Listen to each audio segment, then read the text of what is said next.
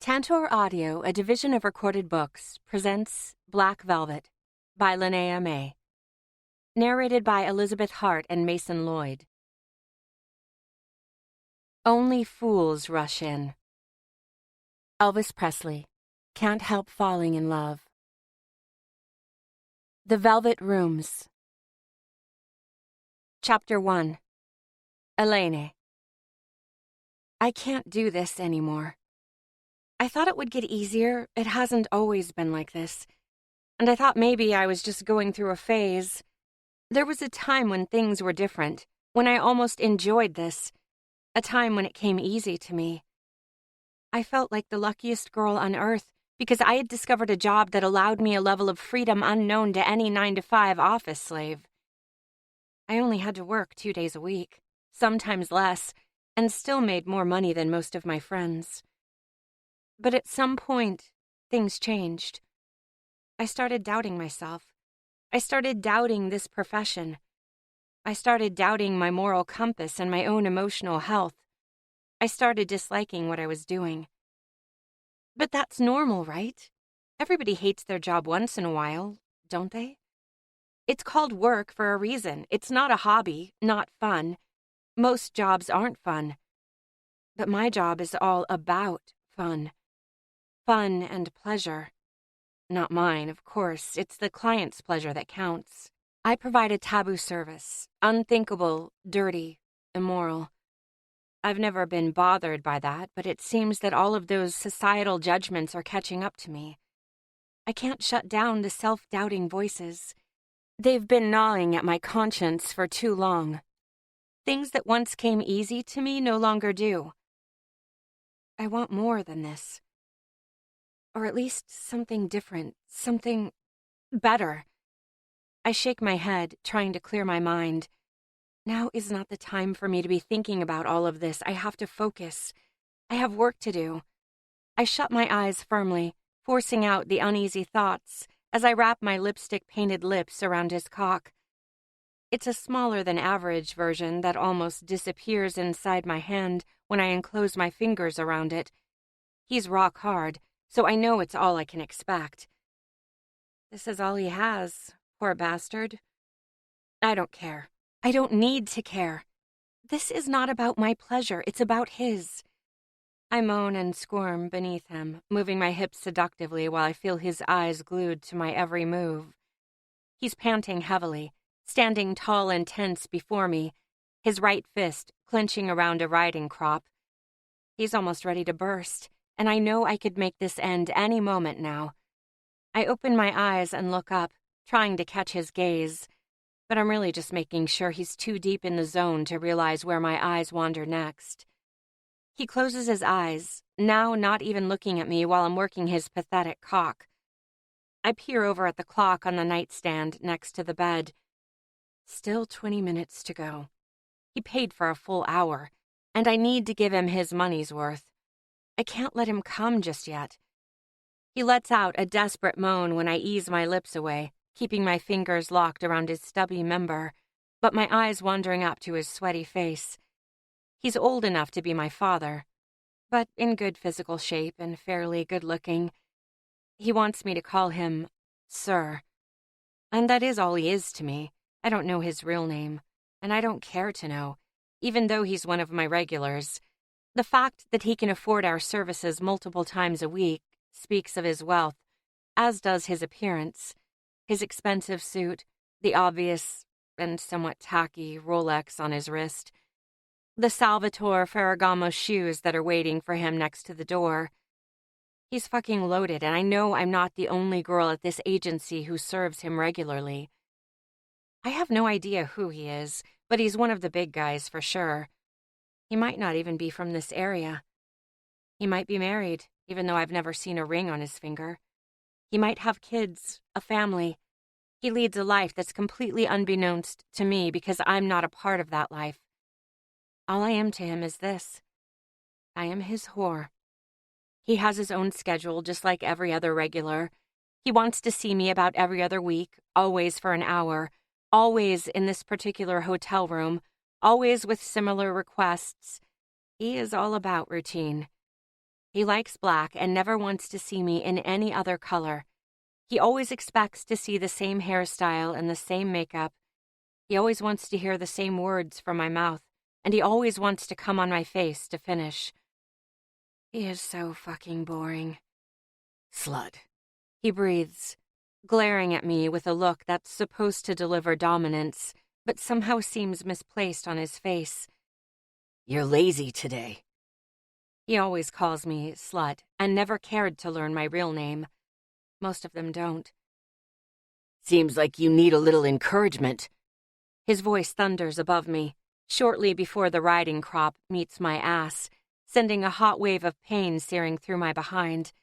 I flinch and yelp, exaggerating my reaction for his benefit. Another blow strikes my skin, then another one, and the one following that is strong enough to rob me of my breath. Shit, that fucking hurt. My pulse speeds up and my head is painfully clear in an instant. It happened again. I drifted away. I retreated back into my head, dwelling on my newfound resentment for this job. Soon I won't be good at this anymore, and I won't have a choice but to quit. And that's a big fucking deal because I've always been good at this. No, not good, great.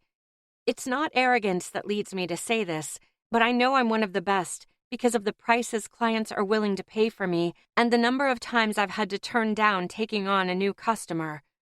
I can choose my own clients and don't have to fuck every money bag that comes around. I groan when he hits me again, closing my eyes as my hand tightens around his cock. His strikes are painful, deliciously painful. Each blow makes my core tingle with heat, making me yearn for more. It's the best I can get out of this job, and my key motivation for disobeying. I crave the punishments, the pain.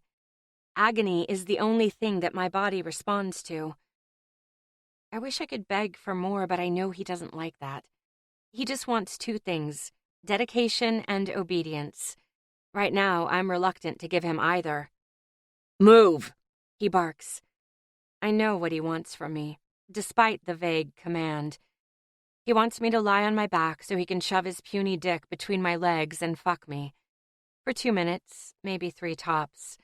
Then he'll pull out, climb on top of me, and stroke his cock, panting, sweating, and slut. His exclamation is accompanied by another striking blow with the crop. I yelp in pain. A devious smile finds its way to my face when I look up at him. Take it, I tell him, my voice hoarse and creepy. Take what you want from me. His eyes flicker for a moment. I've never said anything like this to him, and his reaction is hard to predict. Usually I'd be more careful. I'd never risk upsetting my clients. But today I don't care. I've made a long overdue decision. On your back, he yells at me, grabbing a fistful of my hair at the back of my head and yanking me up. I'm smiling sadistically as I hurriedly gather myself to my feet, stumbling when he drags me over to the bed where I fall into the sheets, dropping onto my back. My legs spread apart on instinct, and I produce a well-rehearsed moan when he parts my lips with his hard tip. I coil and squirm, knowing that his small cock is gliding inside with ease. The agonizing strikes with the crop, the pain, made me wet for him. But I know I won't come. I never do. Never have, never will. Climaxing while a man has his way with me is nothing but an illusion. And that's fine with me. I've developed my own routine to handle this particular shortcoming.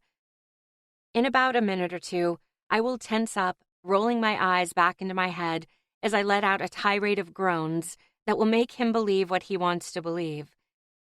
I won't come for him, but he will think I did. I count to myself as he rams into me with rhythmic motions, waiting for the perfect moment to start my act. It's a routine, a boring routine that only awakens the voices of self-doubt.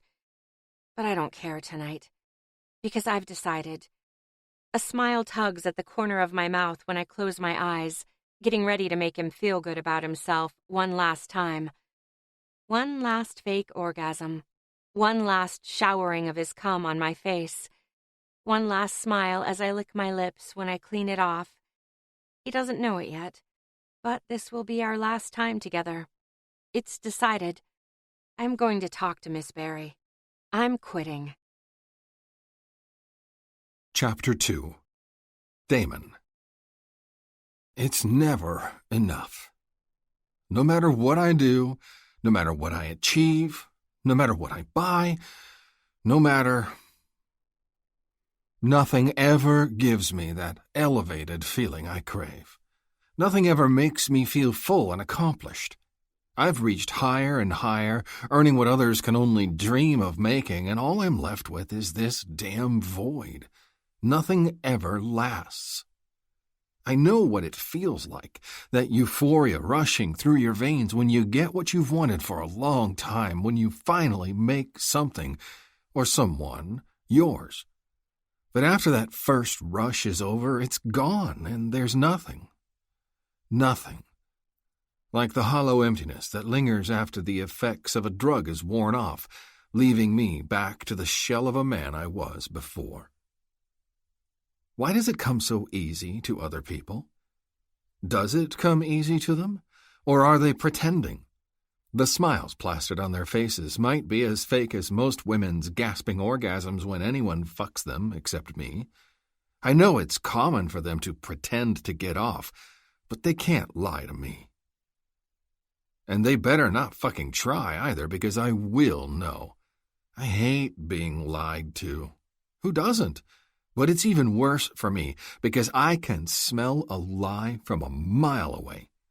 Betrayal reveals itself to me so easily, it's almost tedious.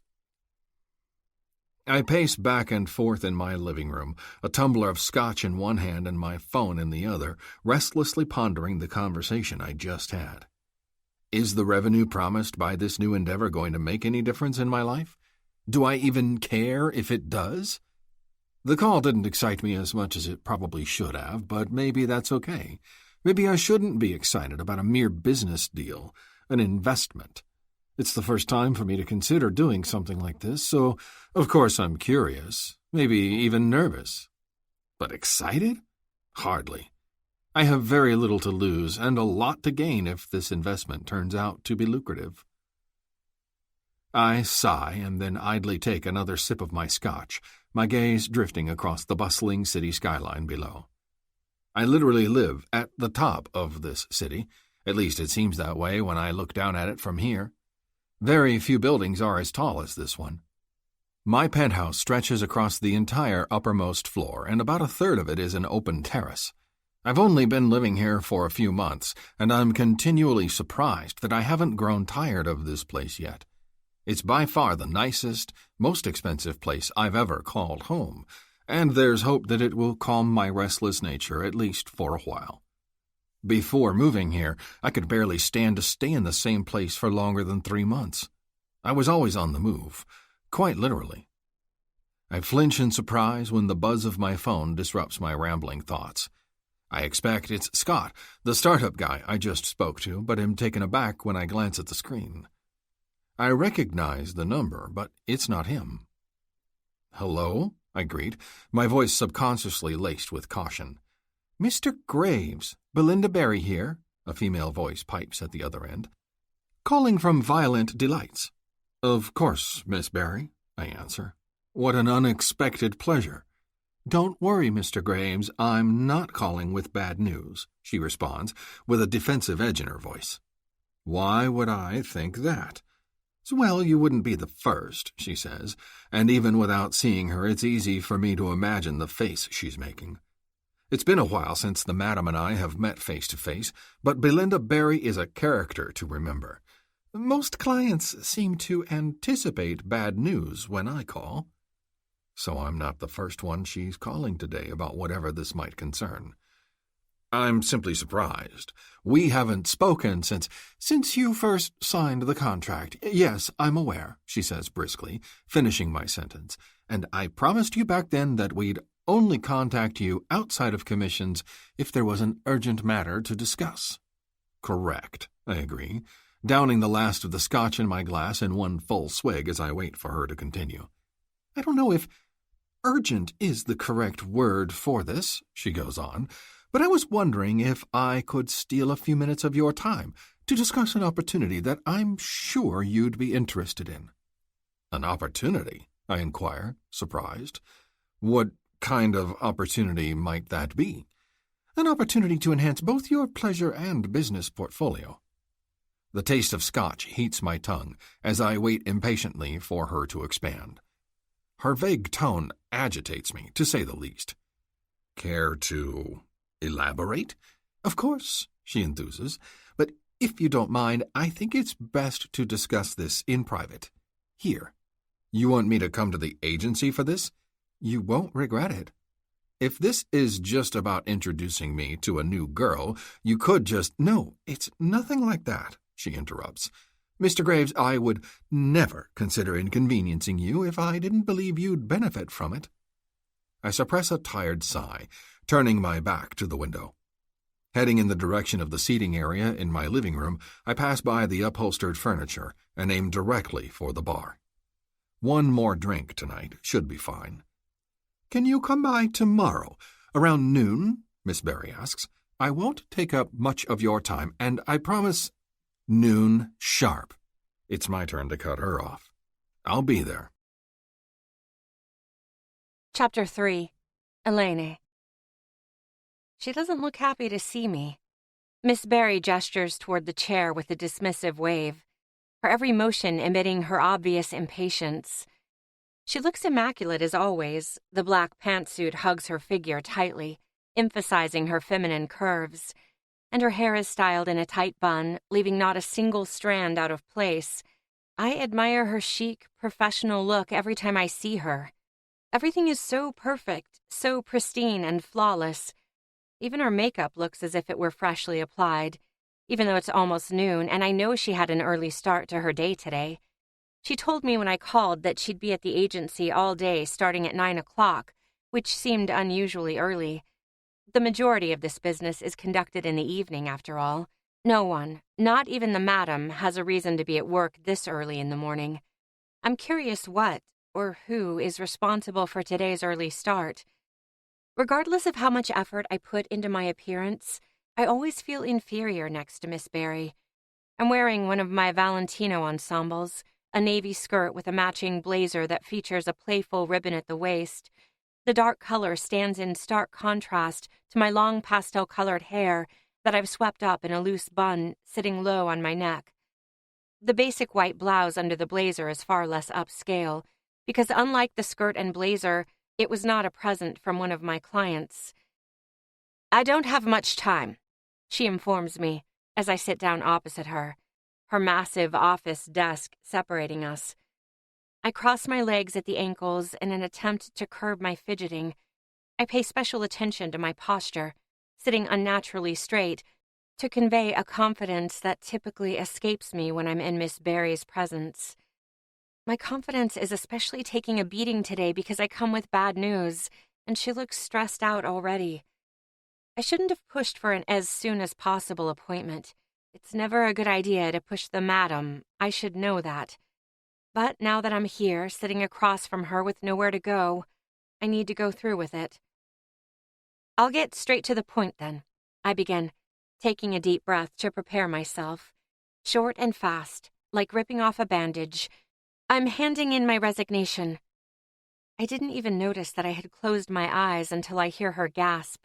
My eyelids open instinctually, and my stomach turns when I see her shocked expression. Miss Barry has never looked at me like this, a combination of perplexed and outraged at the same time, as if I've just done a very, very bad thing. "You want to quit?" she exclaims. "But Elaine, honey, what could possibly make you want to do that?" I swallow hard, unable to come up with an explanation fast enough. "Does it have to do with one of our clients?" Miss Barry prods. "Did someone mistreat you? Did something happen? Because you know we can—" No, it's nothing like that," I hurry to assure her, raising my hands and opening my palms in an appeasing manner. "It's just that I feel I need to be doing something else," I stutter. Why did I come here without any preparation? I should have invented some kind of excuse, some well-spoken words that wouldn't make me look like an idiot. I'm done. I can't do it anymore. Miss Barry looks at me, unable to hide the regret on her face. You have been with us for 4 years, I finish her sentence. And I'm very grateful for the opportunity, Miss Barry, I really am. But I think it's time for me to do something else. Like what? You know, if you want to go to college or something, this would be the perfect job for funding that. You could cut down on the number of clients and still make enough to... I know, I say, biting my lip as I interrupt her again. She is right, and it's not like I haven't considered that option. I started this job when I was only 18 years old, and when I first started, I thought it would be a great way to pay my way through college. That and nothing else. I even took a few classes, but soon realized that none of them held my interest for longer than a few weeks. I've never been the scholarly type, never did well in school, and my options for college were limited. It didn't come as a surprise that it didn't come as easy to me as it did for others. It felt more like something I should do, not something I wanted to do. I don't think college is the right direction for me, I say, nervously fiddling with my fingers. I don't know, but I think I need to try something else. I lower my gaze, but I can feel Miss Barry's eyes on me, holding me down, paralyzing me, while painful silence builds between us. Is she waiting for me to speak? What could I possibly tell her if I don't even know myself? All I know is that this job was okay for a while, but it no longer is. I need something else, another job. That's all I know, all I want. Miss Barry lets out an exasperated sigh. I'll be frank with you, Elaine, she says. I'm not happy about this. You're one of our most popular girls, and we love having you here. I don't like the idea of losing you, and you know it's not only your looks that make you an asset to this agency. You're smart and a great conversationalist. Your clients often mention on their evaluations that they genuinely enjoy spending time with you above and beyond the play part. I swallow hard, unsure how to respond. Is she trying to lure me back with this praise? Miss Barry leans forward, placing her elbows on the desk while fixing her eyes on me. Her gaze is intense and piercing. It's making me feel uncomfortable, but I manage not to blink or look away.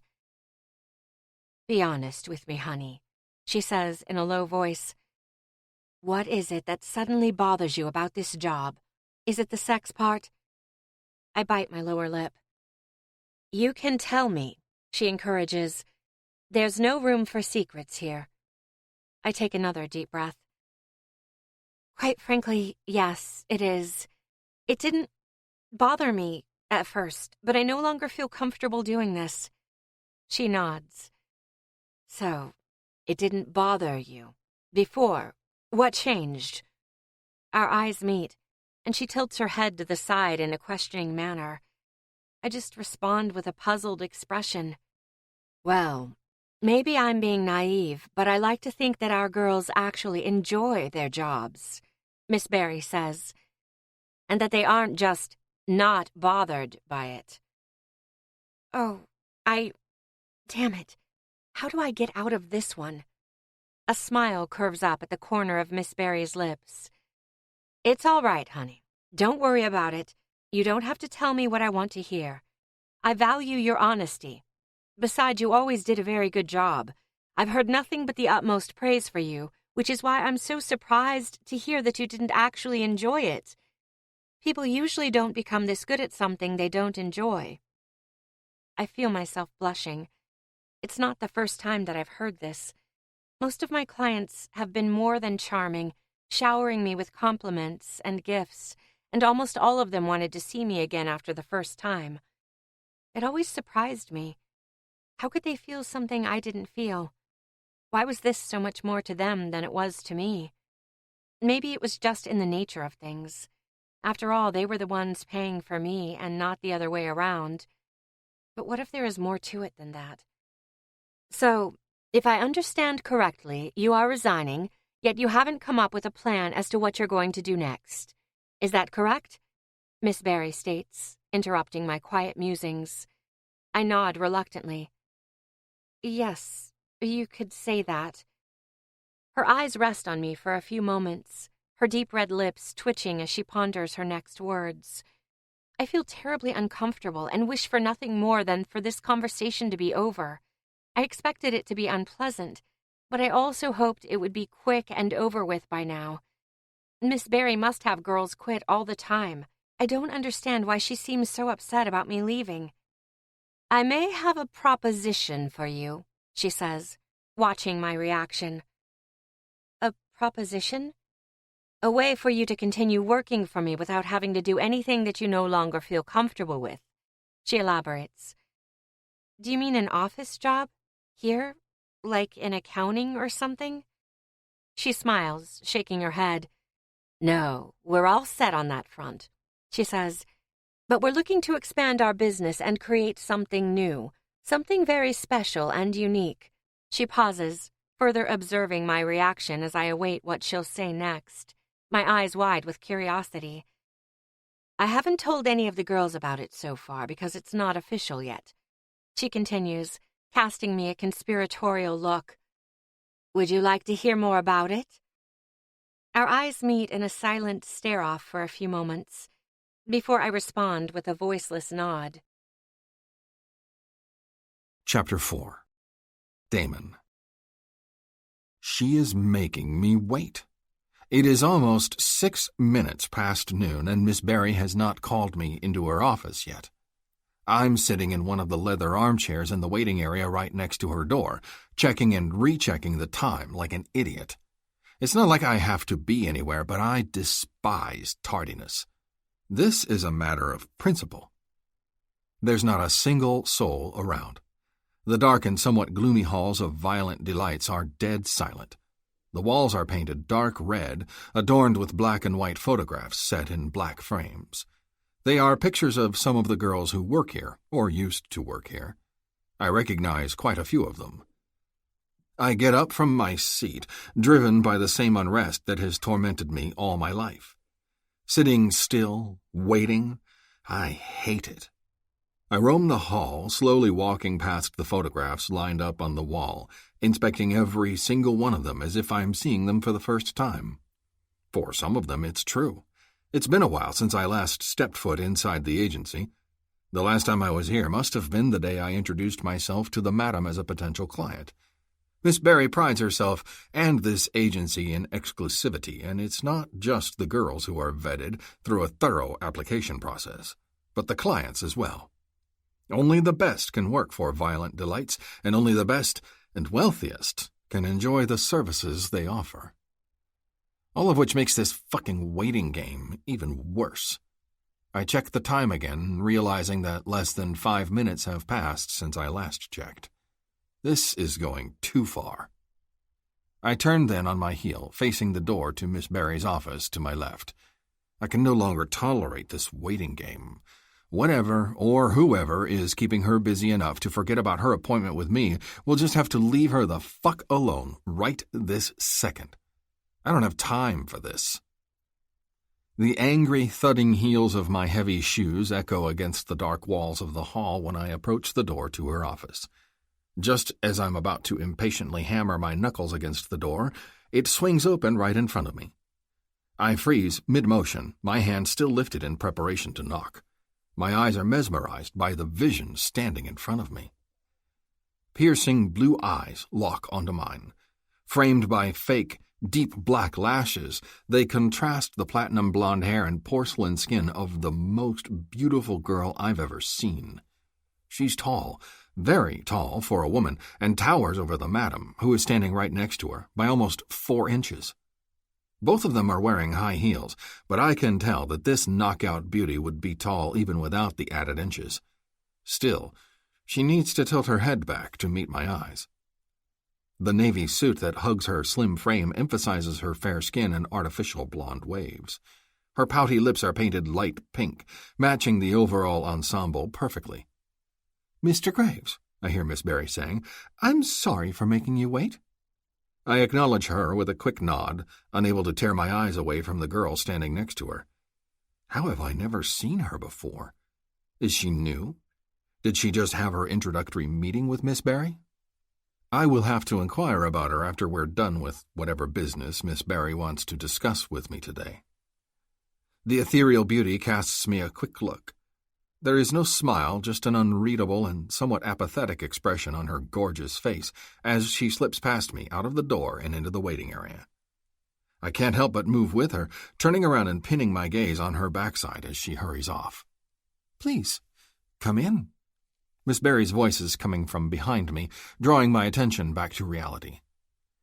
I turn to her in an instant, a polite smile gracing my face as I follow her gesture to come in and take a seat. "Again, I'm really sorry to make you wait, Mr. Graves," she says, after we've taken our seats. "You know this isn't how we usually treat our clients." I nod quietly, crossing my legs as I lean back, casting her an expectant look. "You said there's an opportunity you'd like to discuss with me?" She smiles and then fixes her tight-fitting blazer, a sign of nervous tension that doesn't escape me. "Yes, I actually have quite exciting news," she begins, her gaze locked onto mine. "As you may or may not know, our agency has done really well for itself the past few years. We've been growing every month, attracting more and more high-profile clients, such as yourself, and employing extraordinary talents, only providing the best—" "Let's skip the marketing talk," I say, twirling my hand in an impatient gesture. "Why don't we get to the point, Miss Barry?" She clears her throat, nodding in understanding, but arching her eyebrows for a split second, displaying just the slightest hint of annoyance. "We want to expand," she states simply. "So far, Violent Delights is nothing more than an exclusive, very exclusive, escort agency, providing companionship and pleasure, but there is no place to live out your fantasies in safe and suitable surroundings." She pauses, fixating me with her gaze to make sure I'm still listening. I urge her to continue with another twirl of my left hand.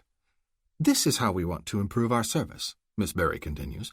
"We want to expand our business by providing a space for our clients and girls to meet in a relaxed atmosphere, surrounded by lavish luxuries, exotic beauty, and unimaginable pleasure. There will be a bar, a lounge area, and, well, of course, some rooms to retreat for private or semi-private adventures." She winks at me, trying to evoke a reaction. "So you want to open up a sex club?" She scoffs and shakes her head. "I prefer the term kink club," she says. "But no, it's more than that. First of all, our premises will be very different from an ordinary club. Bigger, more beautiful, equipped with everything you could ever dream of, and more. There will be rooms specifically assigned for certain pleasures and fantasies, and they will not be accessible to everybody." She stops, flinching as if she just remembered something important. "Speaking of accessibility," she adds, "the club itself will have a new level of exclusivity. Not all of our clients will have access to it." I thought the agency's customer files were already selective and exclusive. "Isn't that what you always tell me?" "Yes, they are," she concurs, nodding. "And still, we're not approaching all of our clients to become a part of this new endeavor. You see, the opportunity I was speaking of is more than just enjoying something new. It's about becoming a part of it." Realization dawns when our eyes meet, and I see the request written on her face without her saying the words out loud. "You want me to become a part of it, huh?" I repeat. "That means you want me to invest in this? Help you make it a reality?" She shrugs. "To be quite frank, Mr. Graves, we can make this a reality without your financial assistance," she says, trying to sound nonchalant. "I'm merely presenting a business opportunity for you. I'm convinced that your investment in the Velvet Rooms would benefit not just us, but you as well, and it would come with early and exclusive access to something very, very special." "The Velvet Rooms?" "Yes, that's what we're going to call it," Miss Barry affirms, smiling proudly. I sigh, shifting in my seat while I contemplate her offer. It's hard to deny that it does sound intriguing. Of course it does. It's new, it's exotic, it's exclusive. It speaks to me and my never-ending hunger for more. But I'm not ready to say yes just yet. Every investment has to be considered thoroughly, especially when I just recently decided to put a lot of money into yet another opportunity that lured me in with its own promise of newness. I will need more information before I reach a decision, I respond, and I need to see your business plan. A smile blossoms on her face. Of course, Mr. Graves. That goes without saying. I will have more for you in a week or two. Pictures, plans of the premises, a business plan. I nod. Sounds good. I'll be waiting to hear from you then, I tell her, rising from my seat so suddenly that she jerks in surprise before following suit. I'm about to make my way out of her office when I remember something. One last question, I say, turning back to her. The blonde girl who was here before me, who was she? Does she work for you? How come I've never seen her on file when I asked for a new talent, as you call them? The smile on Miss Barry's face tells me that she's not surprised at my question. Of course not. She saw the way my eyes lingered on the girl's backside as she walked away. Only an idiot would have missed my obvious interest, and Miss Barry is not an idiot. Yes, she's one of ours, she replies, but she hasn't accepted new clients in a while. That's why we never shopped her around. I see, I utter, a disgusting flash of jealousy spreading through my veins. I couldn't have her, but others could. I fucking hate that. However, Miss Barry adds, leaning forward while observing my reaction to her words, there's a good chance that you might see more of her, if you decide to get involved with our new endeavor. The Velvet Rooms? She's going to be a part of that? Miss Barry casts me a mischievous look before she shrugs, a devious smile appearing on her face. Maybe. Chapter 5. Elaine. My mind is racing, pondering. I'm sitting in my car in the parking lot of Violent Delights, my right hand resting on the key, the left one holding onto the wheel, and my absent-minded gaze resting on the landscape ahead. I was ready to quit and leave all of this behind me. I thought I was ready for the next step, to try something different, something that had nothing to do with my past 4 years at Violent Delights. Now, I'm not so sure anymore. I wouldn't have to sleep with anyone, she said. I wouldn't even have to allow anyone to put their hands on my body in any way. There would just be talking, serving drinks, spending time with them. I would be paid to talk and provide companionship for the evening. That sounds easy enough. But there was one thing that spiked my interest the most. The money. It would be the perfect opportunity to bridge the time until I figure out what I really want to do. A gentle transition instead of jumping headfirst into the unknown. I wouldn't have to lower my living standards, but I also wouldn't have to sleep with my clients any longer. My pay would be ridiculous, almost matching what I've been making for the past few years. And all of that without having to get undressed or touched. The Velvet Rooms sound too good to be true. Chapter 6. Elaine. Are you nervous? Sandy regards me wide-eyed and grimacing, her thick false lashes fluttering in a state of distress while she hoists her bustier. Even if she tries to contain her boosted-up breasts in the form-fitting lingerie, her tits spill over the top of the cups. Her face twists when her long manicured nails pinch the fleshy curves of her escaping cleavage, and I can't suppress a small giggle. Are you sure this is going to be okay? I ask, jutting my chin forward. It looks uncomfortable, Sandy replies with a dismissive wave. Madam suggested it, she says. Besides, beauty knows no pain. I nod in hesitant agreement and gauge my own ensemble in the full-length body mirror on the wall next to us. Unlike Sandy, I never invested in a boob job, so it's much easier for me to wrap mine in tight-fitting clothing. Still, my outfit is anything but comfortable. A corset is laced tightly around my midsection, transforming my outline into the perfect hourglass shape, but barely allowing me to breathe. I don't plan on eating or drinking much tonight, but even if I wanted to, this getup wouldn't allow it. I'm not as endowed as Sandy, but the corset disguises my small chest by forcing what cleavage I do have up until it's nearly to my chin, and forcing my stomach to be completely flat. The bright, virginal white-laced corset, stockings, wrist cuffs, and 4-inch heels all match.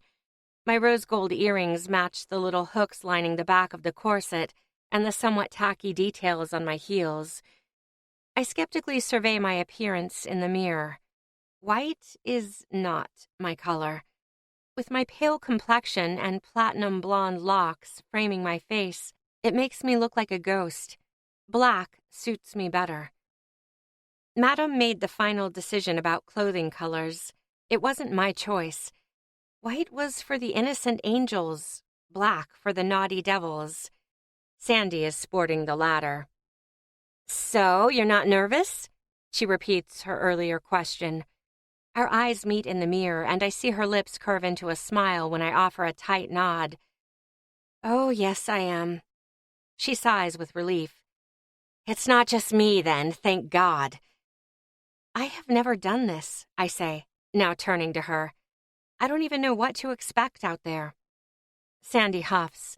"Well, at least you only have to talk to them, share a few drinks, listen to their boring stories.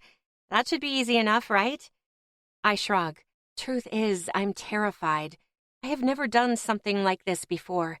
I've never just spent time talking, drinking, providing company to someone without it also including being paid to have sex with them. I hate to admit it, but somehow it seemed so much easier to fuck someone than to have to talk to them all evening. When I told Miss Barry about my concerns, she stopped me with a dismissive wave of her hand and told me to just treat every conversation like it was a normal first date. Engage in lighthearted conversation, but nothing too intimate or too risky. No talk about politics or religion. Flirt a little, but not too much. Provide a little touching here and there, but nothing too suggestive. I reminded myself that I'm wearing white after all, and need to adhere to the rules inside the velvet rooms. "Easy enough," I say, repeating Sandy's words. We stand in silence next to each other, both checking our profiles out one last time, before it's time to stride through the door, our chests pushed out, heads held high, radiating confidence that is as fake as our eyelashes. We allow ourselves one last moment of weakness, our nervous gazes meeting again in the reflection of the mirror. "Godspeed," Sandy says in a low voice. I smirk at her. "I don't think he'd approve of this." She giggles and gives me a little nudge in the side. She flinches when she makes contact with one of the steel strings of my corset instead of me. A hiss escapes her lips. "Damn." "That'll teach you," I say. "Don't mess with an angel in white." "Play with the devils instead," she counters, winking at me. "Let's go, you little slut." "Right back at ya." She squeals when I land a loving slap on her firm ass. Years of friendship lessen the awkwardness of such a move. As Sandy and I go way back, we've even served clients together as part of a ménage à trois, becoming far more intimate with one another than most best friends ever do. I follow behind her, admiring the artistic design her body is sculpted into by the lavish lingerie. It's a harness design, enveloping her curves with an array of strings that travel across her skin like lacy snakes. The beautiful set is a lot more revealing than my outfit. Her bare ass is on display under a richly adorned garter belt, strapped to the left and right by black garters that hold up her sheer stockings. We exit the dressing room, joining a group of white angels and black devils in the foyer. As a group, we gather in front of a massive dark red velvet curtain that shields our view from the main guest room. We all received a site tour a few days ago, but it was still being readied for the grand opening tonight. It was lacking the final touches for this evening, the drinks, bartenders, and most importantly, the guests. Tonight is different. It's opening night, and they're waiting for us. My heart rate quickens as the realization sets in. Focus. No mistakes. Not tonight. Chapter 7. Damon. They didn't skip on tonight's event, that's for sure. When I first saw the gray brick building a few months ago, I thought it was nothing but an old ruin. It looked like a miniature version of a rundown European castle built by an aristocrat who didn't have the means to build a real palace centuries ago, and then didn't have any heirs to keep the place intact for future generations. As it turns out, my assumption wasn't too far off, only that the building isn't as old as it appears and it wasn't built by a family but by local officials. Located on the outskirts of the city, the building was originally designed to be a themed hotel, one resembling a castle that was connected to a park-like setting with a swimming pool. It was meant to be a getaway for families who wanted to experience Europe, but couldn't afford to travel to the old country. The whole idea sounds tacky to me, and I'm not surprised it never played out the way city planners intended. Once shut down, the building was left to deteriorate. That is, until the high-class escort agency approached the city with an attractive offer. My business intuition tells me that the Velvet Rooms will be extremely successful. I have great trust in the Velvet Rooms, and it shows in the money I was willing to invest in this venture. My financial advisor was less enthusiastic about this than he was about the deal with Scott and his tech startup, but I'm pretty sure his reluctance was based on prejudice more than it was on actual business sense.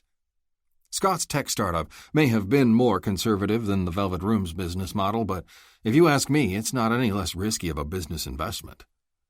The Velvet Rooms has a lot going for it, starting with the location. It's perfect for this type of dark, kinky establishment. The brick walls, corroded by years of neglect and weather, have been extensively renovated and now complement the modernized Victorian decor in the inside.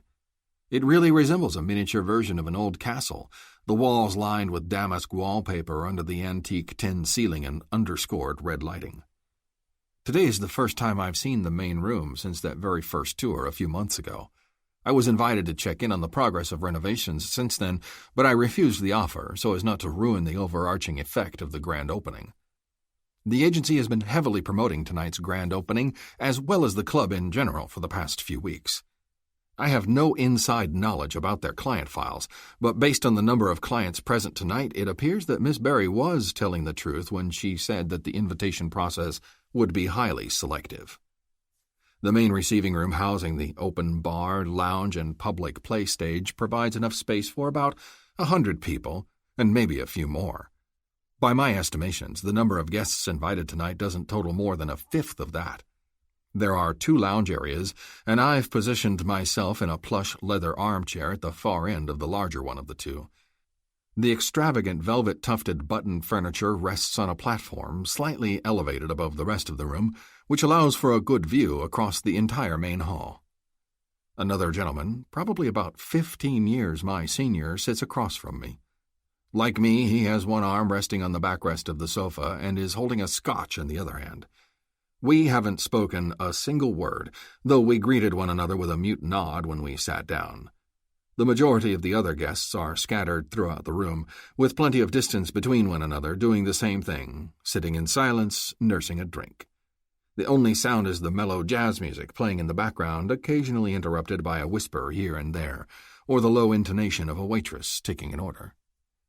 We're still waiting for the main event, the big reveal of the heart and soul of the Velvet Rooms. Angels and devils. The girls. My anxious gaze rests on the heavy blood-red-colored velvet curtain shielding the guests from seeing what awaits behind it on the playstage. Only the occasional fluttering of the velvet drapes hints at the nervous tension and sexual energy lying behind it. I wonder if she's there. It's been more than half a year, but I haven't forgotten about her, the blonde beauty who walked past me the day Miss Berry introduced me to the idea of the Velvet Rooms. I've had other girls since then, some provided by the agency. Others I picked up in the regular fashion, just easy bimbos, all too willing to spread their legs for me after I had treated them to a few drinks and fed them a few lines that turned out to be no more than unkept promises. I wouldn't say the only reason I fucked them was to forget about her, but there was a part of me that was hoping that would happen. It's rare for me to get this hooked on someone, let alone a girl I've never touched, never even spoken to. I just saw her for a fleeting moment.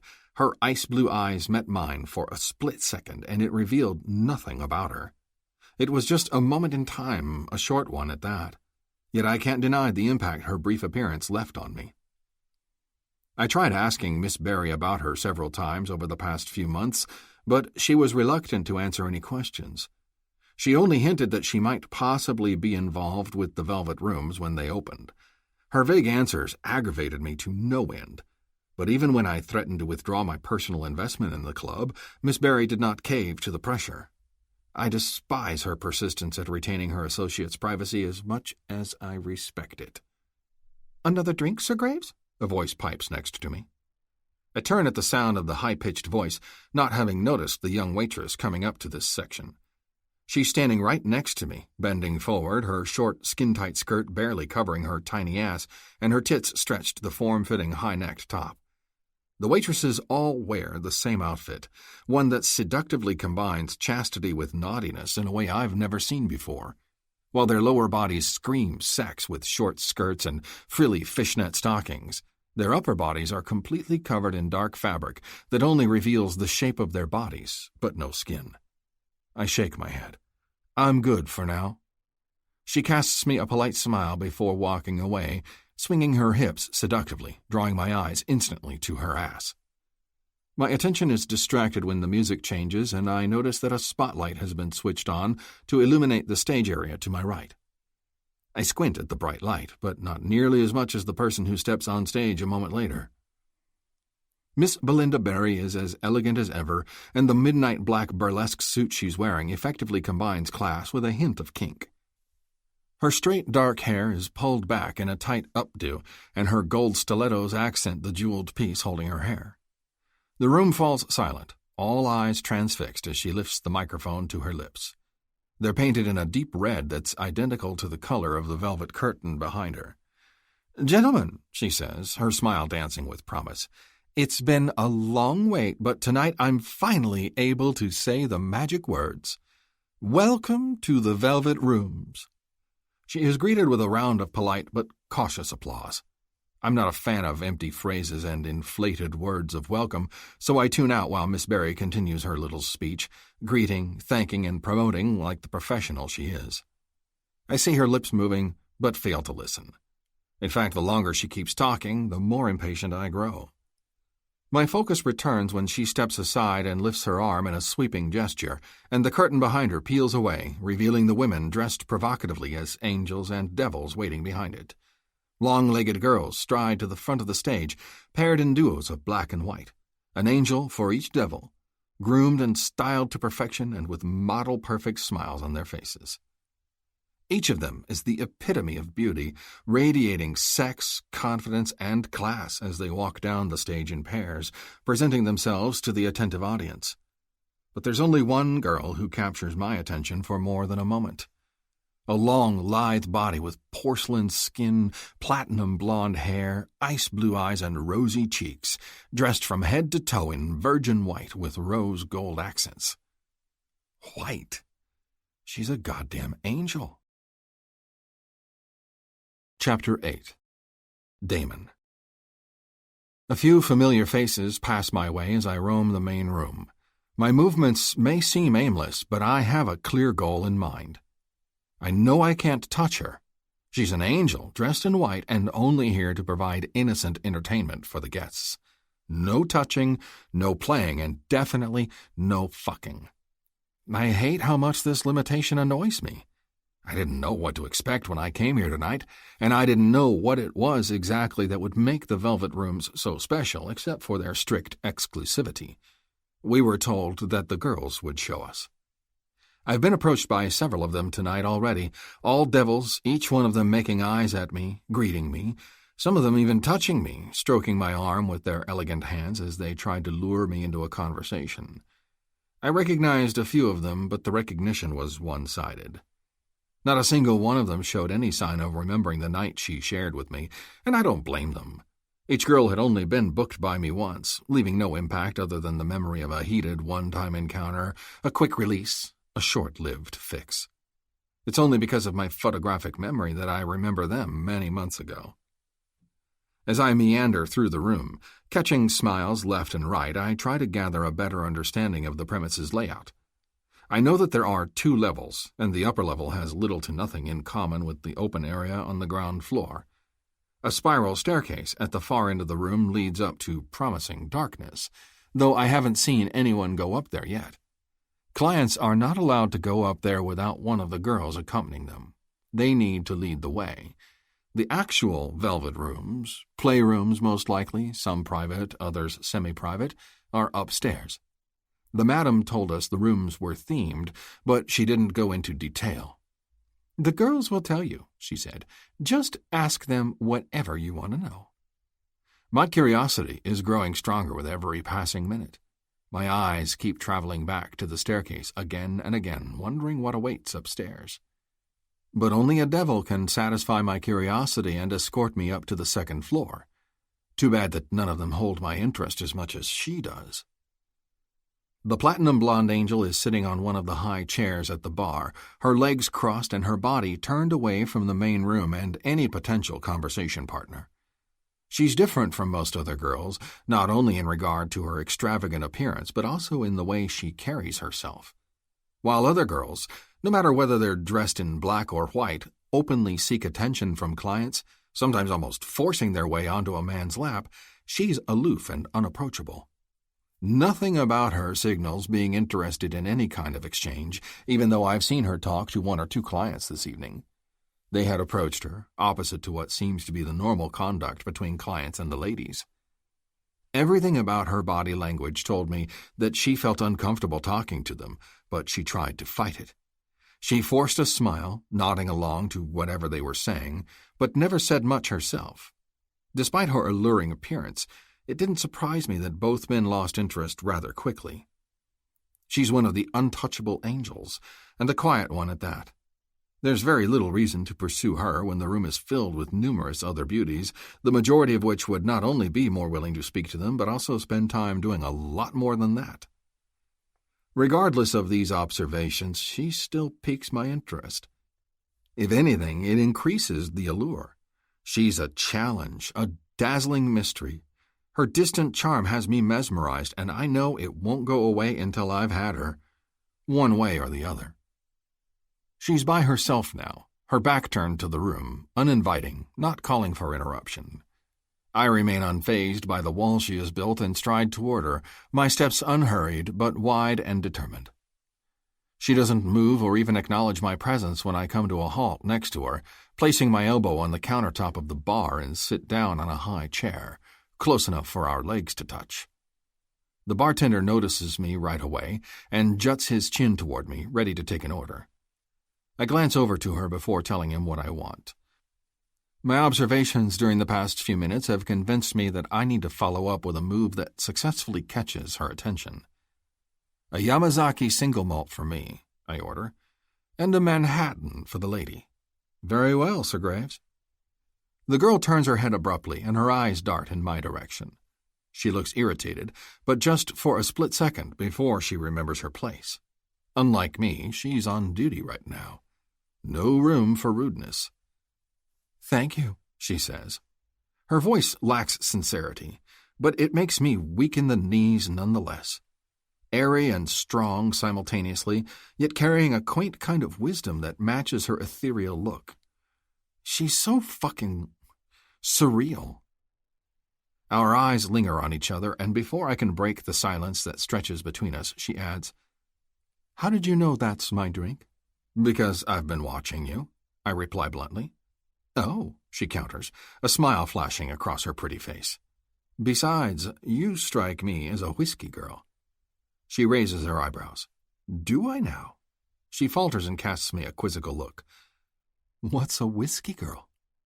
She's still withdrawn, her legs crossed and pointing in my direction, and her upper body is still facing forward, but not to me. She's eyeing me cautiously from the side, not looking directly at me as we speak. "One that resembles the nature of the spirit," I explain. "Calm, reserved, strong in its own way, full-flavored." If the light was more revealing, I'm sure I would see her blushing right now. The bartender slips the drinks onto coasters in front of us and retreats to the other end of the bar, leaving us alone. She deftly brings her dainty fingers to the glass and offers a subtle toast, a soft smile on her lips. "And you're a whiskey man, it appears," she acknowledges, nodding toward the drink in my hand. "But I guess every man in here is." I nod my head in thought. Some people say whiskey is liquid sunshine. Can't ever have enough of that in your life. Poetic, she comments, her dry, sarcastic tone contradicting the word. I observe silently as she takes another sip of her drink. Every one of her movements is rehearsed. The way she's holding the glass to her lips, how she's sitting, her smile, even the way she speaks. It's evident that she senses the eyes on her, not only mine, but those of others here tonight. I'm entranced by her. I'm sure she must sound completely different when outside the club. I want to hear that voice. I want to see that face, that body. I want to see all of it without the mask, without the act. I take a sip of my drink, feeling the burn wash down my throat. What are you doing here? My abrupt question startles her. She swallows hard, putting the glass down on the bar top before she turns to me, her surprised eyes questioning. What do you mean? She stammers.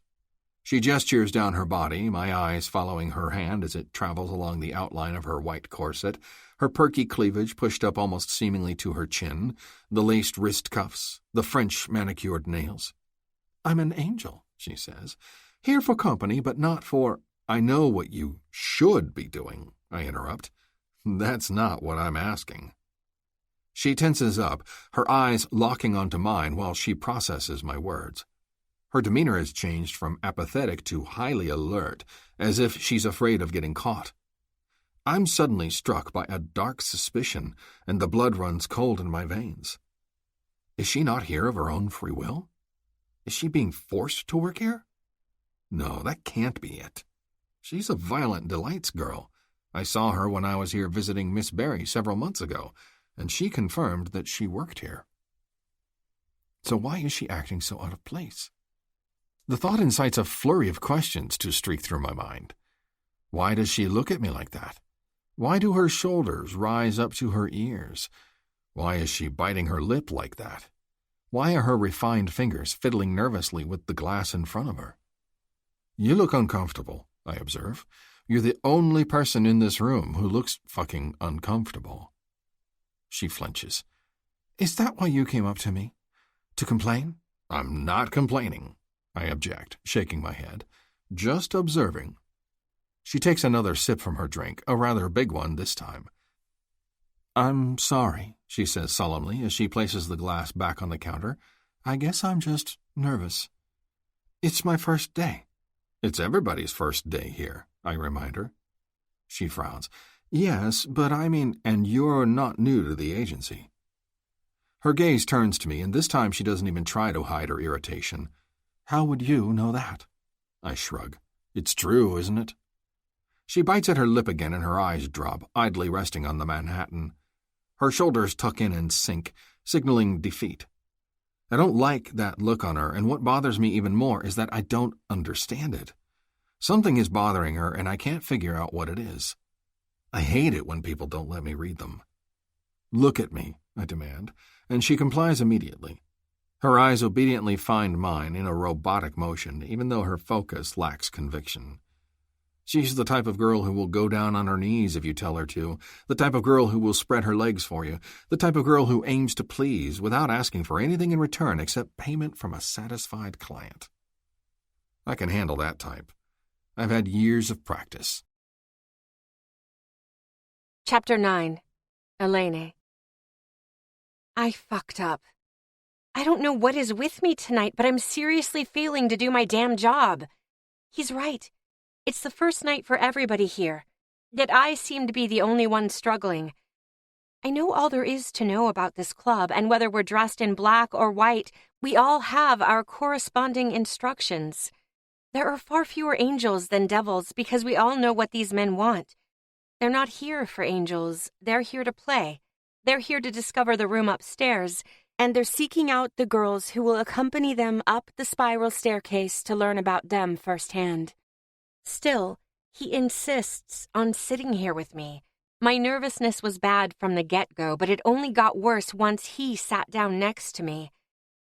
He's the most attractive man in the room. I noticed him earlier, stalking the room like a panther in search of prey. In addition to being handsome, he stood out for two things, his age and his height. He's much younger and taller than most, if not all, of the other clients. His dark suit hugs his broad shoulders and stretches around his strong upper arms perfectly, making him appear even more striking, as does his strong jaw, dabbled with the shadow of a 2-day stubble. I thought his hair was black at first, but it's actually dark brown, and he has surprisingly bright eyes. Are they blue or gray? It's hard to tell, and I can't find the courage to look directly into them for too long. Damn, he unravels me. His presence is weirdly unsettling and scary. I'm scared of letting him down, of disappointing him, all because I'm dressed in white. I know he must be aware of the rules, but the way he's looking at me suggests that he's not above breaking them. His eyes narrow as he studies me thoughtfully. He told me to look at him, so I do, but it's nearly impossible to withstand his piercing gaze. Why are you so nervous? His voice is deep and pervasive. I cast him a coy smile, trying to transform my vulnerability into allure. Men like him exert power over others for pleasure. Power. It speaks to their nature, and it's my job to yield with grace so he can ride out his high, even if he's not allowed to touch me. It's a big day, I say, lacing my voice with faux sweetness. Opening night. We've been waiting a long time for this day. He nods, but doesn't look happy. You're a violent delights girl, he says. I know what you girls are paid for. This shouldn't be easy play compared to the things you're used to doing. Now I'm the one narrowing my eyes as I regard him with suspicion. What is he getting at? The stoic expression on his face changes into a smile, and I suppress the urge to jerk away from him when he leans in closer. Magnetic attraction often has the opposite effect on me than it does on others. He's so close now that I can smell his cologne, masculine, with a hint of citrus. Let's try something, he says, his voice so low that I can barely hear him over the background filter of jazz music and the noise of muffled conversations. Just relax and treat this as if it's a normal date. Forget about who you are tonight. Forget about who I am. Just act as you would on a normal date. A normal date? Not that again. I try to smile, but it must appear as fake as it feels. Yes, sir, I retort. We can certainly do that. He shakes his head, clearly disappointed in my response. No, he says. That's exactly what I don't want to hear from you. I arch my eyebrows in confusion. I'm sorry, I know you know how to please. He interrupts sternly. Don't stage your fake persona for me. Just be yourself. He pauses, catching my gaze once again before he raises his hand, pointing his index finger at me. I want to know who you are, he says. I don't know whether to be flattered or scared, but my response is a perfect example of what happens when I forget the parameters of my job. Why? I blurt out. He leans back then, putting distance between us while he reaches for his drink.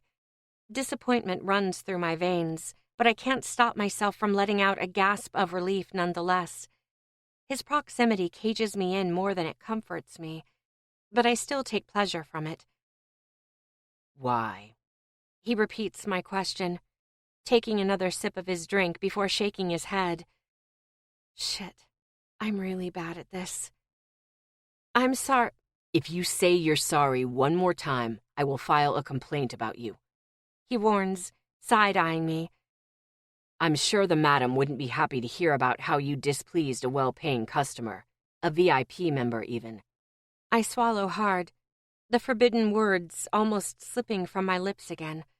I stop myself from apologizing just in time by taking a sip of my drink.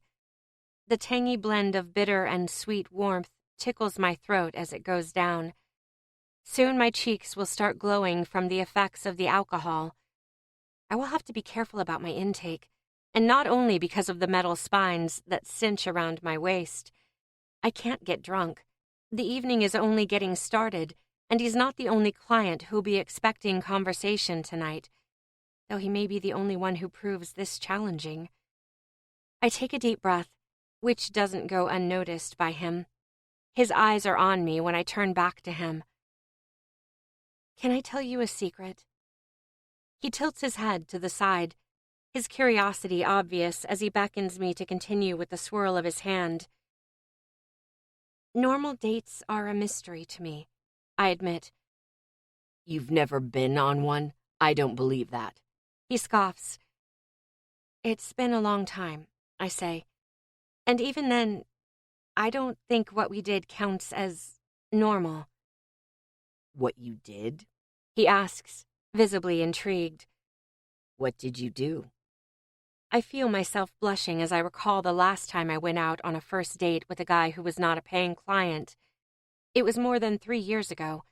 I know that because my dating life became pretty much non-existent when I started working for the agency on a regular basis. I've always been open and upfront about my job, and for obvious reasons, it didn't sit well with potential love interests. Most guys don't like to share, let alone date a call girl.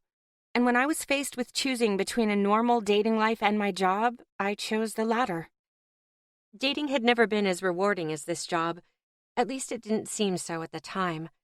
The lack of true pleasure was the same in both worlds, but at least I was getting paid for my services at the agency. But maybe I'm just really bad at this normal dating thing because I'm not normal. The last time I went on a date, we had anal sex in the guy's car about an hour after we met up. I answer bluntly. I don't think that counts as normal. A dark smirk graces his handsome face. Certainly not what an angel would do.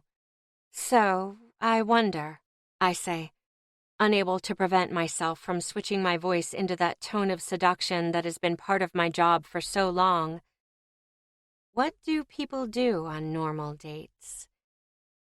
You mean when they don't jump each other like horny teenagers? He says, causing me to raise my eyebrows at his brutally sharp remark. Or when there's no money exchanged between the parties? Yes, I say, not missing the condescending tone in his voice. Exactly. They drink, talk, he lists. Get to know each other. An awkward pause follows his words, because I don't know what to say. I reach for my drink, but without the intention of taking a sip. It's almost gone, and finishing it would only prompt him to order me another one, and I know I wouldn't be able to say no. What's your name? It's a natural starter question, but still it baffles me. I'm not used to clients asking for my name. No one has ever cared. Elaine. Elaine. He repeats. Is that your real name? I nod. Yes. I don't have a call girl name. He raises his hand in defense. I didn't mean to offend you. It's a beautiful name. What should I call you? I ask. My name is Damon, so I think you should go with that. He says, but we might come up with something different along the way. I shoot him a look from the side. Along the way? What is that supposed to mean? You know I can't accompany you up to the Velvet Rooms, I remind him. He looks at me, but his facial expression is impossible to read.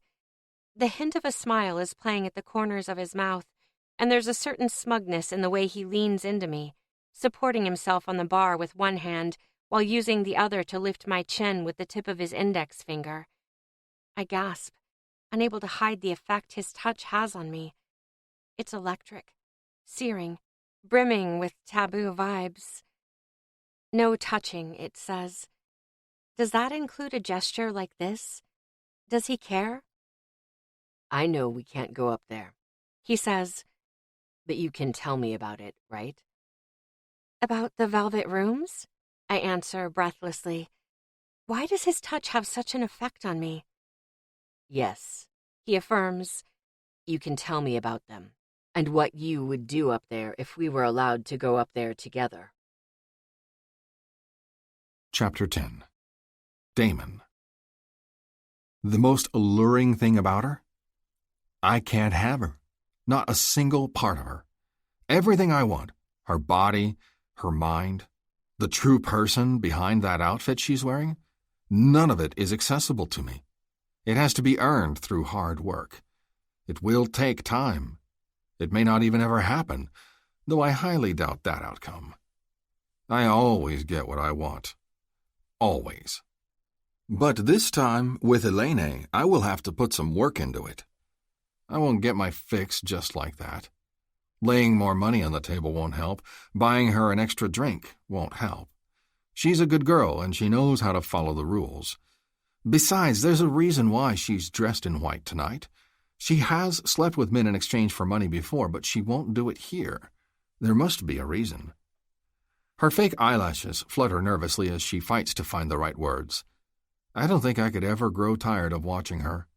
The constant back and forth between her professional persona and the insecure girl hidden behind it. The girl I can't see. Not the girl in the tight corset, with seductive stockings decorating her long legs and her small breasts pushed up with such force that it's almost impossible to look away. Her platinum strands are loose today, her narrow shoulders draped in soft waves that are only slightly darker than the brilliant white corset around her torso. Tell me, I urge. Tell me about the velvet rooms. Your madam refused to say much. A smile crosses her face. Well, they are exactly what you would expect from the name, she begins, shyly looking up at me through her thick lashes. Dark rooms with damask wallpaper and thick velvet curtains, the only means for privacy. She pauses, displaying a cute smirk, when her attention wanders across the room to something behind me. I turn around, my eyes following hers to the spiral staircase. A devil is leading a customer by the hand, swinging her hips seductively as she climbs the stairs in front of him. And inside the rooms? I ask, turning back to her. What will they find inside? Elaine straightens her back, gaining height on me. She's no longer sitting at the bar as she was before, her body mostly turned away from me. Her position has shifted, her knees pointing my way, and her body turned to face me. It depends, she says. Everything has been accounted for. Everything, I repeat. That's pretty vague. You'll have to give me more than that. Well, there's a room for pain, she starts, lowering her eyes to escape my gaze. That's the red room. There are several of those. You know, for spankings, whippings, that sort of thing. I nod when her eyes dart up to meet mine again. Then there's the blue room, she continues, for sensory deprivation. There's no light and no sound. It's the only room that can be locked, and it has a soundproofed door. No spanking in there, I assume. No spanking in there, she confirms, smiling. Then there are group rooms, with larger upholstered surfaces. For orgies. Something like that, yes. I don't like sharing. The smile on her face changes when she tilts her head to the side, shadows dancing on her porcelain skin as she looks at me. What do you like, Mr. Graves? Damon, I correct her, and I don't think we should discuss this question. Not here. Not tonight. The expression on her face hardens. The black room, she says. Maybe you'd like that. The black room? I question. What's that all about? Like a dark room? She shakes her head. You would think that, right? But no, the black room is not defined by its lack of light. But? Elaine leans forward. It's the first time that she's the one who closes the distance between us. It's the lack of everything, she explains. Color, furniture, toys, utensils of any kind. Unlike the other rooms, this one doesn't provide you with anything but a blank canvas. It becomes what you make it.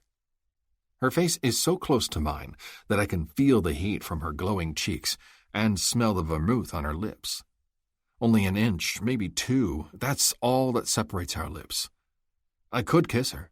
I know she wouldn't pull away, rules or no rules. I could steal that one thing from her. But I won't. She will only taste better if I wait.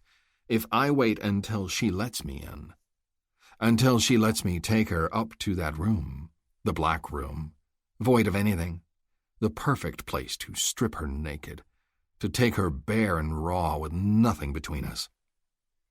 Her eyes follow me when I distance myself from her, turning around to the bartender. "Another one for me," I say, glancing over to the waif-like beauty next to me. "You?" She looks guilty when she shakes her head. "Just a water." "Right, you're working." She nods. "The night is still young." The drinks are placed in front of us with swift, nearly soundless motions, the bartender disappearing from our vicinity in an instant. Her long fingers close around the glass as if it were a lifeline, saving her from drowning in a conversation that's going nowhere. She's not the only one new to this. I have never spent time with a woman under these circumstances. A woman dressed in sinful innocence, surrounded by kink and pleasure, the promise of sex so close, but I'm not even allowed to touch her. As my eyes scan the room around us, I realize that the area has pretty much emptied. We're the only ones at the bar, and only a handful of patrons are still scattered across the lounges. The angels and remaining devils are competing shamelessly for their attention, something the guests visibly enjoy. The stage has remained empty ever since Madame introduced the girls, but I know there is a performance scheduled for later tonight. From the looks of it, most of the clients couldn't wait to get a taste of the rooms upstairs, and the girls that come with it, before the public performance downstairs. Should I follow suit? Isn't that what all of this is about? Am I wasting an opportunity by spending the evening with Elaine, someone I can't even touch? The imposing questions bother me only for a moment. No, I'm doing exactly what I want to do. Even if she were to excuse herself and rebuff me right now, I wouldn't be interested in pursuing any of the remaining devils. I'm not here for Elaine, not like that. It would be different if she were one of them. If she could lead me upstairs, if she could show me the black room instead of just talking about it. It would be different, but I'm not entirely sure it would be better. The whole thing would certainly lose part of its allure. "Can I ask you something?" I was so lost in thought that I didn't even notice that I was staring at her. Her hands, to be precise. My eyes rested on her slim fingers as they trailed back and forth across the rim of her iced water glass. "Of course," I reply, fully returning my attention to her. "What would you like to know?" Chapter 11. Elaine. I've been wondering, and you don't have to answer this, but I'm curious, I say, still debating with myself. I shouldn't ask this. I know I shouldn't. It's too private and not the kind of question that Miss Barry would deem appropriate. But Miss Barry isn't here. She's around, though, and maybe watching me from afar, but she doesn't hear the words escaping my lips. He, on the other hand, asked me to be real, to stop acting as if I were working, and we were told to always do what pleases the customer as long as no one gets hurt in any way. Curious about what? He says, tilting his head to the side and smiling at me, a sense of calm expectation gracing his expression. "You're so young," I blurt out. "Much younger than most of my clients. Our clients, I mean." I bite my lip. Speaking about other clients is not permitted. I should be more careful. I mean, it's unusual to see such a young man enjoying such wealth. He finishes my sentence, saving me from saying any more stupid things. I nod, throwing him a grateful smile. "No reason to be so shy," he says assuredly. "I have nothing to hide." "Oh, that's not what I meant," I hurry to say. "I wasn't implying anything." He laughs, and it's the first time I see him laughing like that. A hearty, full-body laugh coming from deep in his chest. "You're adorable," he says, and I pout, playing along. "But to answer your question," he adds, "there's no big secret behind it, really. In short, you could say I was just incredibly lucky in many ways." "And the long story?" He clears his throat and lifts the whiskey to his lips, giving me enough time to doubt my nosy probing again.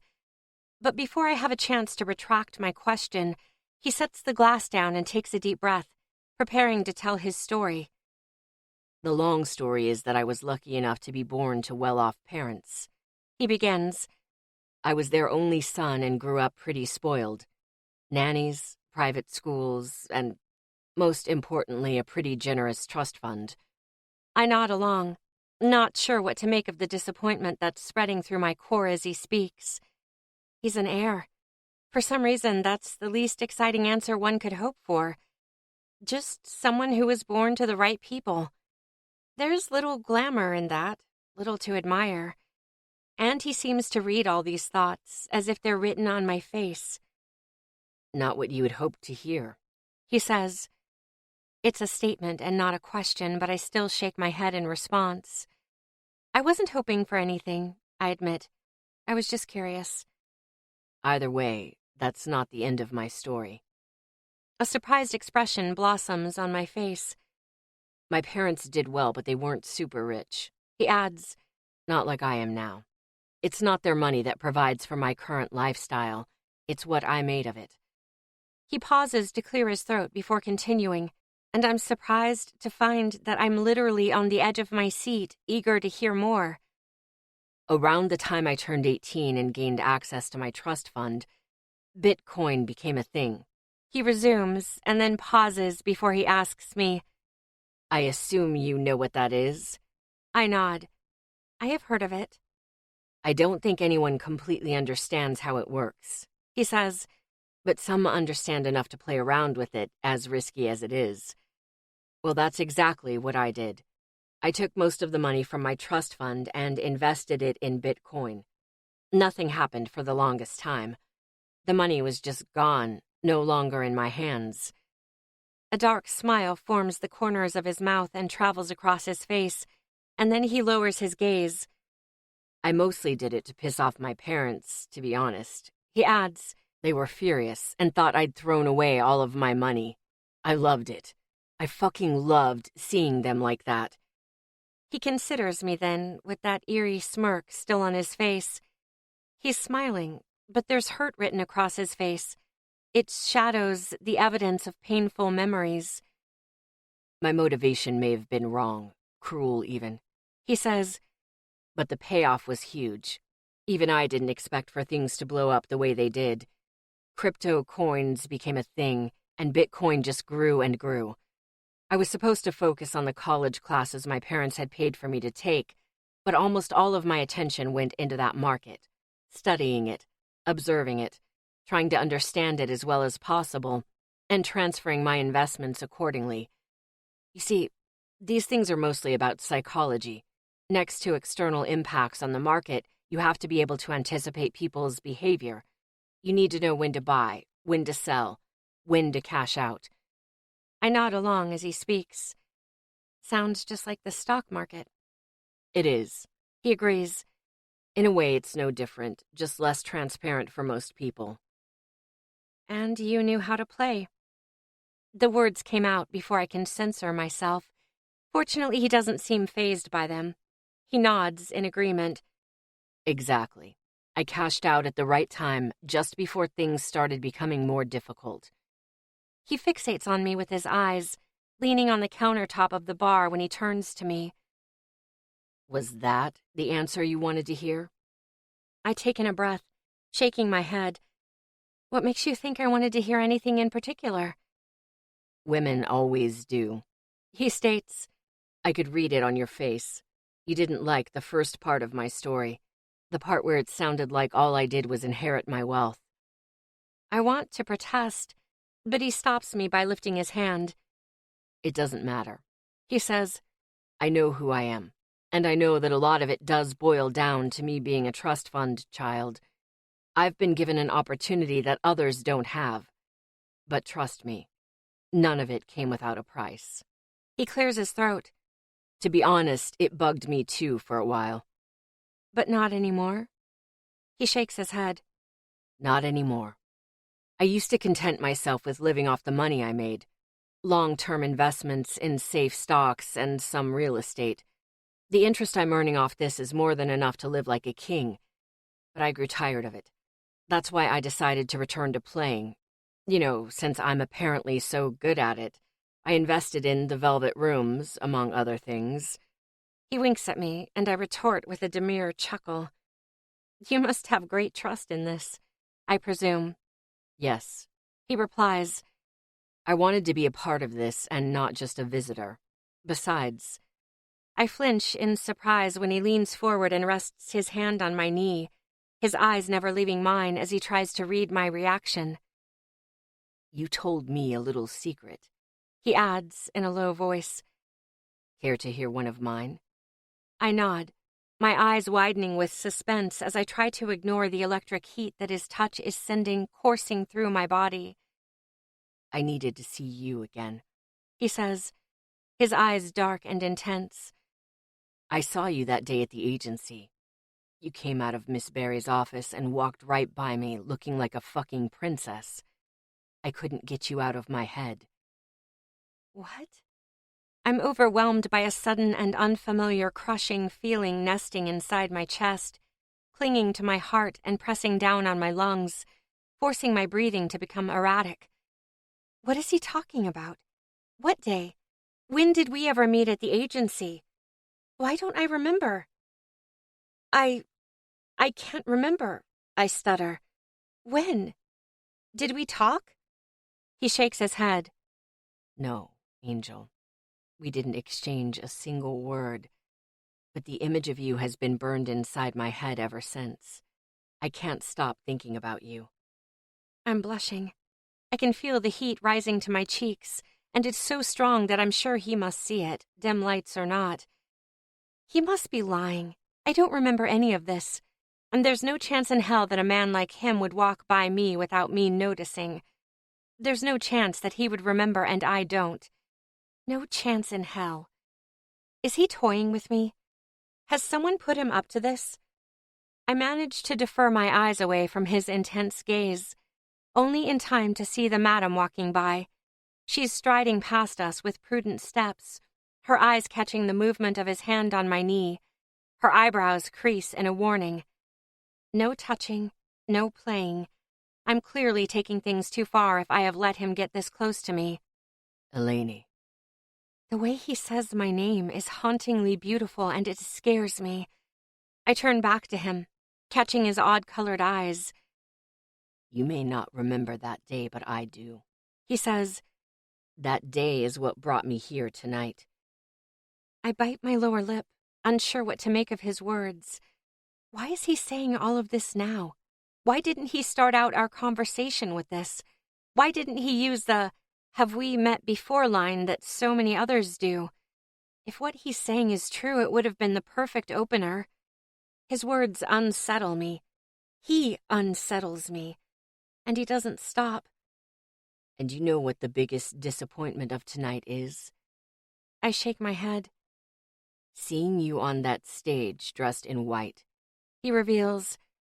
Realizing that I can't touch you, I can't fuck you, I can't have you. He tenses up, and his fingers crawl into the flesh of my upper thigh when he pulls me closer. I hold on to the countertop in an attempt to keep my balance so I won't fall off the high chair and land in his lap. Please stop. Our faces are so close that I can feel his hot breath on my skin when our eyes meet. He looks angry, wild, filled with carnal need. I no longer do this, I whisper. I no longer fuck for money, Sir Graves. I know the rules, he growls, but that doesn't mean I like them. His grip loosens, and I let out a sigh in relief before sliding down from the chair, my heels touching the floor as I try to stand on shaky legs. And call me Damon for God's sake, he adds, casting me one last angry look before he turns his back to me, signaling that our time together is done. For now. My heart is still pounding in a blend of confusion and anger, arousal playing havoc with me as I stalk away from him. Chapter 12. Damon. I didn't know what she would do after I shared my little secret with her. Finding out her reaction was part of the thrill. And she was perfect. I could see the lust in her eyes. Her face was glowing with heat, and I bet that's not the only part of her body that reacted this way to my words. She was drawn to me, but scared at the same time. She didn't know what to make of my words because they came as a surprise to her. I don't blame her. I don't blame her for sighing with relief when I let go of her. I don't blame her for retreating, and I don't blame her for walking away from me. Because I saw it too. I saw the madam walking by and giving us looks. I touched her. I leaned into her, and for more than a moment it looked as if we were about to kiss. That cannot happen with an angel. Conversations have to be treated like a normal date, but in the end the limitations are even stricter than that. I get why she had to walk away from me. I get that, and I respect it. For me, it only increases the excitement. It prolongs the hunt and makes the reward taste that much sweeter. What I don't get is what she is doing now. She's sitting across the room, talking to another client, laughing and smiling, more than she did when she was with me. Her entire attention is absorbed by a man who could easily be her father. He's sitting on one of the button-tufted love seats in the lounge area, and she's sitting on the cushions right next to him, so close that their legs are touching, so close that she's practically leaning against him. It looks almost intimate, comfortable. But I know it's all an act. I know it because I'm doing the same thing. A devil came my way as soon as she had disappeared. Another blonde, not as tall, not as porcelain-complexioned, but with curves that she lacks. The girl is dressed in a dark lingerie set that left little to the imagination. Her dark eyes and red lips clash with the blonde locks framing her oval face, but she's a beautiful girl, for sure. I engaged in a superficial conversation with her, giving into a kind of small talk that I despise but have mastered. Again and again, my eyes wander over to Elaine, watching her perform her job, playing to the desires of a loaded man who's visibly mesmerized by her company. He doesn't touch her, but you can tell what's going through his head. He wants to fuck her, just like I do. And she knows that. An ugly string of jealousy pierces through me every time I look over there, even though I know there should be no reason for it. She's only doing her job. She's acting. I know, because she keeps glancing over at me, too. Our eyes connect across the room more than once, and every time they do, a somber darkness creates a shadow across her face. It's just a split second every time before she collects herself, defiantly raising her chin and turning back to the man at her side. She's doing her job, but I made it so much harder for her. That's good. Very good. But only if she didn't lie to me the same way she's lying to him right now. Did she play a role with me, too? Did she lie about her apparent secret of not knowing what a normal date looks like? Was all of that just an act? The shyness, the insecurity, the coy looks she kept casting my way as she spoke to me. Her interest in me and the origins of my wealth, the questions about my investments, about my life's path up until now, was all of that part of her fake persona? I know a lot of girls at the agency have a persona like that, the shy and calm girl who wants to make you feel powerful, who bends her little body for you, who asks to be broken, eyelashes fluttering nervously and soft moans escaping their tiny bodies while you spank the living hell out of them. I know that because I've had them. This is exactly my type, and I've tried to convince myself that all of it was real, but deep within I knew it often wasn't the case. They're actresses, and good ones at that. They know what you want, and they perform to perfection to please. Is that what she's been doing with me? If so, she's damn good. I've never believed a girl as much as I believed her. The way she's acting around him now, around that other man, it makes me furious to watch. Ouch! The shriek calls me back to reality, tearing my eyes and my thoughts away from her and back to the black devil straddling me on my lap. She has one arm wrapped around my neck, trailing along my chest with her other hand. Fake moans have been whispered into my ear as I massaged her thigh, moving closer to her center without actual intent. That hurt, she complains, but she's smiling at me. You naughty man. I throw her an angry look and shake my head. Call me that again and I'll take you up to the red room. She raises an eyebrow and purses her thick lips. Oh, who says I would mind that? Naughty, shut up, I cut her off. She pouts, giving me a disappointed look before reaching for her drink on a table next to the sofa we're sitting on. Let's just watch the performance. I point toward the stage, hoping to divert her attention.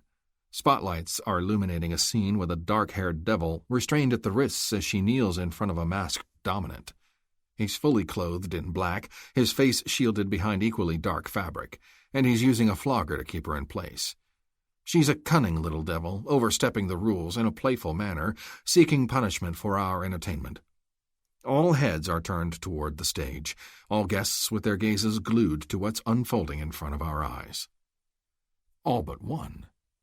She doesn't shy away this time, but keeps her eyes locked on mine when I turn to look at her.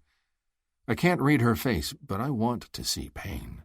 I want her to feel the same way I felt when I watched her talking to the man next to her, when I saw her flirting with him as she did with me. No, more than she did with me. But she's giving me nothing. Her face is blank, unreadable. At least her cheeks are no longer flushed, as I'm sure they were when she was with me. She doesn't let me read her, but still she insists on staring at me. Why does she do that? Is this part of her game? Why toy with me like that? I won't let her jerk me around. Hot fury spreads through my core, and I turn away brusquely, robbing her of my attention for the rest of the night. Chapter 13. Elaine. I feel horrible. This is not how I imagined this first night to go, and it's definitely not how it was supposed to play out. I wasn't supposed to fall for one of the clients like a dumb little schoolgirl. I wasn't supposed to direct all my focus on him all night, even though I marched away from him long before the midnight performance started. I tried to do my job by taking one of Sandy's clients off her hands after she was done with him. I saw her take him up the stairs, and when they came back down just a few minutes later, it was pretty obvious that neither of them wanted to spend another moment together. But his balls had been emptied in one way or another, so he was a perfect candidate for entertainment by an angel. He smiled graciously when I joined him on the love seat, just as Sandy did when she walked by me, her eyes begging me to take him off her hands. I don't know what happened between the two of them, but I'm sure she'll tell me later on tonight on our way home. We watched the performance, and as much as I tried to avoid it, I couldn't stop myself from searching for Damon again and again. I saw him sitting there, with a naughty devil on his lap, his hand massaging her thigh while he shot me angry looks, as if I were the one hurting him, when it was clearly the other way around. I wonder if he only did it to make me jealous. I kept a close watch on the stairs, just to make sure I wouldn't see him walking up there with her. My heart aches at the thought of it, but I know I shouldn't prevent it if I saw it happening.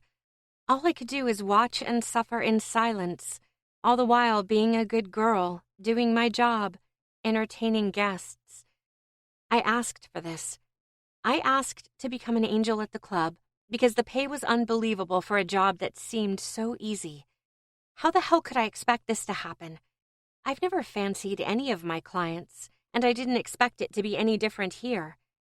Yet, here I am, searching for the dark, handsome stranger who messed with my head. I haven't seen him since the performance ended, and I accompanied my client to the bar, where he wanted to have one final drink with me. Now the night is slowly coming to an end, and my guy was one of the first guests to leave.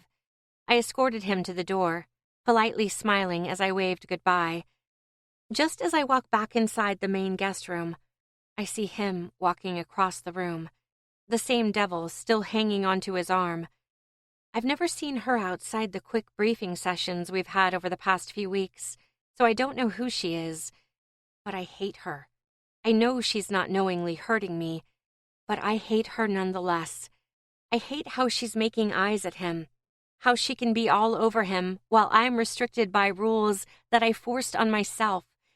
I can't act like she does because it would hurt our concept. If the clients saw an angel acting out of her role on the very first night, how are they supposed to trust in anything else that they've been told? Miss Barry was very adamant about this when she gave us instructions. The rules are there for a reason, and they need to be followed, by us just as much as by the clients. My throat closes up when I see them approaching the stairs at the other end of the room. No, don't go up there. I feel sick to my stomach, ridden with foul jealousy, as I watch them walk away from me. This is so wrong. I shouldn't feel this way. I've never had this feeling, have never suffered the torment of losing someone to another girl. But here's the problem. I'm not losing anybody. You can only lose a person if he belonged to you in the first place, and he never belonged to me in any way. He's just another customer. A young, incredibly good-looking client who decided to spend some time with me at the bar, telling me some charming lies before he exchanges me for a devil. A single tear finds its way down my cheek. Fuck. I can't let anyone see me like this. I hurry to wipe the tear away, taking a deep breath to collect myself, reminding the stupid little girl inside of me that there's nothing to cry about. And as it turns out, I'm right. There is nothing to cry about, because he doesn't go up the stairs with that devil girl. I can tell that she's been trying to entice him, but it didn't play out the way she'd hoped. Instead, he's aiming for the coat room now, petting her in a placating manner while she continues shamelessly flaunting her flirtatious efforts. I escape his field of vision and make my way to the area behind the stage. Miss Barry told me that I was free to go home once my client had left, so there's nothing keeping me here any longer. I hurry to our changing room, stumbling on my heels as my walk turns into a little jog. The heels are the first thing to go when I finally get inside the room. I sigh with relief when I slip out of them and hurry to shove them away in my locker, quickly exchanging them for my leather boots.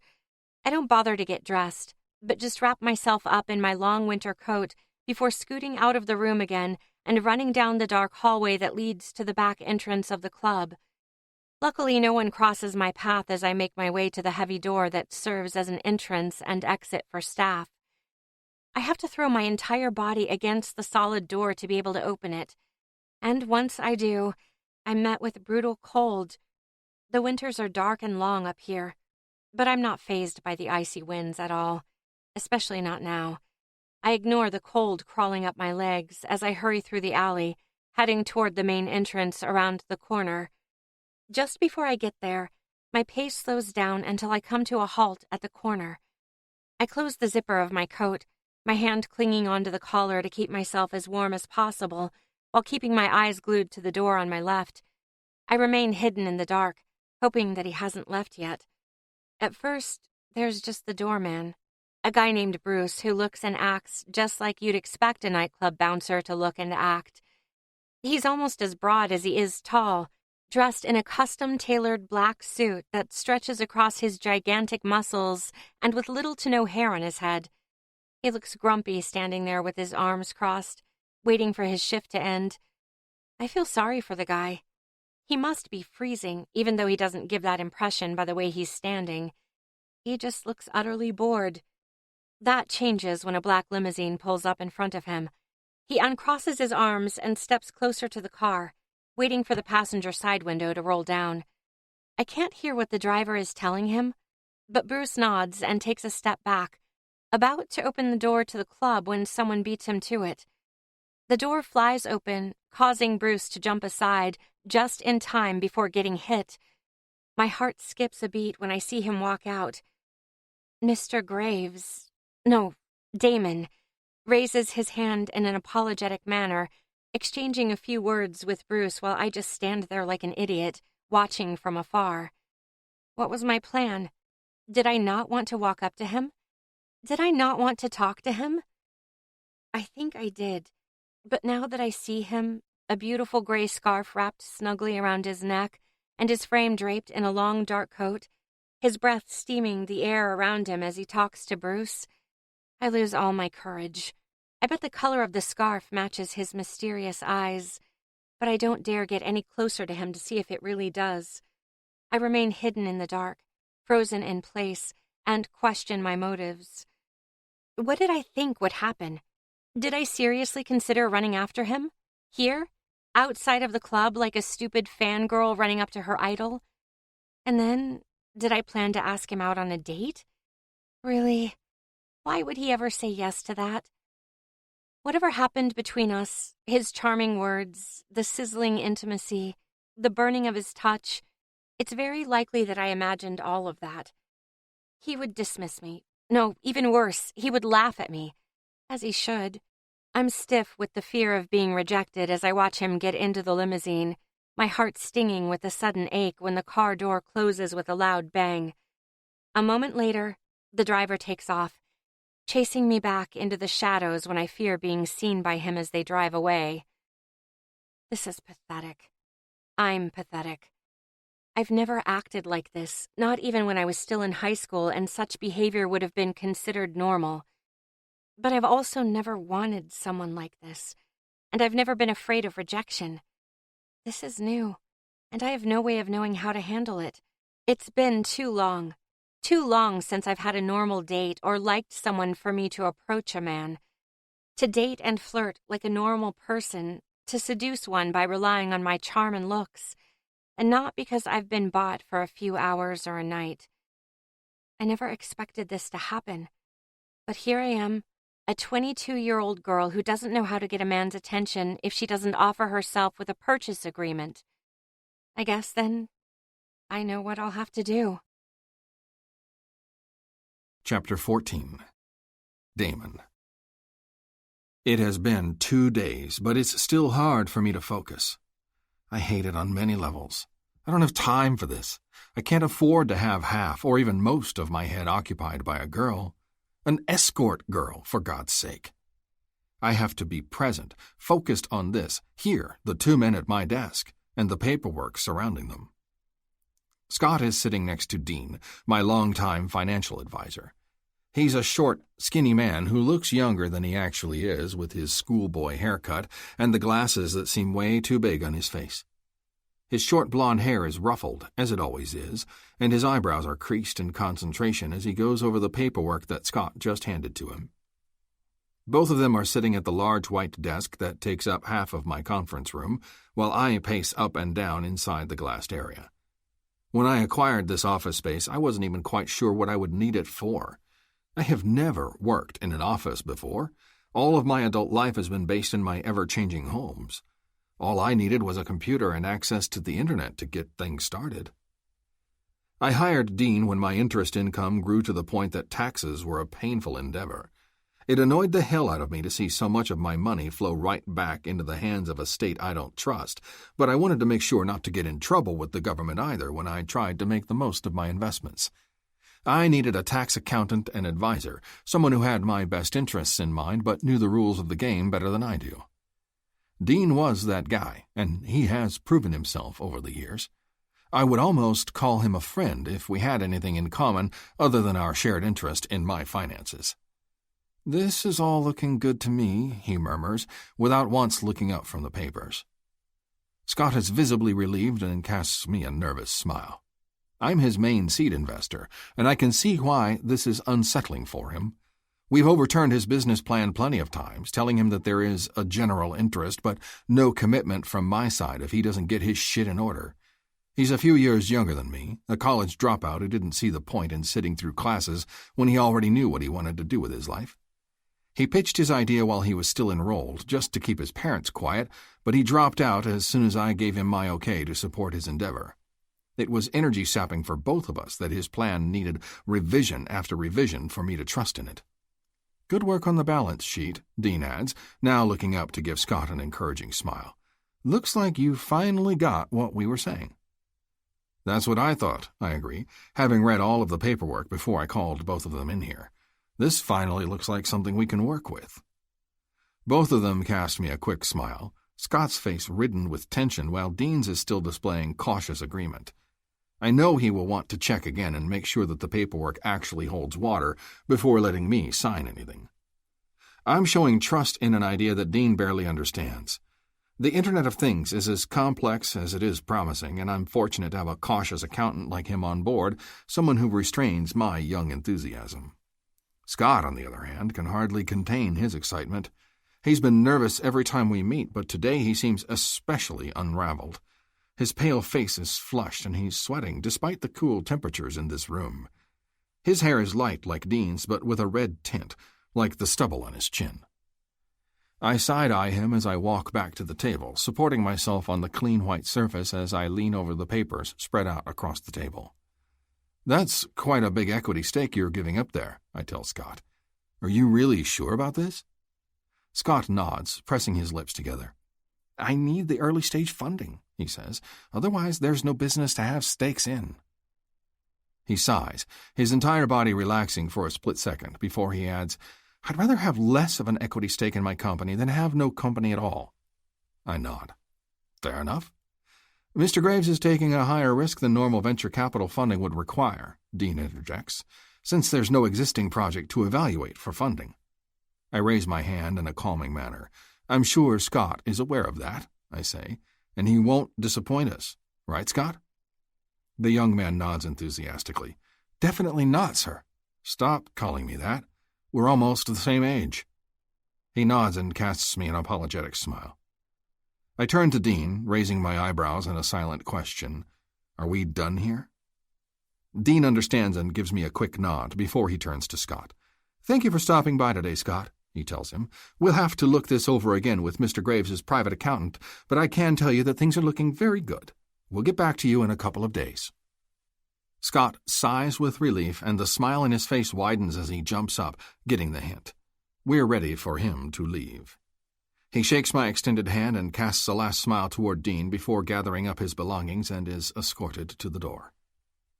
I check the time as I turn back to Dean and then cast him a quizzical look. Anything else? He's gathering up the papers spread on the table, arranging them in neat stacks before filing them in separate folders. He shakes his head. Not at the moment. I'll have these looked over by your accountant and suggest we meet again in, let's say, a week? His questioning gaze meets mine, and I shrug. Sure, I'm in no hurry. A smile spreads across his face, making him look like a 12-year-old boy. I regard him with a polite nod and am about to leave the room to retreat to my personal office when he calls me back. Oh, there's one more thing, he says, pulling my attention back to him. I arch my eyebrows. Yes? It's, your mother's birthday is coming up, he stutters, nervously fiddling with one of the paper stacks in front of him. I thought you might want to— Thanks for the reminder, I interrupt. I'm aware of it. He nods, looking at me with an expression that I dislike. Pity and worry. I hate it when people look at me like that. I ignore it and turn around, opening the door with momentum before marching through it angrily. It's been a long day, and I'm in dire need of a drink and some diversion. Luckily, I know just where to go. Chapter 15. Elaine. Well, that innocent streak didn't last long. Sandy eyes me from the side, winking at me when she sees me fixing my outfit for the night. I avert the intensity of her appraising eyes. I was surprised when Miss Barry called up your name tonight, she adds. Care to tell me what brought about this change of mind? I shake my head. Nope. Sorry. She scoffs, positioning herself between me and the full-size mirror, robbing me of any leeway to move to continue checking myself and pretend that I'm too busy to pay attention to her interrogation.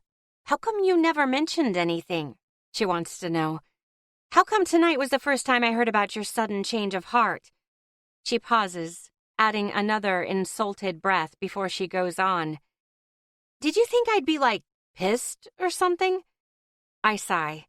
I knew there was no way around having this conversation, but I've not been looking forward to it nonetheless. There was a reason why I didn't mention it to Sandy before now, even though we've seen each other plenty of times since our first shift at the Velvet Rooms. She lives right next door to me and not only shares my occupational life, but my everyday life as well. We see each other every single day, no matter whether we're working or not. We both took a day off yesterday, knowing that we'd be tired after our first shift at the new club, and we spent half of that day together, grocery shopping, having a late breakfast that was more of a brunch, and chatting about our new job. Just like me, she will no longer work as an escort for the agency, at least for now. Unlike me, she didn't grow tired of having sex with men in exchange for money. For her, it was more about changing the pace and diversifying her work. At least, that's what she called it. I had told her about my desire to do something else, something entirely different, which didn't sit all too well with her. I can still see the disappointment written all over her face when she said, So, you're leaving then? She made it sound as if I were leaving her all alone. as if I wanted to break off our long friendship and start a completely different life in which she no longer had a place. I understand her concern. Our job is hard to handle, not only for potential boyfriends and family. I lost more than one friend when I started working for the agency. It's easy to become lonely, and it's hard to maintain friendships outside the business. When I told her about my decision to work for the club, but only as an angel, she felt it was the perfect solution to both my personal dilemma and our potentially endangered friendship. However, I can see why she feels a little betrayed by me now for not including her in my decision to change roles at the club before it was publicly announced by Miss Barry to the entire staff. "No, I didn't think you'd be pissed," I say. "Why would you be?" She nods furiously. "Exactly. Why would I be? But you gotta tell me. What changed?" I swallow hard, too shy to tell her the truth. As it turns out, I don't even have to give her a response, as the color on my cheeks is doing that for me. "You're blushing," Sandy squeals, pointing at me as a giant grin spreads across her face. "You naughty girl. Don't tell me you were turned on by something in there, or someone." Shit. This girl knows me better than I know myself. I lower my eyes, sighing as I try to evade her again. She giggles and gives me a little nudge against the shoulder. "You minx. I'm right, aren't I?" I smile at her, shaking my head but lacking conviction. She's seeing right through me, and there's very little I can do or say to make her think otherwise right now. "Let's not make a big deal out of this, okay?" I say. "Maybe I just want to try it out." "It?" she repeats. "You mean the rooms upstairs?" I shrug. "Yeah, it sounds fun." Fun doesn't even begin to describe it. Just make sure you go up there with the right guy. My first dude was, such a loser. "Sandy," I caution her, "you know we're not supposed to talk ill about our clients unless they mistreat us, yeah," she says, giving me a dismissive wave. "I'll rephrase it for you. We just didn't click. Like, at all." I bite my lip, stopping myself from saying anything that would encourage her to think that I already have the perfect guy in mind. If he even shows up. There's no way for me to know if he'll be around tonight, and even if he is, that doesn't guarantee that things will go the way I imagined. He might still say no, despite his charming words from 2 days ago, despite his apparent interest in me. It might have been a lie, all of it. But maybe it wasn't. "Shit, we need to hurry," Sandy exclaims, eyeing the clock above the door. She scurries over to the vanity and continues working on her makeup, while I let out a silent sigh in relief, grateful for the diversion. She reminds me of a hectic squirrel sometimes, so easily distracted by anything. But right now, that trait is a godsend. I take a deep breath, standing up straight and assessing my black attire in the mirror. I hope I won't regret this. Chapter 16. Elaine. Tonight is different. There are a lot more guests, which could be because it's a Friday night and opening night had been scheduled on a weeknight. Miss Barry told us that opening night was primarily intended to serve as a trial and error to work through the logistics before it was open to more guests. Tonight's guests are still an exclusive group, all of them VIP members, but there are more of them and they have been allowed to bring a guest along. Based on my initial assessment when I made my first round through the guest room, it appears that about half of the clients took advantage of bringing a +1 for tonight, and the majority decided to bring a date as opposed to a friend. Miss Barry's eyes are on me tonight. She was rather skeptical when I told her I wanted to work as a devil tonight instead of an angel. I expected her to be happy about this decision, seeing that she was so disappointed when I first told her that I wanted to quit the agency altogether. Her reaction proved to be quite the contrary, however. She just raised her eyebrows and looked at me with a doubtful expression. She's watching me. I can feel her eyes on me right from the beginning of the evening. She seems to cast me dark smiles whenever I catch and return her gaze as I slowly make my way through the main area of the guest room. Everything about what I'm doing tonight is a lie, and the longer I wander around without finding who I'm looking for, the more I doubt my decision to dress like a devil. I had imagined how tonight would play out. I would step off the stage after our ceremonial entrance into the room. His eyes would meet mine. I would stride gracefully toward him in my seductively revealing black lace, and he wouldn't be able to hide the hunger from unfolding on his handsome face. His hands would be on me as soon as I reached him, greeting me with that alluring warmth that I've not been able to forget about. And then our breathless sighs would be swallowed into a sensual kiss. I hate how much I want this. I hate how much I want him. I hate how this image slowly continues fading away with every step I take, wandering through the dimly lit room without a single trace of him. He's not here tonight. Fuck. I mouth the word without actually saying it. I can taste the word on my lips, but it's drowned out by the thrumming background music and the buzz of voices surrounding me while I stand in the middle of the guest room all dressed up but with nowhere to go. I keep turning in circles as I continue searching the room for him, even though I know it's futile. But I can't stop myself. I don't want to give up and not believe he's here. Not just yet. I don't know what else to do other than to desperately keep hunting for someone that's nothing more than a fantasy, searching for the image that has haunted my mind for the past 2 days and compelled me to transform from an angel in white to a darkly attired lady of the night. I'm so fucking stupid. Looking for someone? I hear a voice say behind me. I jerk around in surprise, and even though I know better, there's hope for a split second that the voice belongs to him. But the eyes looking back at me are neither gray nor nested in the young and handsome face I was searching for. An older gentleman is smiling at me, his eyes as black as the suit he's wearing. I tower over him in my stilettos, and that bothers me. I don't like having to look down on a man. It feels wrong, unnerving, and anything but sexy. I try not to let those feelings dictate the expression on my face when I reply. Just enjoying the scenery, I say, noticing that my voice is at that high-pitched level I have come to loathe over the years. It's not me, at least not the real me.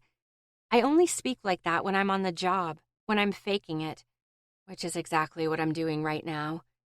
The older gentleman is smiling in a docile and almost fatherly way. I have to refrain from flinching when he places his hand on my shoulder and gently pulls me closer to him. There's nothing creepy, forbidden, or wrong with him, but there's also nothing about him that excites me. He's just a client like all the others, a man who is well-groomed, a little older than the majority of those here tonight, but still handsome and obviously wealthy. The smile on his face is as polite as it is wanton. Would the lady care for a drink? He asks. I know what he wants. I know where this is going. And I know I can't stop it because I signed up for this. I told Miss Barry I wanted to be a devil tonight, and devils play with clients if that's what the client wants. With the way he's eyeing me right now, there's no doubt that that's what he wants. Shit. I nod, reciprocating his smile.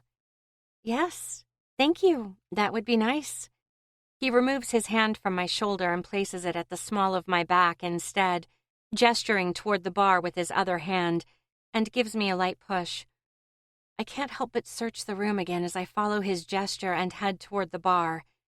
He's an old-school gentleman, as most of them are, and makes sure that I'm properly seated in one of the high chairs before he takes his own seat.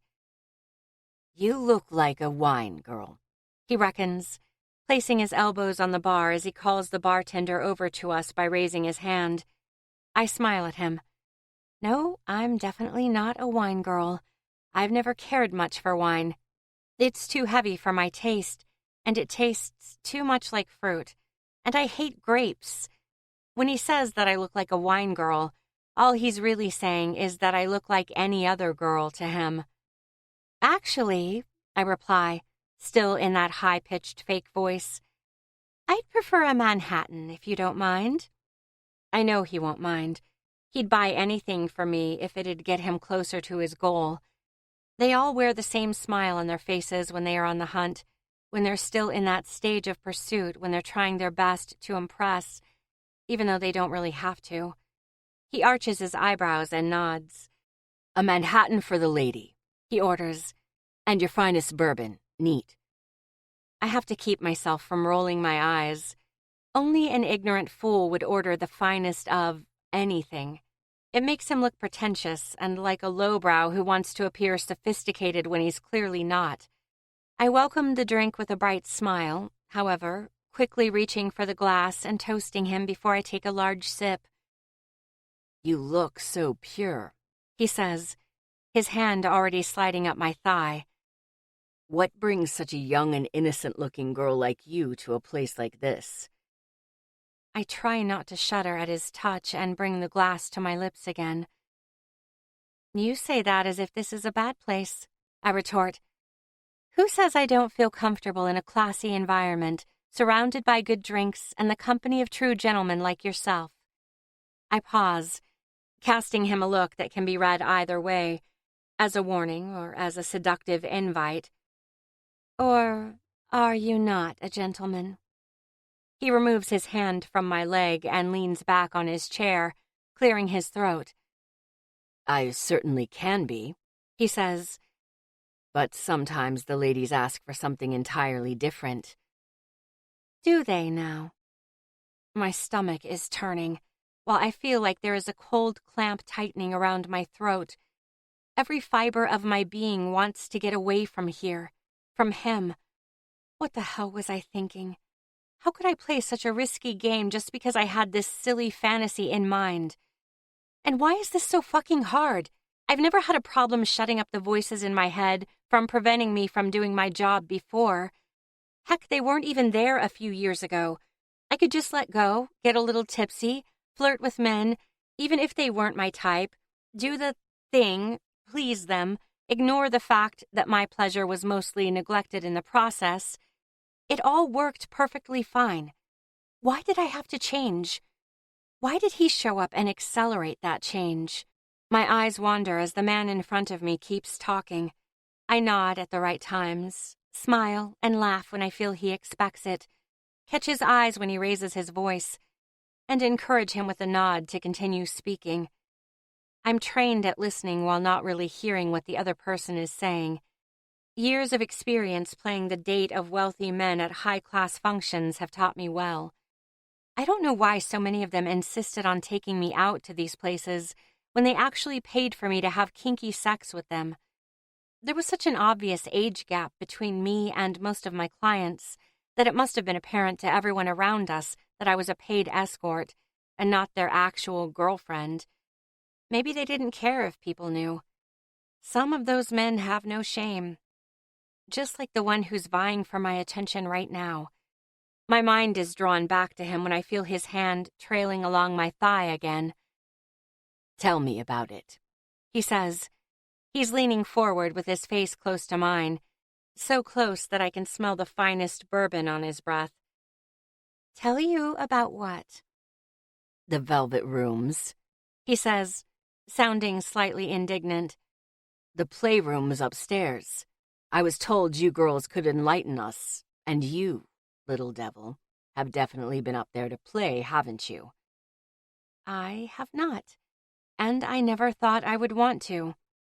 I know one thing for sure, and that is that I don't want to go with him. But it doesn't matter. I have no say in this unless I want to anger the madam and cause an uncomfortable ruckus by denying a client for no apparent reason. I will just have to grit my teeth and get to it. "So?" The man urges me to answer, squeezing my thigh to get my attention. I shake off the gnawing thoughts of doubt and reluctance. "Well, there are different kinds of rooms," I say, a seductive undertone lacing my voice. "They are themed, specific to the guest's needs." "Needs? Like what?" He presses, a lewd expression on his face, and I try not to shudder as his hand wanders higher up my thigh. "Like pain?" I utter. Those are the red rooms, equipped with everything you could ask for to induce pain. He growls hungrily and nods along as I speak, beckoning me to keep going. He moves closer to my waist, plucking at the black thong so it cuts into the soft flesh at my core. I flinch and let a moan escape my lips, playing along, acting as if I am as turned on as he is. I continue listing rooms and colors, possibilities and fantasies that I don't want to live out with him, while he can't wait to get up from these chairs and stare at my naked ass while I lead him up the stairs.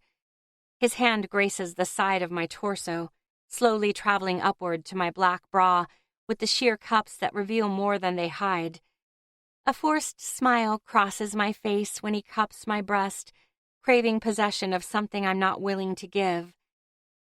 "Keep talking," he whispers, the lust flickering in his dark eyes while his mouth contorts into a dirty smile. "What else is up there? Where should I ask the lady to take me?" Nausea feels like it's choking my throat and steals my breath for a split second. This has never happened to me before. I've never suffered such repulsion at the thought of sleeping with one of my clients. I never had any feelings toward them at all.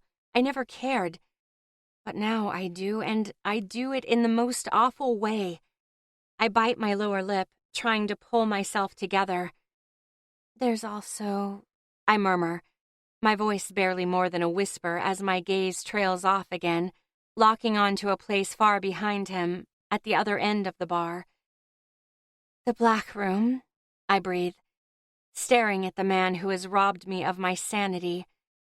Gray eyes stare intensely back at me, and I'm further mesmerized by the man's dark hair that is neither black nor brown, but something in between, and the dark smirk gracing the most handsome face I've ever come across. Damon Graves is standing at the bar, his eyes glued on mine, and my lips move in a silent and desperate cry for help. Chapter 17. Damon.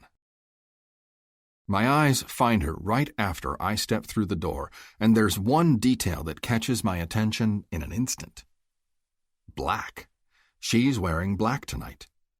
She's sitting at the bar just like last time. But this time she's not alone. A man roughly 30 years her senior is sitting across from her, painfully close, while his hand rests on her thigh. If his touch is bothering her, she's very good at hiding it, but she's not encouraging it either. While he leans forward, trying to get as close to her as possible, she's trying her best to avoid him as much as she can. It's obvious to me that she's forcing a smile while listening to him talk, and moving out of his proximity every time he leans in closer. He seems oblivious to her repulsion and acts as if he owns her, as if she's into him as much as he's into her. Or maybe I'm the one misinterpreting things. Maybe I want to believe that she is trying to reject the guy who's touching her because I want her all to myself. Can you really own a girl who's working as a black devil at this club? A girl who openly reveals herself as available to anyone who wants her? A girl who is paid to entertain men like him? Men like me? I've been watching her since I arrived. I was on my way to the bar to get myself a drink before I started wandering the room, but froze mid-motion when I spotted her in her black lingerie set. The dark harness detailing around her waist emphasizes her curves. It's topped by a matching bra with sheer cups, and even from about 20 feet away I can see her nipples through the fabric, teasing me and asking to be touched. She has a simple, black-banded choker with a small D-ring at the front around her neck, and her platinum blonde hair is styled in an updo tonight, only a few curly strands here and there framing her flawless face. The dark red lipstick she's wearing stands out against her porcelain skin. My eyes wander to her black heels, which are even higher than the ones she wore the other night. A tall girl in heels, you don't often see that. I like rare sights. Her unique look is irresistible to me. But there's one thing that I don't like about her tonight. She's wearing black. Why the hell is she wearing black? Why is she making this so easy for me? I hate easy. I'm so fucking tired of easy. A nasty jolt of jealousy travels through my insides when I see the man's hand moving along the pale flesh of her thigh. It sickens me to see him plucking the lace of her black thong, causing her to flinch, and I bet there's a gasp escaping her pretty red lips when she opens her mouth ever so slightly. Mine. That's my gasp, a reaction that belongs to me. I can't help but growl with a possessive and furious hunger. She's visibly trembling as she's talking to him. My eyes follow the movement of his hand as it travels further, touching a body that I claimed before him, his fingers stroking skin that I wasn't allowed to touch. I thought there was nothing I could do about this, but when she averts her eyes from him and turns to me instead, I realize that I'm wrong. The expression on her face changes. Her eyes widen, her lips part, and for a moment, she doesn't even seem to notice the lusting hand cupping her breast through the sheer fabric. Her lips are moving, but she's not talking to him. She's talking to me. She's calling for me. Normally, I wouldn't let anyone boss me around like this, but this is different. She's mine, and she's signaling for me to claim her. My feet start moving toward her before I can even coherently make the decision. Her gaze shies away from me as soon as she sees that I'm coming for her. Her body language screams tension, but the guy is oblivious and continues fondling her breast. He has been sitting with his back to me, so all I could see was the gray, balding back of his head. But when I come even to them and he turns his face to me, I realize he's not a stranger. He's an acquaintance of my father, or a business partner, as he used to say. But it's unlikely they ever once conducted business in the true sense of the word. The only business these two would have ever concluded was handled in the shadows, outside the reach of binding law. I doubt he remembers me because it has been years since we've seen one another, and we never exchanged more than pleasantries. But I know something about him that will give me an advantage over him. It's perfect. Both he and Elaine are staring up at me now. He looks irritated while she looks anxious and apprehensive. "Good evening," I say, standing so close to her that our legs are touching. She's not shying away in the slightest. "Evening," he growls back, obviously unhappy about my sudden appearance. "Hi," she greets, a relieved smile flitting across her face. As soon as it appears, it's gone, as if she is afraid to get caught looking too happy. "I'm sorry that I'm late," I say, reciprocating her smile. She looks confused for a moment, and then the meaning of my words dawn on her, and she decides to play along. "Oh, it's fine. I'm just glad that you were able to make it." Her voice is thin and shaky, hinting at the lie she's trying to hide. The man is agitatedly shifting in his chair, and I can feel his eyes on me, burning with irritation. The lady has been waiting for me," I interrupt him before he has a chance to even finish his first word, and slowly turn to catch his furious gaze. "I'm sorry, but I will have to steal her from you." He snorts. "Young boy, I don't think that's how it works in here." "Yes, Mr. Bartlett, that is how it works for us," I strike back. "Besides, I doubt you want anyone to find out how much you like to play in the snow, would you?" His eyes flicker with rage, burning through me like hot daggers as he processes my words. I recognize at the moment confusion is replaced by understanding. "You," he stutters, "you are Alvin's boy." The smile that tugs at the corners of my mouth is equal parts polite and condescending. I raise an eyebrow at him, giving one last hint that I want him to leave. And this time he does. Elaine can't hide her surprise when he gets up from his seat, excuses himself, and then hurries away with his whiskey in hand. She glances at me, her pretty face full of questions. I ignore it for now and signal for the bartender. "Yamazaki single malt," I order, casting her a quick look. "Do you want another one?" She shakes her head, the wonderfully confused expression still on her face. The bartender nods and turns around to pour my drink. I don't speak to the girl until the scotch is placed on the counter next to her drink. No more interruptions. Not tonight. "What was that all about?" she asks, as we raise our glasses for a toast. "Did you know that guy?" "I think there are more important questions to tackle right now," I counter. She lets out a breath. "Like what?" The first question that comes to mind is, "Why are you wearing black tonight?"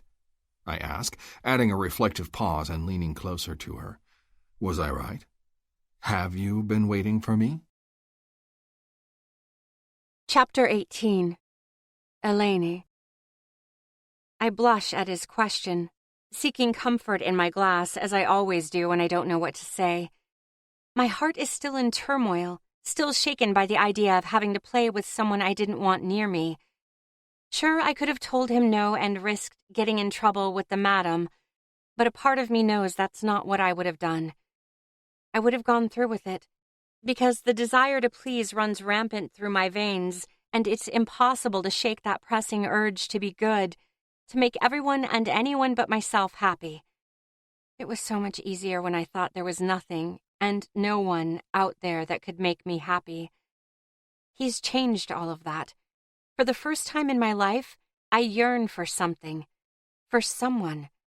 And now he's here. Tonight, he's here, and he saved me from a situation that was more than just a little uncomfortable. I still don't understand what he was saying to the man. What did he mean by playing in the snow? And why did it scare the guy enough to leave immediately? And who is Alvin? These things will remain a mystery for the present, as I allow my focus to shift to the situation at hand. It really happened. He really came for me. Or so I hope. My doubts grew so strong when I couldn't find him, it's hard to make myself believe that the night might actually go the way I'd hoped it would. Have I been waiting for you? I repeat his question, smiling, more to myself than to him. Would it make you happy if I said I had been? He cocks his head to the side. I wouldn't believe you, He says, but I would take it as a compliment, and those are always appreciated. Well, then there's no need for me to answer your question, I say, if you won't believe the truth anyway. He sips at his scotch, his gaze resting on me. He's wearing a different suit tonight. Even in the dim light, I can tell that it's navy blue and not black like the one he wore on opening night. I wish I could see him in the daylight, just to see how well the blue of the suit matches the silky dark brown strands framing his face. I bet he looks just as fantastic in the light as he does in the shadows.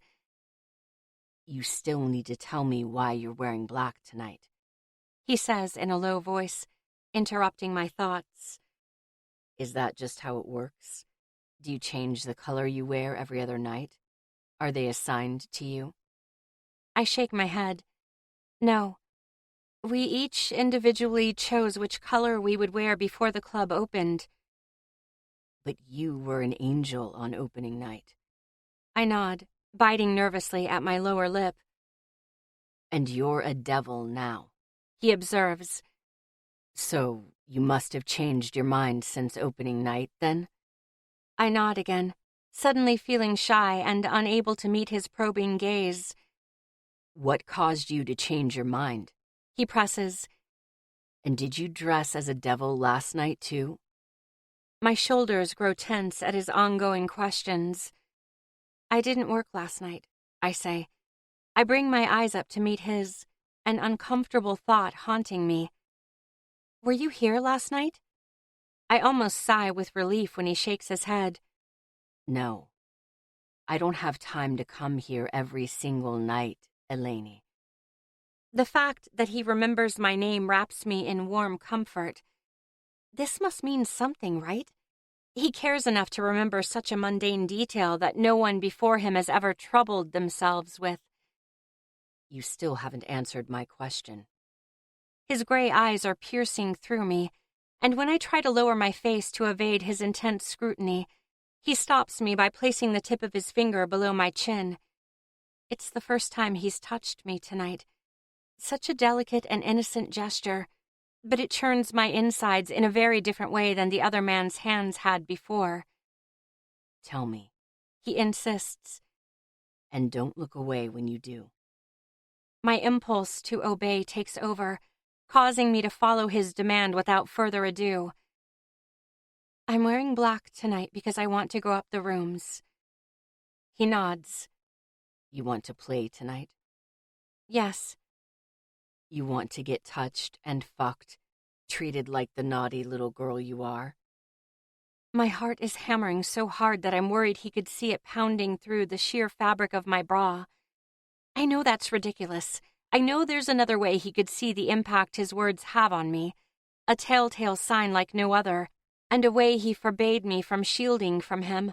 He can see it in my eyes, bright and clear, the yearning for him flickering like spotlights, calling him in, begging for him to do things to me. Answer me, he urges, pinching my chin between his index finger and thumb. Yes, sir. Don't call me that, he commands. I know you're used to being with men who like that title, but I'm not one of them. Understand? I nod quietly, biting my lip to prevent myself from disobeying his order. What should I call you instead? My name is Damon, he says. So that's what you'll call me, just like I will call you by your name.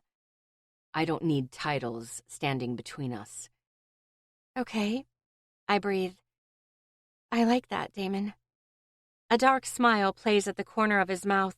I would call it loving if I didn't know any better. So you want to play tonight? He clarifies. Yes, I do. Very much so. He clears his throat, his fingers still holding my chin in place while our eyes remain locked onto each other. When I came in here, I saw you with another customer, he says, sending a hot bolt of regret racing through my chest. Flirting, talking, letting him touch you. You were just about to go upstairs with him, weren't you? I jerk up in defense, but he keeps me in place, beckoning me to stay still just by pinching my chin again. He has me paralyzed with just the tips of his fingers, a small gesture holding control over my entire body. It's my job. I would have... You would have fucked just anyone tonight, wouldn't you? He interrupts me. Because it's your job. Because you don't care. Because you're a No! I cut him off. No, I would have cared. I didn't want to go upstairs with him. His eyes narrows as he fixates on me. But you still would have done it. He hisses, a cruel undertone in his voice. I close my eyes, feeling lost and angry. Angry at him, angry at myself. I wish I could be happy about his jealousy and possessiveness, but the wonderful feeling of being desired by a man like him is tainted by my mistake. Was it even a mistake? Did I really do something wrong? After all, who did I betray by changing my role at the club? Him or myself? I don't know if I would have done it, I say truthfully. I didn't dress in black for him. My cheeks are burning with a heat so strong that I'm sure he feels it too.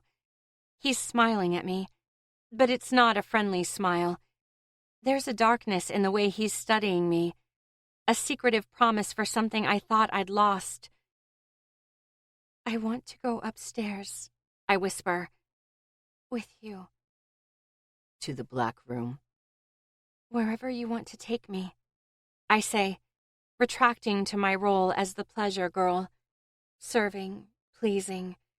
Whatever he wants, I want to give it to him, but this time, I feel like there's something in it for me as well. He shakes his head. You're very eager to please, he observes. I don't know how I feel about that. My eyes fill with worry. What does he even mean by that? Why wouldn't he want me to please him? Please, I stammer. He arches his eyebrows. Oh, so now you're begging? I pout at him, feeling ashamed and frustrated. What kind of game is he playing with me, and why? Is that part of your routine? He asks, snidely. Begging? I don't have a routine. I'm lying, but he doesn't need to know that. Of course I have a routine, plenty of them even. There are certain ways that satisfy certain men, and once I figured out what kind of man I'm with, I knew pretty well how to entertain him. There are routines that include begging, pleading for a man to take me even if it was a lie. But I'm far from lying right now. I don't believe you, he says, and my heart sinks. Of course you have a routine. You girls always do. You don't believe anything I say, I counter. Maybe you should let go of that persistent distrust. I pause. our eyes connecting. I pout my lips slightly and bat my eyelashes at him. Have some faith for once. I might be worth trusting. A smirk tugs at the corner of his mouth. I don't trust devils, He says. but I do want to be alone with you. He pauses and lets go of my chin. His eyes travel across the room, resting on the spiral staircase. Show me. He says, turning back to me. Show me the black velvet room. Chapter 19. Damon. She's walking in front of me, swinging her hips invitingly because she knows that my eyes are on her. There's no doubt that she's a professional as she leads me up to the velvet rooms. It's my first time seeing the upper floor after its renovation, so my curiosity is as piqued by her as it is about the rooms. I expected it to be dark up here, but I'm surprised to see how dark it really is. A hallway opens up before us once we reach the second floor. The area is wider and more open than I expected, and the walls are almost entirely covered by thick velvet curtains. Red lights on the ceiling provide dim and alluring illumination that allows little judgment about the decor on the walls or the color of the curtains. Elaine pauses for a moment, as if she has to find her bearings before leading me down the hallway. It splits into several corridors, each of them lit in different colors, indicative of the different themes she told me about. There's no music up here, nothing but dead silence, interrupted by an occasional moan and clashing of naked skin coming from somewhere behind the curtains. The walls of the smaller corridors branching away from the main hallway are entirely covered by velvet curtains, allowing no one to see what might be going on behind them. A solid wall? A door? An open room? According to what I've been told, it could be any of the above. Elaine hesitates for another moment as we listen in the dark to soft moans coming from somewhere to our left. I wait for her to continue moving down the hallway. "The black room, you said," she whispers without turning to me. "The black room," I confirm. She doesn't say another word but strides forward, turning into the darkest one of the corridors. The farther we walk down it, the darker it gets, if that's possible, and by the time she stops, I've been following her by ear more than by sight. "Left," she breathes, and then I hear a muffled brush of fabric as she moves the thick velvet curtain aside. A hint of light filters into the hallway, guiding me where I need to go. The room we enter is not quite as dark as the corridor we just traversed. One single lamp hanging from the ceiling provides just enough light for me to make out Elaine's outline as she moves to the center of the room. We are no longer walking on wood flooring but on carpet, which muffles the sound of her heels. "The light can be changed," she says, facing me. "There's a panel to your right. You can turn it up or down, change the color, whatever you like." I see her gesturing in the dark and look in the direction she's pointing. A little red light helps me find my bearings, and the first button I push is the one I was hoping for. The room gets lighter, but just barely. I leave my finger on the button and turn to look at her as I adjust the lighting to where I want it.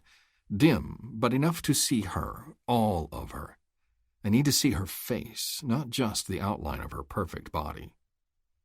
I stop adjusting the light as soon as I can see the smile on her face. "That it?" she asks. "You can try other colors, too." "No," I say. "This is fine. You're the boss." She makes a move to walk toward me, her smile transforming into a seductive smirk. I raise my hand to stop her. "I didn't tell you to move," I snarl. "Stay where you are, directly under the light." A hint of confusion crosses her face, but she nods, tipping her head back to spot the light above her. She positions herself right under it, never losing control of her movements. They're too perfect, too practiced. Nothing about the way she's moving since we got up here seems natural.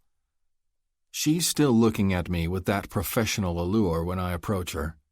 Curiosity curls inside me, asking to test her, to see what it is like to be served by her. For the moment, I decide to listen to that inquisitive voice. I come to a halt right in front of her, burying my hands inside my pants pockets while my eyes rest upon her. Even with her height and the ridiculous heels she's wearing, she has to tilt her head back a little to meet my gaze. Yet I don't think I've been as close to eye level with a girl standing before me as I am with her now. I'm standing close enough for her to feel the hardness growing inside my pants.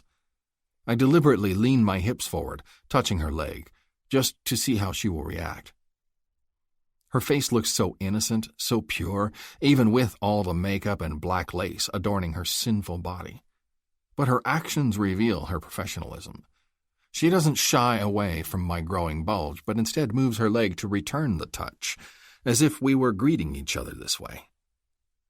I don't give her any commands or any kind of reaction, but just study her, observing her routine. She bites her lower lip, but not like she did before.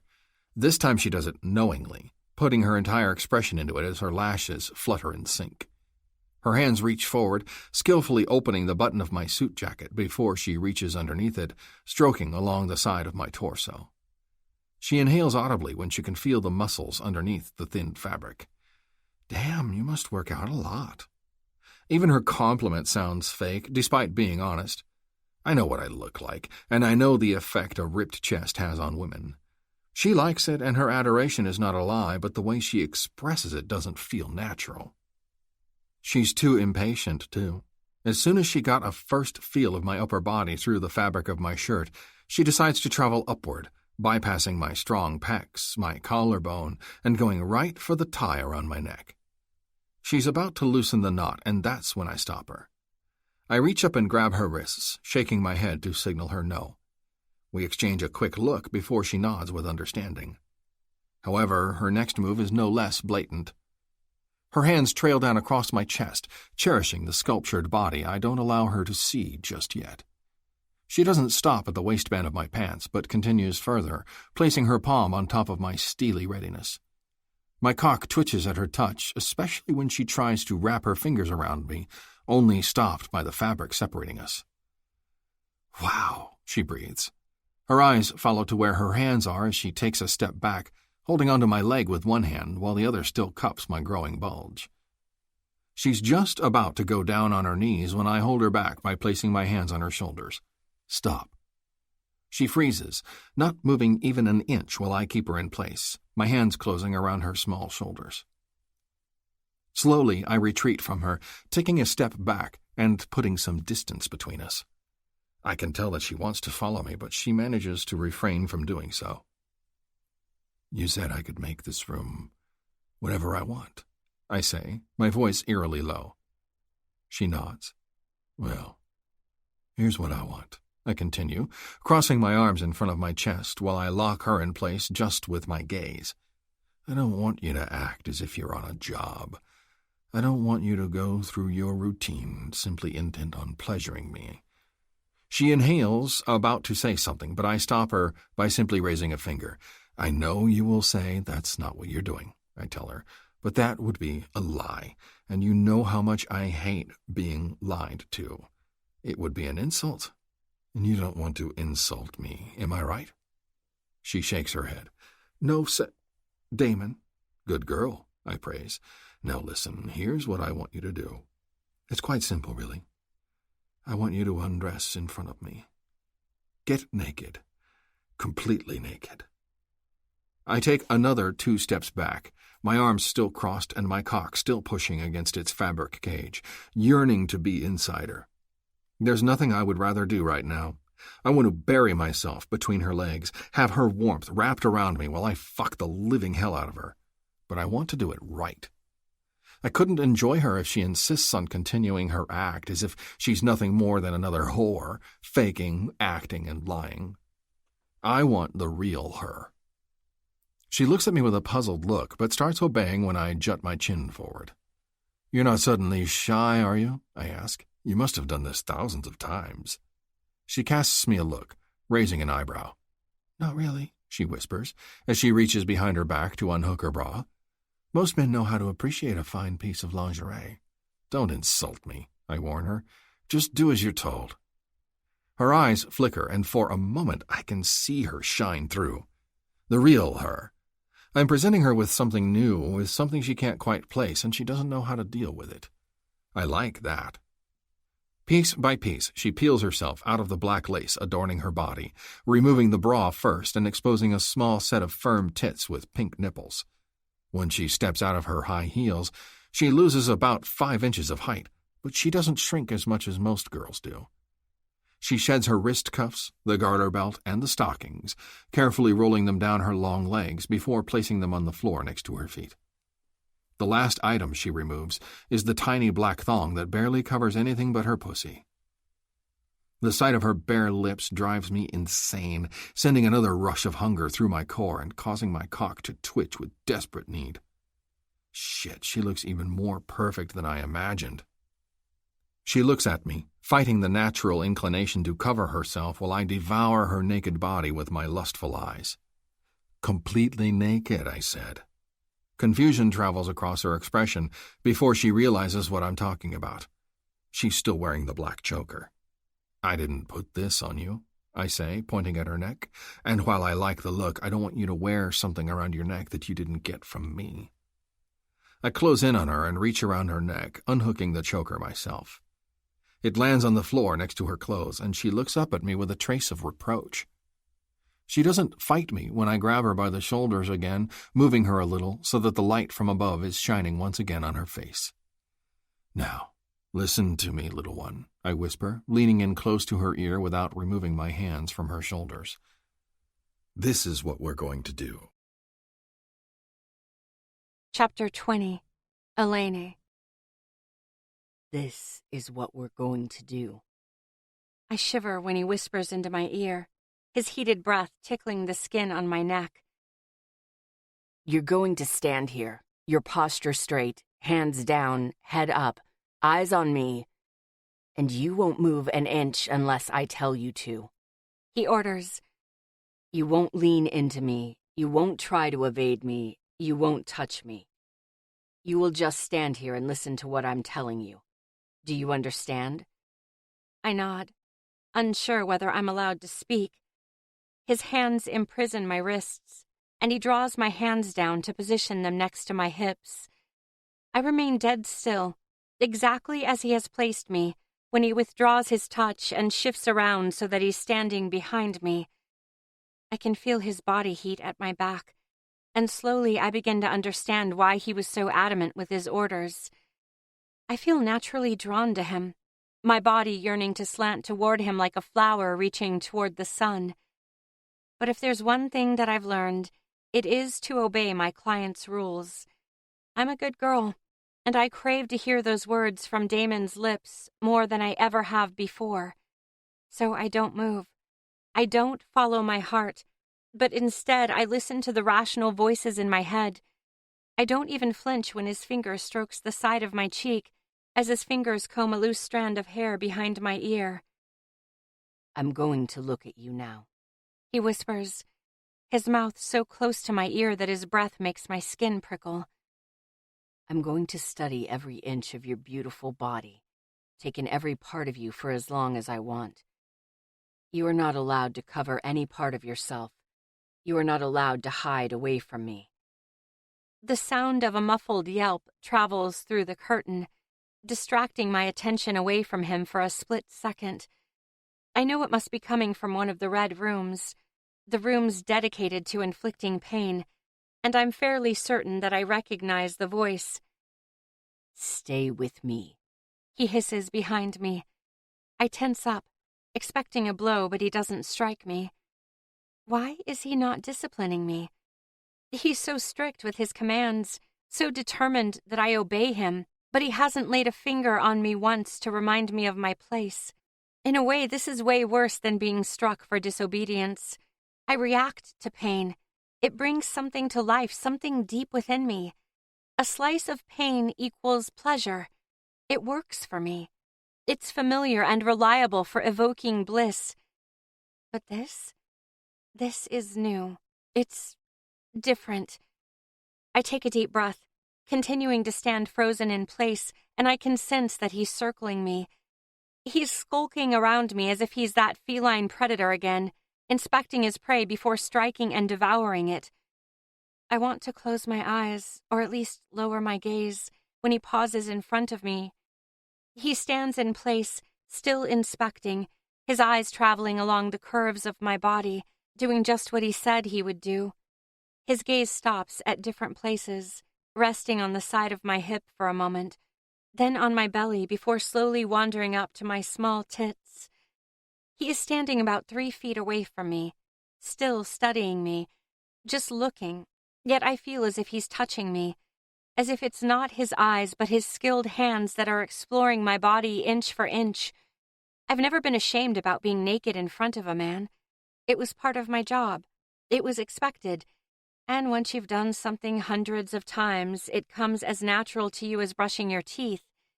Even nakedness loses its taboo after a while. But now, I can feel the shame of humiliation glowing on my cheeks. My pulse races, and I'm trying my best not to let him see me trembling as he takes me in. My head moves down, tilting just for a second, before I catch myself and remember his instructions. It's too hard to look him in the eye, because it's a dead giveaway about the part of my body he's currently staring at. But I need to focus on something while he examines me. I opt to analyze his hair, my gaze latching on to the dark brown wayward strand on the right side of his face, partly covering his eye. "You are fucking perfect," he whispers. "How can someone so corrupted look so pure and innocent?" He looks up, catching my gaze. "You're so beautiful," he says. "I almost feel sorry about the things I will do to you." The things he will do to me? My eyes meet his, filled with questions. Is he going to hurt me?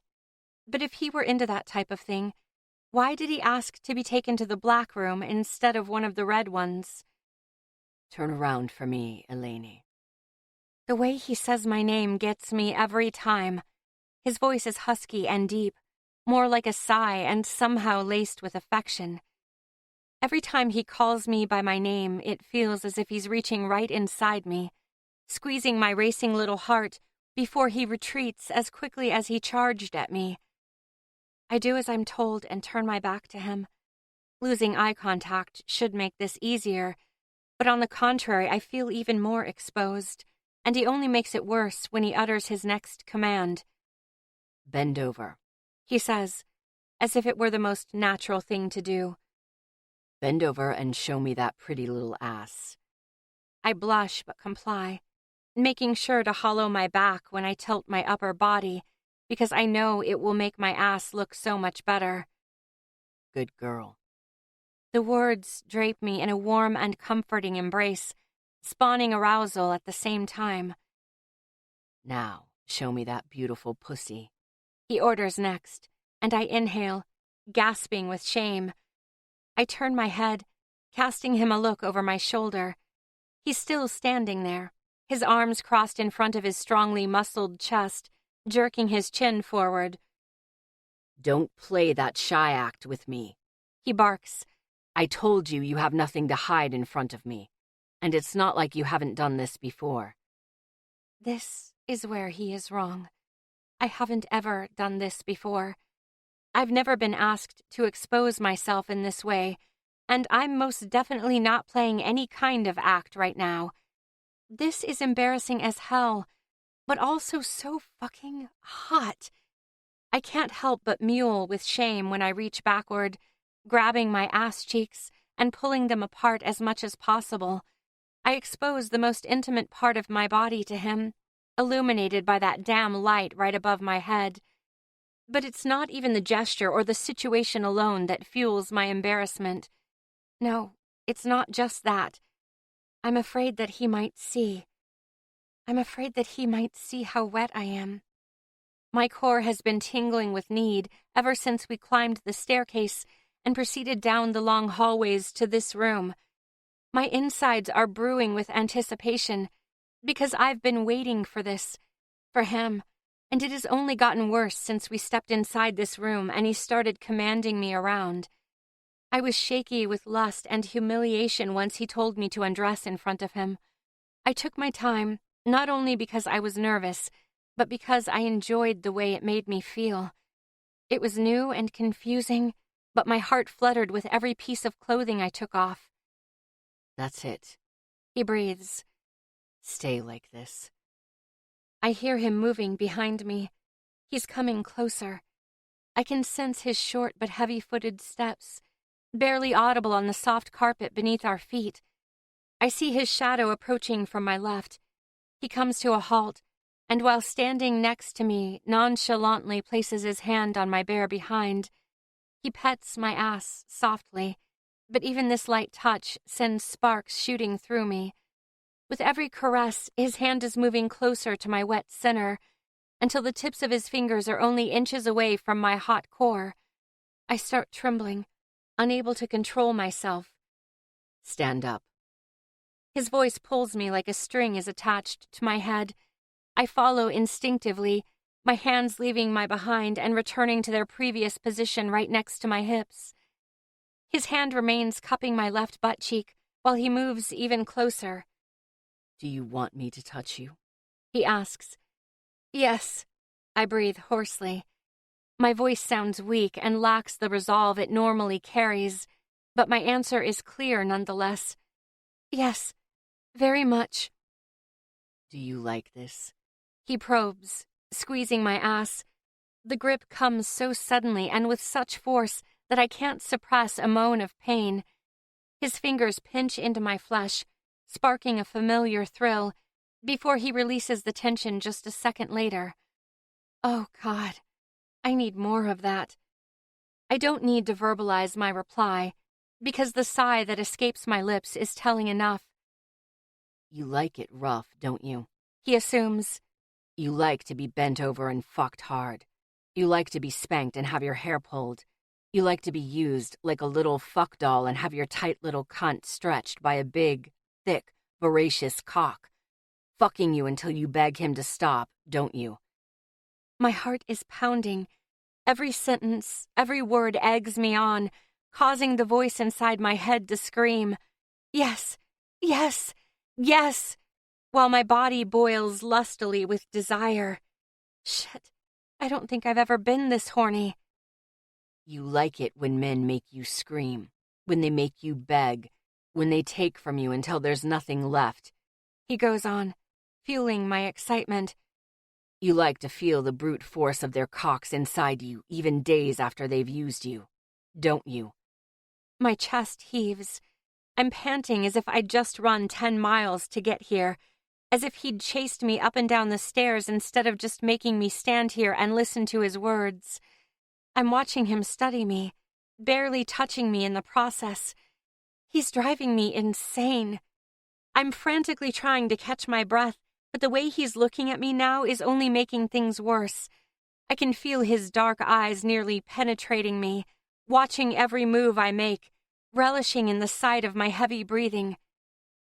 Spread your legs apart, he says in a low voice, inciting me to move by pinching my ass again. I widen my stance, tiptoeing wider on my naked feet until he seems satisfied. Without my heels on, I'm so much shorter than he is, a feeling that's rare for me. I love how he towers over me.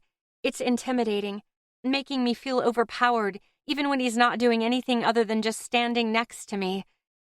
He lets go of my ass, and suddenly I'm unbalanced, feeling lost without his touch. For a moment I fear that he may move away again to stare at me from afar. I don't want him to go, to leave me standing on display like that again. But he doesn't walk away. Instead, he steps in front of me, standing so close that our bodies touch in various places, the thick fabric of his suit brushing against my skin. The open jacket tickles my nipples, making me react with arousal. He raises an eyebrow in warning, and I can feel his erection poking my lower belly. I look up at him, awaiting his next orders. Will he finally let me touch him? It doesn't seem right that I'm completely naked while he's still fully dressed. He narrows his eyes as he locks me in place with his intense glare. Do you want me to fuck you? His question echoes through the room, but I can't find my voice to answer him because I'm too overwhelmed. My lips move, but nothing except a hoarse croak comes out when I try to say yes. Of course, I choke out instead, after clearing my throat. How? How? I repeat. How do you want me to fuck you? How? Tell me, Elaine. He cuts me off. Or it won't happen. It won't happen? Is he saying that nothing is going to happen if I don't tell him how I want him to take me? He can't be serious. Rough, I exclaim, blood rushing to my face. I want you to be rough with me. Here? He probes. Yes, I reply. Fuck me, here, now. The smile on his face darkens, a dark shadow accompanying the crease of his eyebrows. I don't respond well to orders, he says. I exhale audibly when he places his hand on my hip. It's an innocent gesture, not much different than what you'd see between dance partners. But his touch holds a promise that speaks louder when he moves his hand to my lower belly, only tasting my skin with the tip of his fingers as he journeys lower. This is the sweetest kind of torture. I want to scream. I want to jump at him, kiss him, feel his strong arms wrapping around me, and his undoubtedly monstrous cock swelling and burrowing inside me. What will I find if I continue, Elaine? I swallow. Don't say my name like that. Not now. It stirs me in ways I can't control.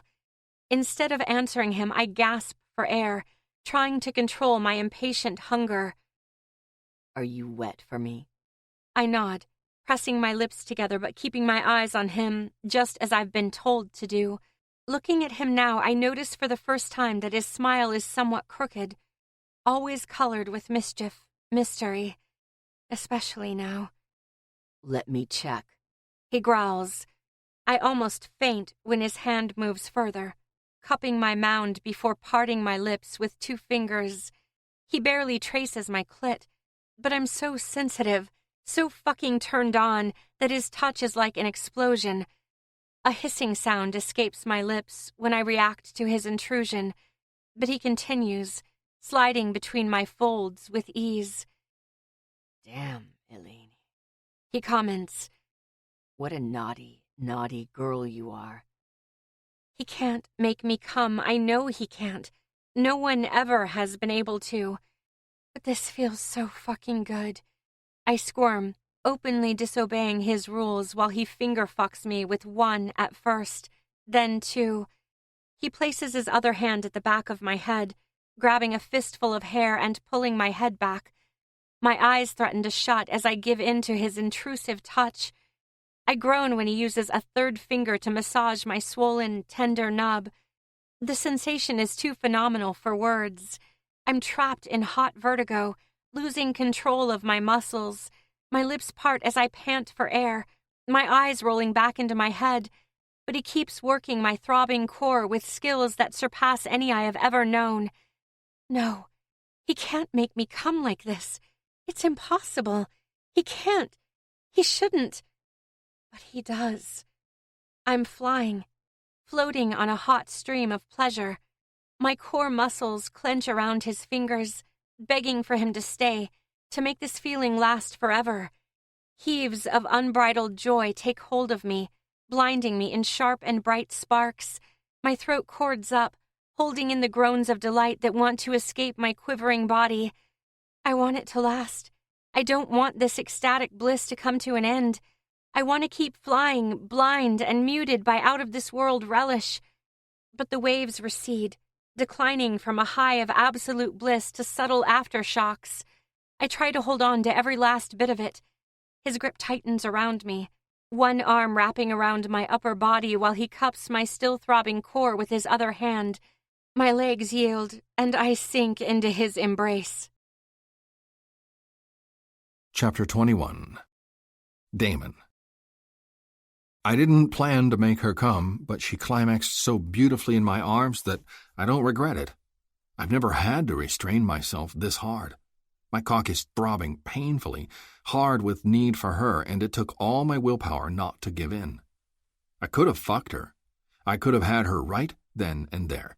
I could have parted her wet lips when she was bent over, exposing herself for me and glistening with desire. I could see that she was ready for me before I felt it. I could tell by the way her small chest was heaving and her cheeks were flushed. She was so responsive, so willing to take what I was going to give her. Teasing her was like conducting an orchestra. Every note I evoked from her produced an exquisite melody echoing through the empty room. She's perfect. I couldn't help but follow where her body guided me. She may feel different, but it wasn't me who led the way. It was all her. The way she reacted to me was all the guidance I needed. As soon as her professional persona was replaced by pure and raw honesty, I was defenseless against her allure. Knowing that she has been a professional for years only increased the feeling of power when I saw her losing it under my command. Her arousal, her heavy breathing, the beautiful flush on her cheeks, the hot, silky wetness between her legs, none of it was fake, nothing an act. That was all her. However, the way she now melts in my arms surprises me. It looks as if she may have even lost consciousness for a moment there, her muscles loosening after she tensed up during her climax, and her knees succumbing to her weight. She would have fallen to the ground if I hadn't caught her.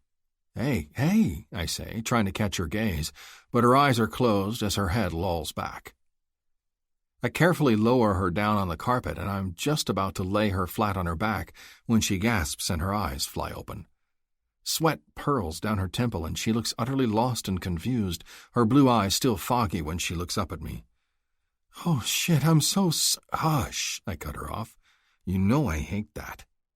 She blinks hesitantly, trying to find her bearings. Yes, but... No! She frees herself from my embrace and makes an attempt to get back up on her feet, but I hold her back by the shoulders, forcing her to sit down on the carpet. Sit, I command. Just for a moment. She sighs and dabs at her face, trying to get rid of the beading sweat without ruining her makeup.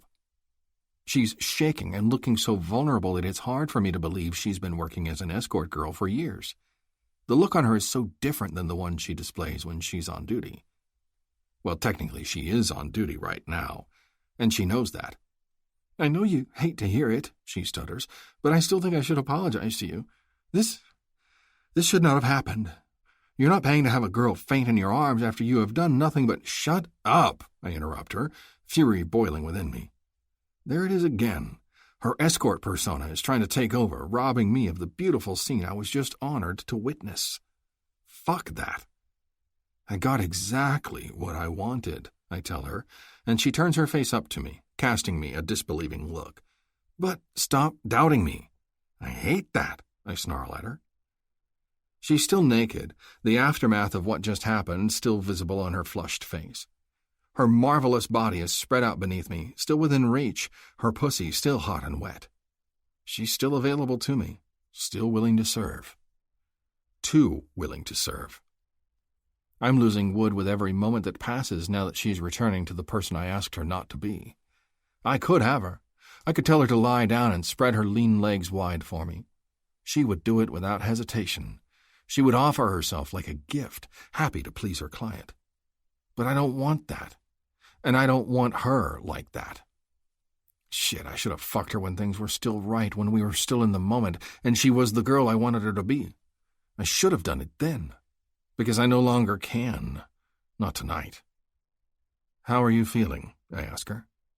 Her eyes are glistening when she looks up at me. Is she about to cry? Why would she cry? Fine, she stammers. Her lips are trembling and she looks like there's more she wants to say, but for some reason she doesn't. Instead, she clears her throat and looks away, trying to ignore the single tear that's rolling down her cheek.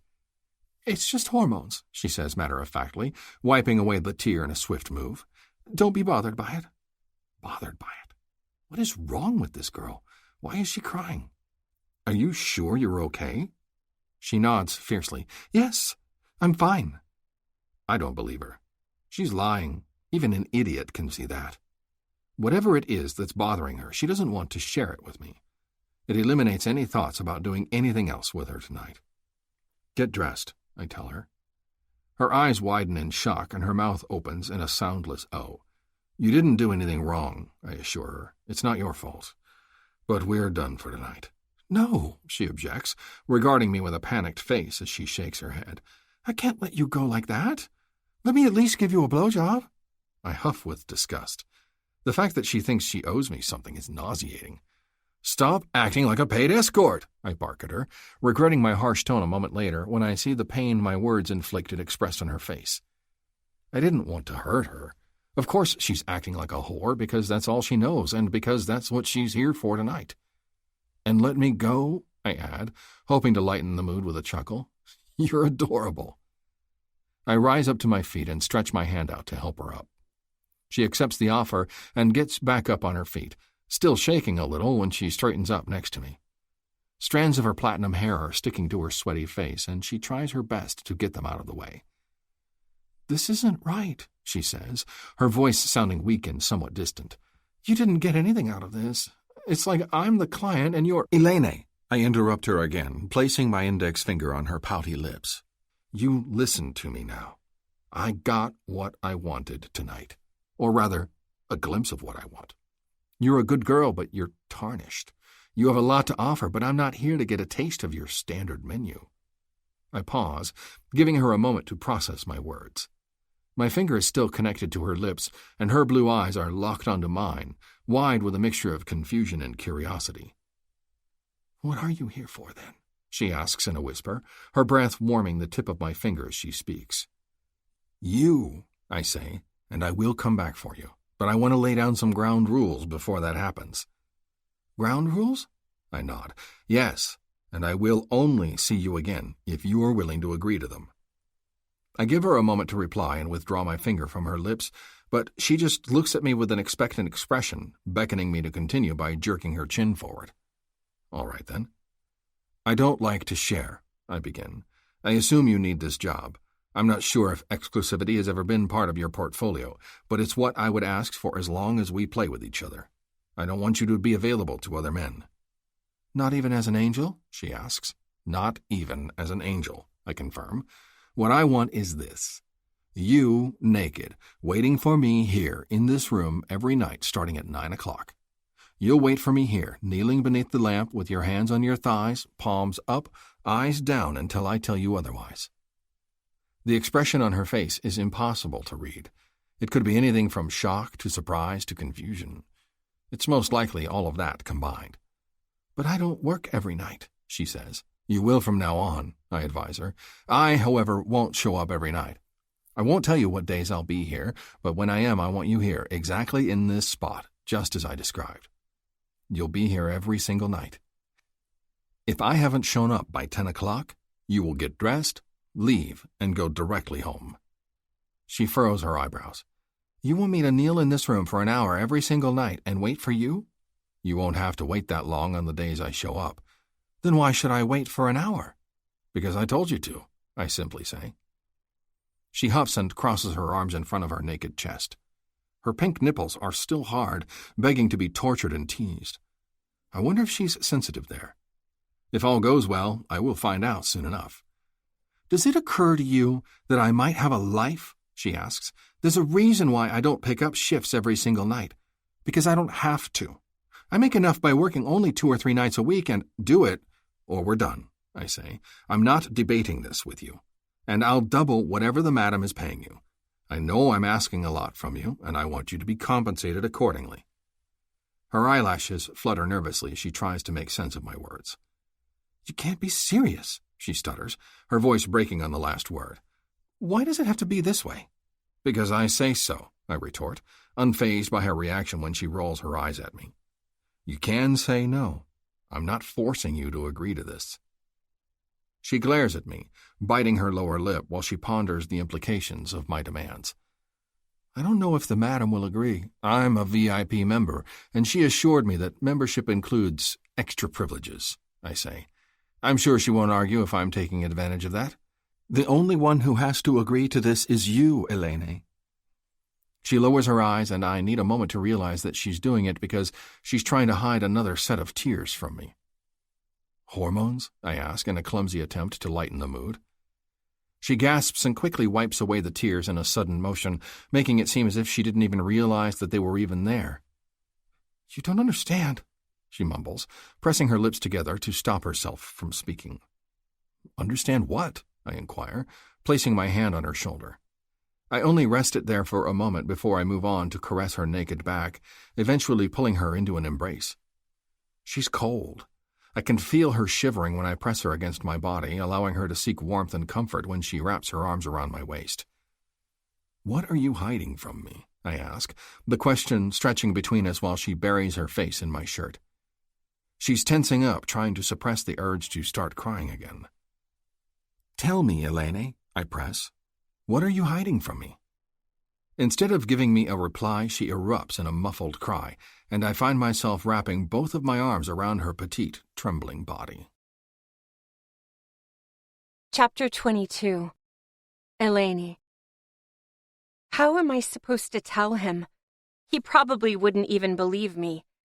He lets my tears get his shirt wet, granting me a few moments of comfort in his embrace while I try to get my composure.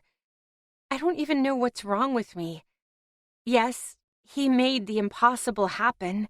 Yes, he made me come, and with such force and within such a short time that even I have trouble believing it actually happened. Yes, he was the first one to ever do it. But still, all of that doesn't explain the overwhelming urge to cry. It must be the tension escaping me. Or maybe it really is hormones. Even I don't believe that. Elaine. His voice pulls me back to reality, forcing me to face not only the consequences of my sudden fit of weeping, but also the decision I have to make. He gently pushes me away, putting just enough distance between us so he can tilt my head up to meet his eyes. He looks thoroughly concerned, and it stirs my heart to see him looking at me like that. Like he cares, really cares for me. "Please tell me what's going on here," he says. "I can't play with you if you break out in tears every time I make you come." I can't suppress a helpless chuckle. Every time he makes me come? This is going to happen again? Really? Will it happen while he's fucking me? Is that even possible? I hate that I have no idea what a climax feels like when I have a cock inside me. It's pathetic and embarrassing. I shake my head. You wouldn't understand. "I don't need to understand, He insists. but I need to know. You're worrying me." A smile tugs at the corners of my mouth. I'm worrying him. It's been years since I've heard such sweet words from a man. It's just, I stutter, trying to gather the courage to deliver the honesty he keeps asking for. This was the first time that... He furrows his eyebrows when I pause, cocking his head to the side as he tries to figure out what I'm talking about. "The first time that what?" The first time that I came. His eyebrows fly up in disbelief, and the smile that spreads across his face is unlike any I've seen. "You've never had an orgasm before?" He asks. "I don't believe that." Not when a man was involved, I add. I know how to make myself come, of course, but I've never had an orgasm during sex. He looks at me with utter disbelief, his eyebrows creasing as he tries to make sense of what I just told him. "No man has ever made you come?" He says, his voice incredulous. No, a man has never made me come. "But you did just a few minutes ago." He insists. "You came so hard that you almost fainted." I look at him, a coy smile playing at my lips. Yes, I did. The expression on his face is hard to read as it shifts back and forth, never settling on either pride or astonishment, and sometimes looking downright confused. "And that's why you're crying?" He asks. "Because I made you come?" I shrug. It may be as simple as that, yes. "That doesn't make any sense." Oh, and emotions always make sense to you? I counter, regretting it a moment later when he jerks up, putting an inch of distance between us that wasn't there before. Why did I have to say that? Emotions. I know it's a word that makes most men want to run. I cried because I was overwhelmed, I explain. It was a surprise, a beautiful surprise that almost shattered me to pieces because it was so intense. I had a hard time dealing with it, believing it for a moment there. Is that better? He smiles at me, finally giving me a facial response I can work with. I'm glad I could make that happen for you. He says, Now I just need to know one thing. He leans down closer to me and lifts my chin up to face him, moving his face so close that our lips almost meet for a kiss. Do you want this to happen again? Chapter 23. Damon. 3 days. I haven't seen her for 3 days. It's been 3 days since I made her adhere to my rules. 3 days since something was manifested between us. A set of rules and regulations that will guide both of us. I need it to be like this. I don't want to lose her too soon. I don't want the same thing to happen to her that has happened to all my other conquests. I want things to remain as foreign and exciting as they are now, even if it changes who I am in everyday life. It has become hard for me to focus lately. I haven't been this preoccupied, this addicted in a while. And it has been even longer since my obsession has lasted longer than just a few days. Elaine has been on my mind for more than a week now. I've had a first taste, but there's still so much promise attached to her, so much that has yet to be discovered. Taking it slowly with her was the best idea I ever had. The appeal might already be lost if I had taken her the first moment I could. Maybe. Maybe not. There's something about her that I can't quite grasp yet. Something odd and misplaced. Pieces that don't quite fit together. Her surreal allure has me mesmerized. An escort girl who has never had an orgasm with a man? How can that be? You'd think she'd be an expert not only in seducing men, but also in realizing the realms of pleasure, giving and receiving. How has she been able to do this job for so long if she doesn't even get the reward of a climax, ever? It's still hard to believe that she has worked as a professional for so long while still maintaining innocence and a lack of experience that almost equals the purity of a young virgin. She's a walking contradiction. It's no surprise I feel so drawn to her. I've always been mesmerized by the peculiar, by everything that is more than new, more than unique, but wonderfully distinct, just like her. The afternoon sun is bathing my living area in a warm light. I'm sitting on the couch, holding the phone up to my ear. The late-day sunlight bathes the otherwise cool and monochromatic room in colors it usually lacks. I hear Dean's voice talking into my right ear, but I barely listen. The poor guy will have to repeat almost everything he just told me when I see him next. Just as I decide to tune in and actually listen to what he's saying, he decides to address a topic that I would love to ban from my life. Mr. Cook asked me to remind you of your appointment with him the day after tomorrow at 5 o'clock. I finish the sentence. Yes, I haven't forgotten about that. Yes, 5 o'clock, Dean confirms. He said there's a chance for parole? I sigh. The eligibility date is drawing closer, yes. Well, that's good news, Dean says, sounding as if he's trying to tutor me. Is it? I wonder out loud. I'm not so sure. He clears his throat on the other end of the line, unsure what to tell me. What kind of son wouldn't want to see his parents get out of prison? Was that all for now? I ask, trying not to sound too much like an asshole. I'm on edge, but don't want to take it out on him. Dean is not to blame for the burden my wayward parents left with me. Yes, that's all for now, he says. We'll see you next week, then. Good. My head is hammering when I hang up the phone. I've suffered from a splitting headache all day and can't seem to pinpoint the cause of it. Do I really lack resilience? Has my life become too smooth of a ride for me to be able to deal with it when stress hits me? The idea of my parents gaining their freedom does not sit well with me. It may sound harsh and ungrateful, but my life has become a lot easier since they were locked away. It was just a matter of time until it happened, but if they hadn't been stupid enough to get caught another time, I most likely would have ratted them out at some point. I'm glad it never came to that, though. Watching my parents destroy themselves and their fortune over the years has been frustrating, to say the least. Even as a 10-year-old, I already felt like I was the one parenting them and not the other way around. My early upbringing had nothing to do with it. It was just the same old story, one of a neglected yet spoiled little kid who grew up with wealth, having everything he could wish for at the tip of his fingers, except for his parents' love and care. My mother tried. I remember the times she did, and I can count them on one hand. Take this brief pause to let your mind settle. The journey ahead awaits with new emotions and new discoveries.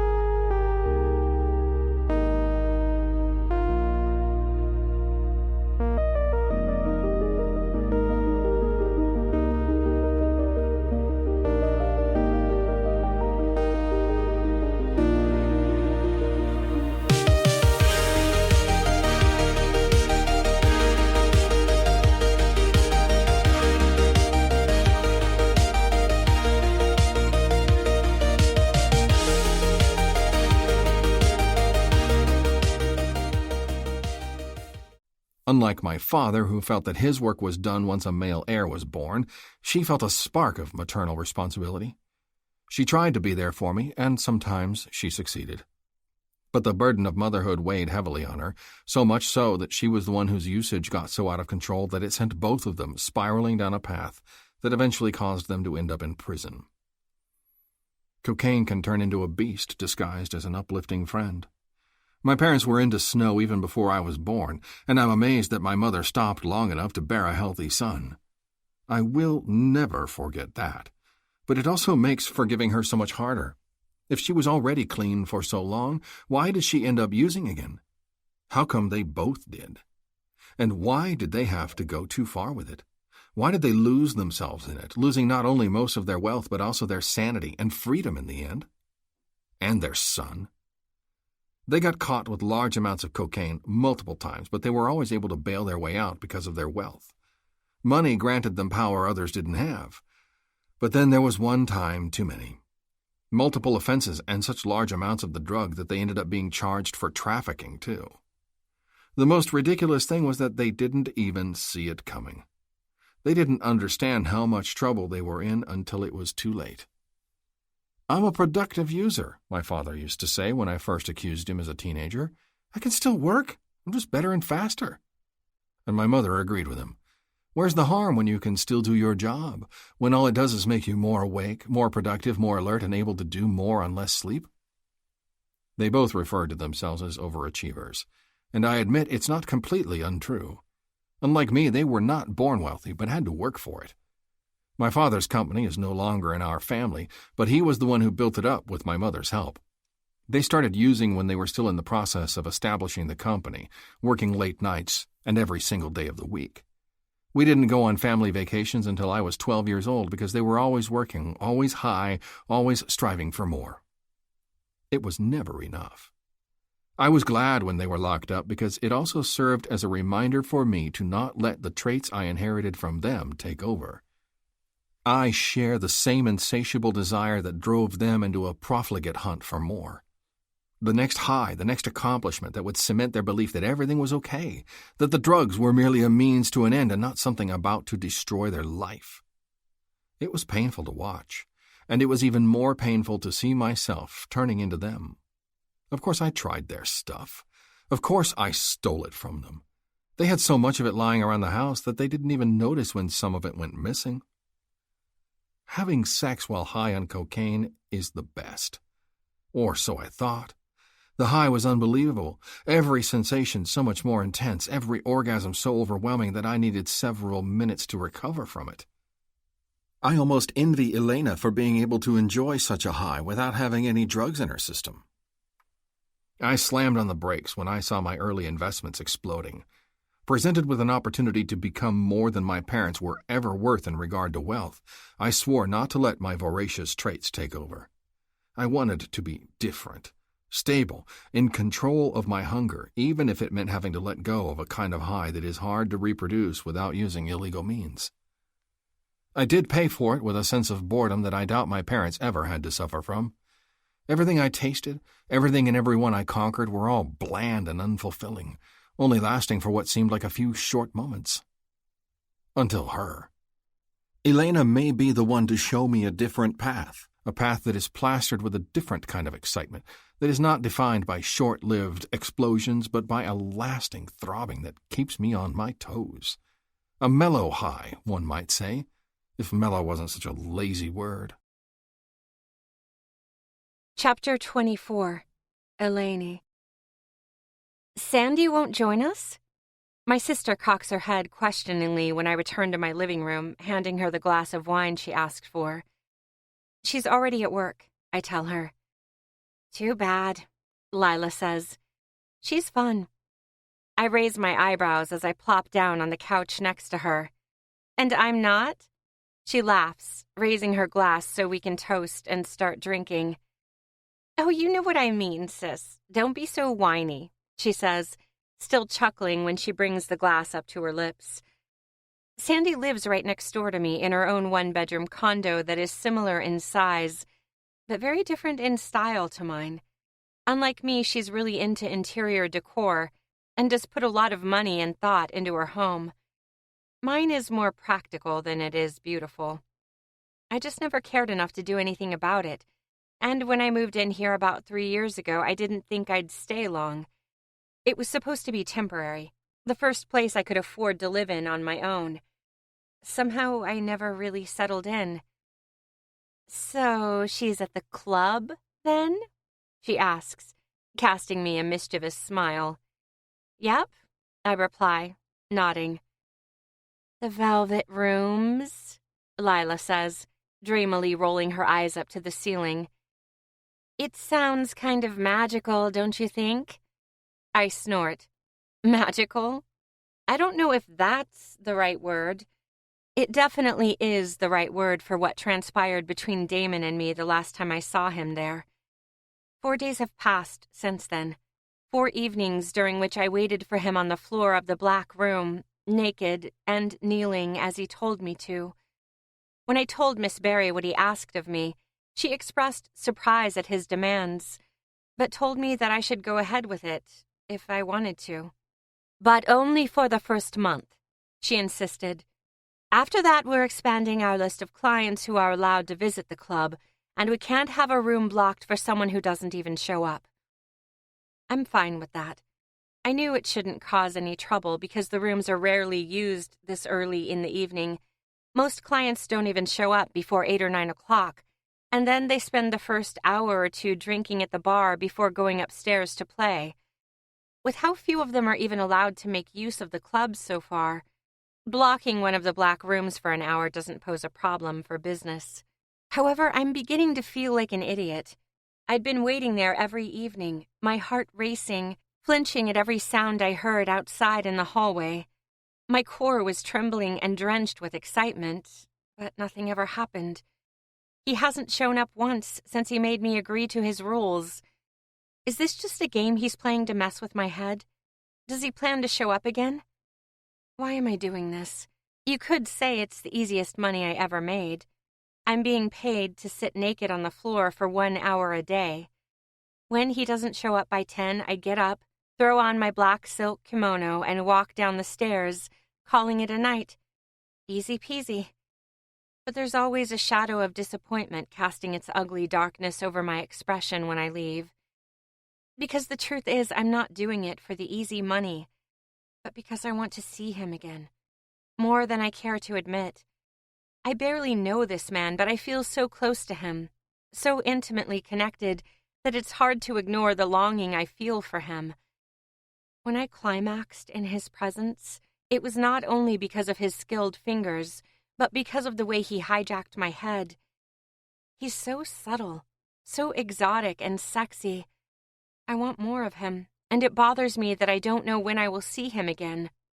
Lila shifts on the cushions, turning to me and placing one arm on the backrest as she fixates on me inquiringly. Tell me about it, she demands, naive excitement lacing her voice. Lila has always known about my job.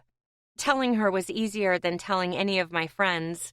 You'd think that she, as the older sister, would erupt in a protective freak-out upon hearing that her baby sister decided to work as a high-class escort.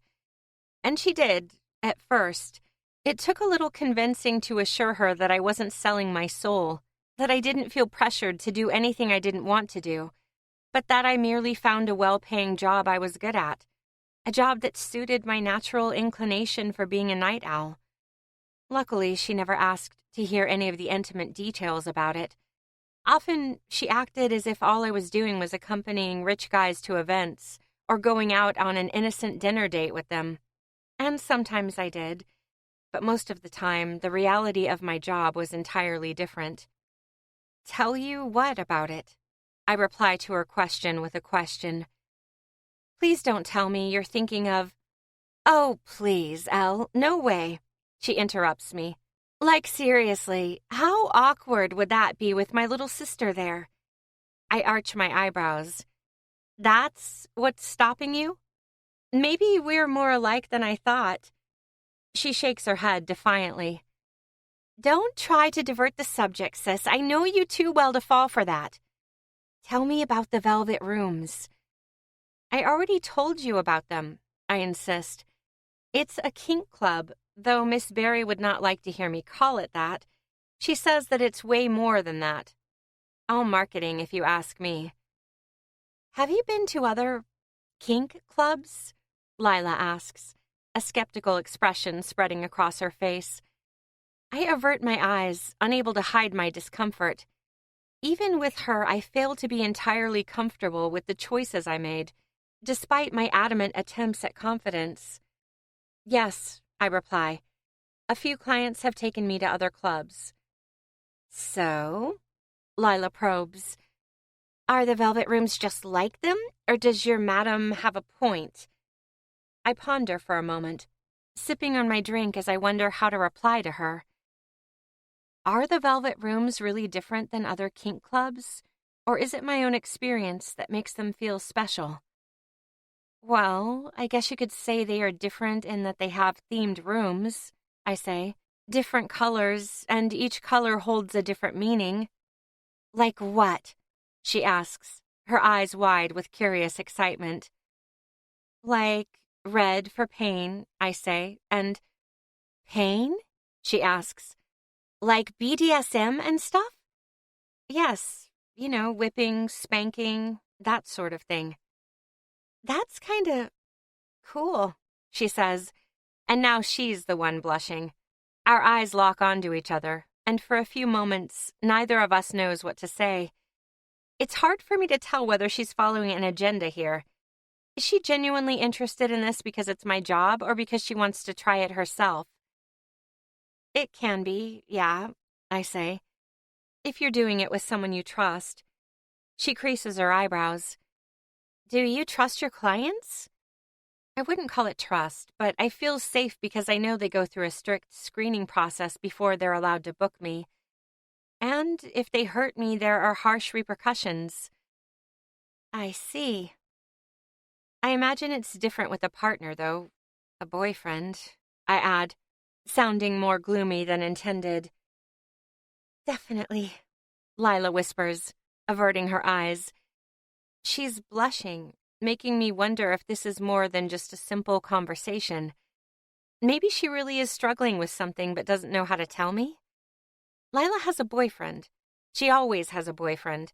I don't think she has ever been single for longer than 2 months since the age of 16, but her relationships never last long, much like any that our mother has had. My father left us when I was 2 years old. A classic story of a coward walking out the door and never returning to his family. My mother remarried twice since then and had many boyfriends in between, always declaring that each and every one of them was the true love of her life. Every single time. In a way, I envy her for thinking there is such a thing as true love. I myself don't believe in it for 1 second. One true love, the love of your life, only one perfect person for you? Wouldn't it be scary if that were true? My mother's belief is so strong that she keeps projecting it onto every man she dates. Every new man is the one, and she truly believes it every single time, no matter how many times she's been let down. I guess what I'm doing right now isn't that much different. I have to believe that every night could be the one when Damon shows up to see me, Because if I didn't believe that, there'd be no point in waiting for him, obeying his orders down to the last detail. How are things with... Damn, I can't remember my sister's current boyfriend's name. Was it Lucas? Or Pete? No, that one has been gone for a while. Jim? She helps me out, casting a look at me from the side. Yes, sorry, It's okay, she assures me. No need to remember his name now because I think I'll break up with him. Oh? I ask, turning around to her, and she sighs. Do you want to talk about it? Lila nods. But I need a little more wine for that. She hands me her empty glass, adding a beseeching smile. I glance at the time. Still 2 hours until I have to show up at the club to wait for Damon. Oh, I know you have to show up for your shift later, Lila says. You don't have to drink with me. Show up for my shift. She doesn't know about the current details of my job description. None of it. I think it's better that way. I shake my head, smiling at her when I get up from the sofa. Oh, no. I'd never let you drink alone. Chapter 25. Damon. Day 5. Not only do I think that I've made her wait long enough by now, I'm also tortured by my own impatience. I could have showed up before, but I didn't. I forced myself to stay away from her just to see what it would do to me, and to her. I stared at the time every single night, relishing in the knowledge that she's sitting in the black room, naked, her heart beating fast in anticipation and her pussy dripping for me. I don't know if this is more than an image in my head, but it spurs me enough to fantasize about her. I get hard just thinking about her sitting in that room, kneeling, obediently waiting for me just as I've told her to, needing me, wanting me. The image has come to me multiple times since I last saw her. Not tonight, though. I won't be sitting at home all by myself tonight. Tonight will be the first night she won't be waiting needlessly. It's 9:15 by the time I set foot in the Velvet Rooms. She has been sitting in the black room upstairs for about 15 minutes now, not too long for her to grow tired or to lose her pose, but just enough time to not make me look too eager. A man never wants to seem too eager. My plan was to stop at the bar for a drink, but I scrapped that idea when I see Mr. Bartlett sitting there, surrounded by 2 devils who are both giggling. They pour champagne down their throats, deliberately spilling some of it on their cleavage, which he all too willingly offers to lick up. His eyes meet mine for a split second when I walk by, casting him a nod and a greeting which he doesn't reciprocate. I wonder if he's bold enough to bring a little bag of powder in here. Probably not. Mr. Bartlett has always been more careful about his use than my parents have. Not careful enough for me to not notice, but careful enough to stay out of trouble with the law. Bringing coke to a club like the Velvet Rooms would be reckless, and he knows that. I leave him behind and head straight toward the spiral staircase, ignoring the girls who cross my path and try to capture my attention. Just before I reach the stairs, one of them, a devil with round tits pushed up below her chin, nudges me from the side. "Finally," she shouts at me. "About time for you to show up, mister." I throw her a confused look, but she just winks at me, jerking her chin up to the stairs. "She's waiting for you." My eyes rest on the girl for a moment as she walks away without giving me a second thought. Did word get around about my agreement with Elaine? It would make sense to instruct the staff so they stay clear of that black room at the end of the corridor. I decide not to dwell on it and make my way up the stairs. Darkness welcomes me on the upper level. Darkness and silence. I pause for a moment to find my bearings, relying on my ears more than my eyes. There's no sound, no moaning, no slickened noises of flesh slapping against each other, no signs of whips or spankings, evoking blissful yelps. All I can hear is the echo of my own breathing, rapid and erratic as I walk slowly but steadily, turning down the corridor as if led by instinct.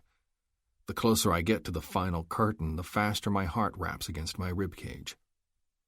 I hesitate before moving the curtain aside, holding my own breath so I can listen for hers on the other side. But any sound she may make remains hidden behind thick velvet. It has only been 5 days, but right now it feels as if years have passed since I've been here and made her come on my hand, presumably the very first man ever to do so. I take in a deep, cleansing breath and plunge in at the deep end, marching through the curtain with one wide, confident step. And there she is, kneeling on the carpet in the center of the room, completely naked, with her head lowered and her platinum hair cascading down her shoulders in loose waves. I didn't give her any instructions on how to do her makeup and hair, but she found the perfect solution for her bleached strands. Loose and open like that, the locks framing her face gave her a more pure, innocent look than an updo would. "Good girl," I say as I approach her. "Look up at me." She obeys, tilting her head back as I come to a halt in front of her. I'm standing about a foot away when her blue eyes lock onto mine, framed with thick dark lashes, her skin matted with powder and her lips painted in pink. The light, which is set to the exact same brightness it was last time, illuminates her pretty features, causing her pupils to shrink and give room to more of that intense blue. A smile widens across her face. "Hi." Chapter 26. Elaine. He's looking even more handsome than I remembered, dressed in a black suit tailored to his broad frame. His brown hair is gelled to the side, with the silver tie sparkling beneath the light above us. He stands tall with his hands buried in his pants pocket, shadows emphasizing the features on his gorgeous face as he looks down on me. The lines on his face, drawn stronger because of the shadows painting his expression, make him look older. I don't know his age, but the last time I saw him I would have guessed that he wasn't even 30 yet. Right now I wouldn't be so sure of that assessment anymore. "Stand up," he orders, taking a step back to give me some space to move. I oblige, happy to stretch my legs a lot sooner tonight than the other nights before. Since I didn't trust my ears to hear his steps in advance, I always remained in position just in case he'd suddenly show up.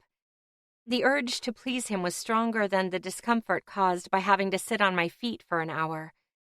As soon as I stand up straight, he does the exact same thing he did last time.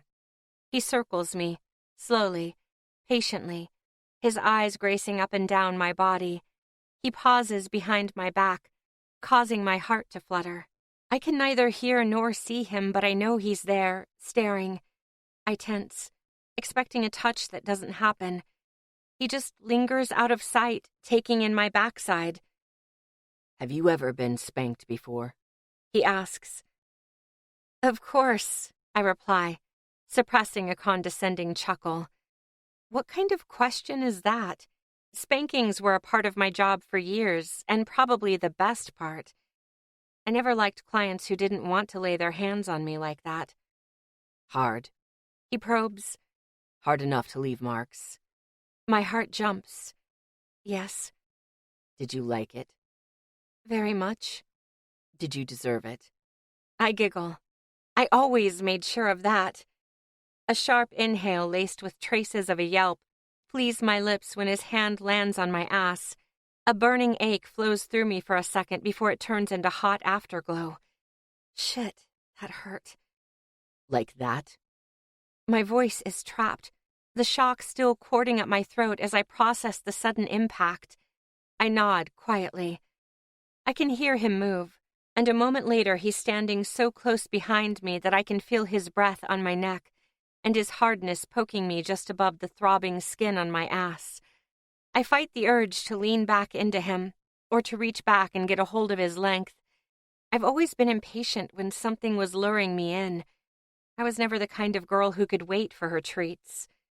But he is making me. He told me never to move unless he tells me to. So that is what I will do, even when I feel his lips on my neck, even when he skims my skin with kisses that are barely more than a whisper. I close my eyes, tilting my head back and leaning into him while he places his hands on my hip, his fingers digging into the flesh on my hip bones. A moan escapes my lips, mingling with the sound of my erratic breathing. "Fuck, that was a beautiful sight, Elaine." He whispers right next to my ear. "You sitting there waiting for me, being such an obedient good girl. I'm very impressed. A smile plays at the corners of my mouth. Are you wet for me? He wants to know. Did your cute little pussy get ready to be ravaged by me? The heat that's blossoming on my cheeks only intensifies when his hands echo his words, traveling down to my center from both sides. His body leans into mine, his erection poking me from behind, while his strong arms shield my front. I sigh with relish when his fingers find my soft lips, gently pinching the sensitive flesh. You want to come again, don't you?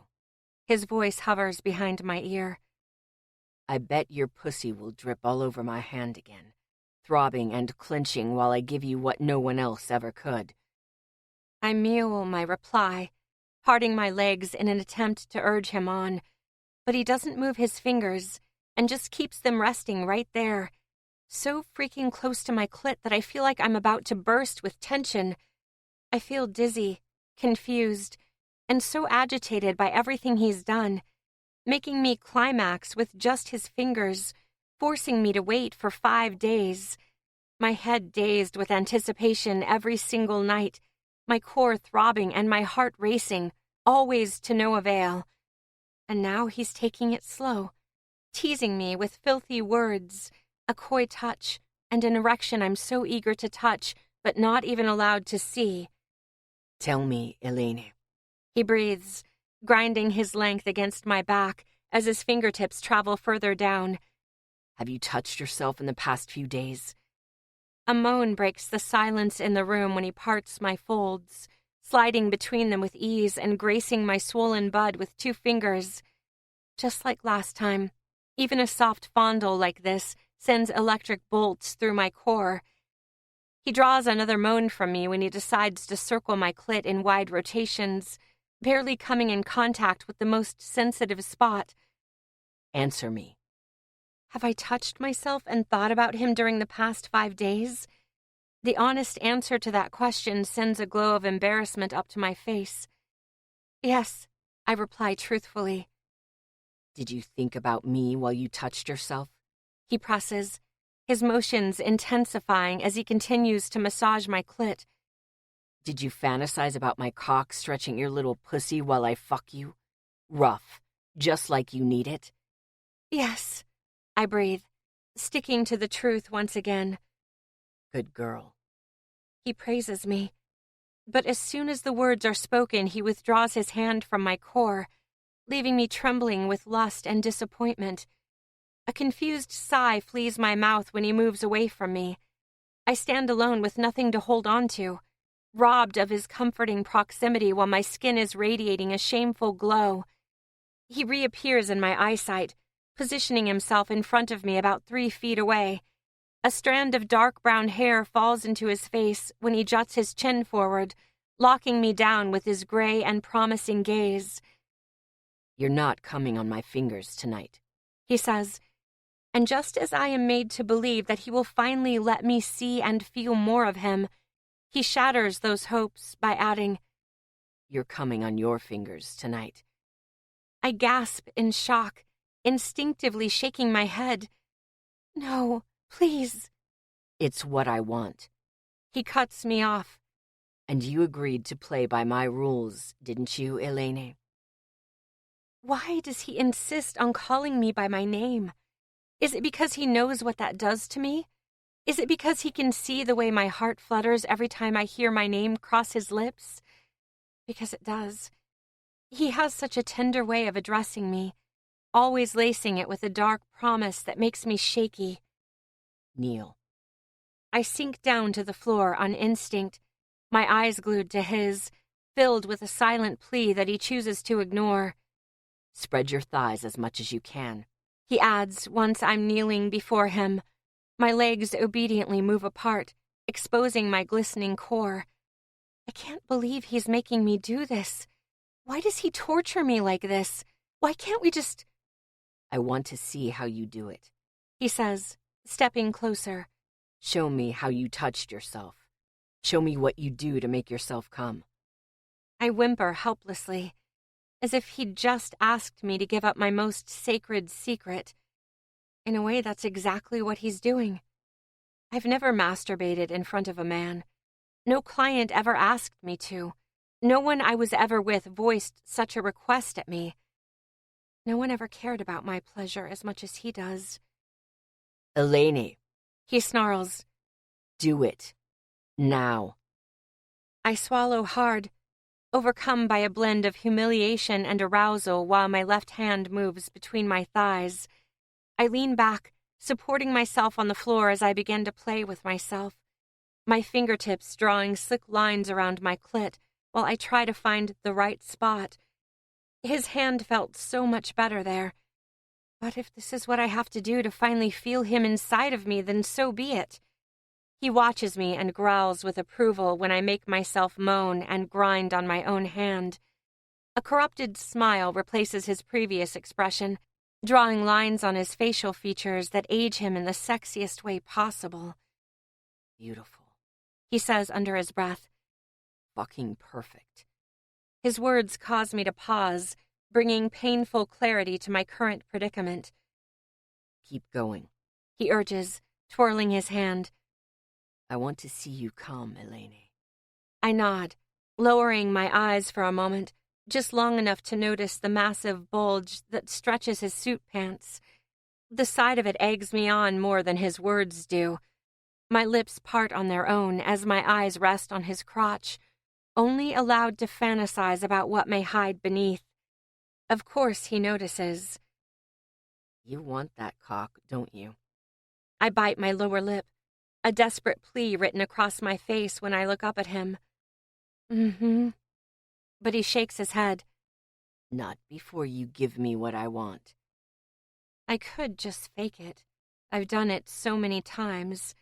I know what he wants to see. I know what I have to do to make men believe what they want to believe. But he doesn't like being lied to. In fact, he hates it with a passion. Does that mean he's good at detecting a lie? Would he be able to tell if I fake it? What happens if he does? I don't want to find out. Instead of considering a betrayal, I force my mind back to a place that will make lying redundant. I imagine his hands on me, his skilled fingers finding just the right place to tease, his lips locking onto mine for a passionate kiss while I spread my legs for him, eagerly awaiting his assault. He must be enormous, judging from what I could see so far and what I could feel pushing against me while we were standing. He would stretch me, maybe even hurt me.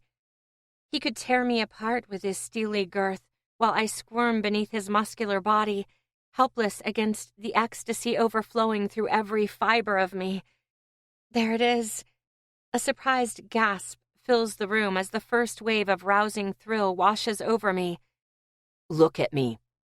His command comes with an urge that makes it impossible to deny.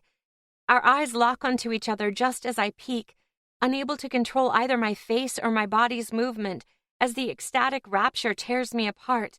He is panting heavily as he watches me climax under his command, studying me with an expression on his face that I would call shock if I didn't know any better.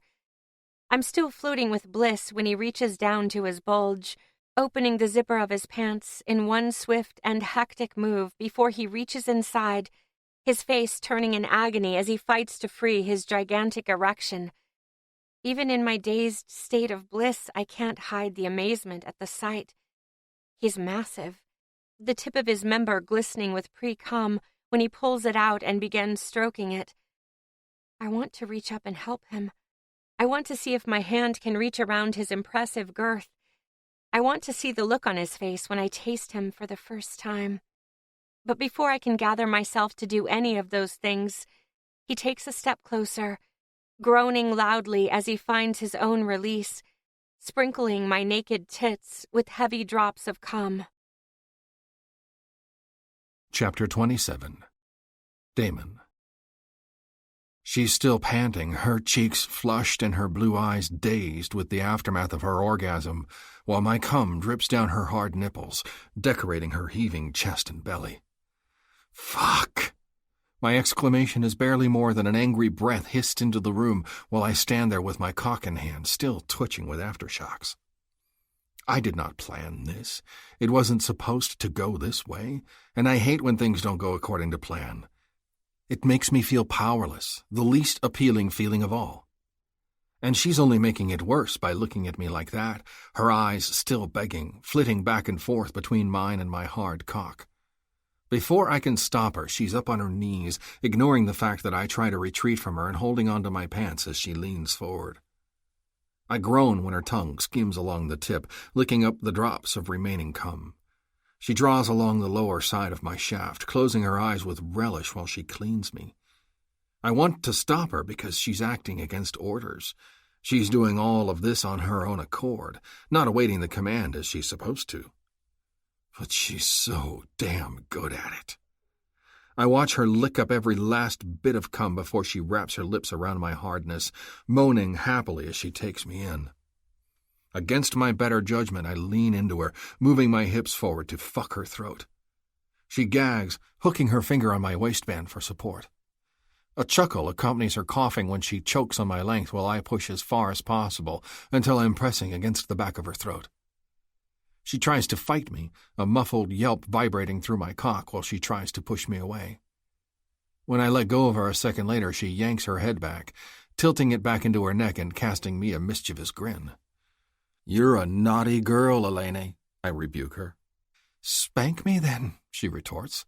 It's meant to be cheeky, laced with allure, but her voice is trembling, turning the words into a plea that tastes of desperation.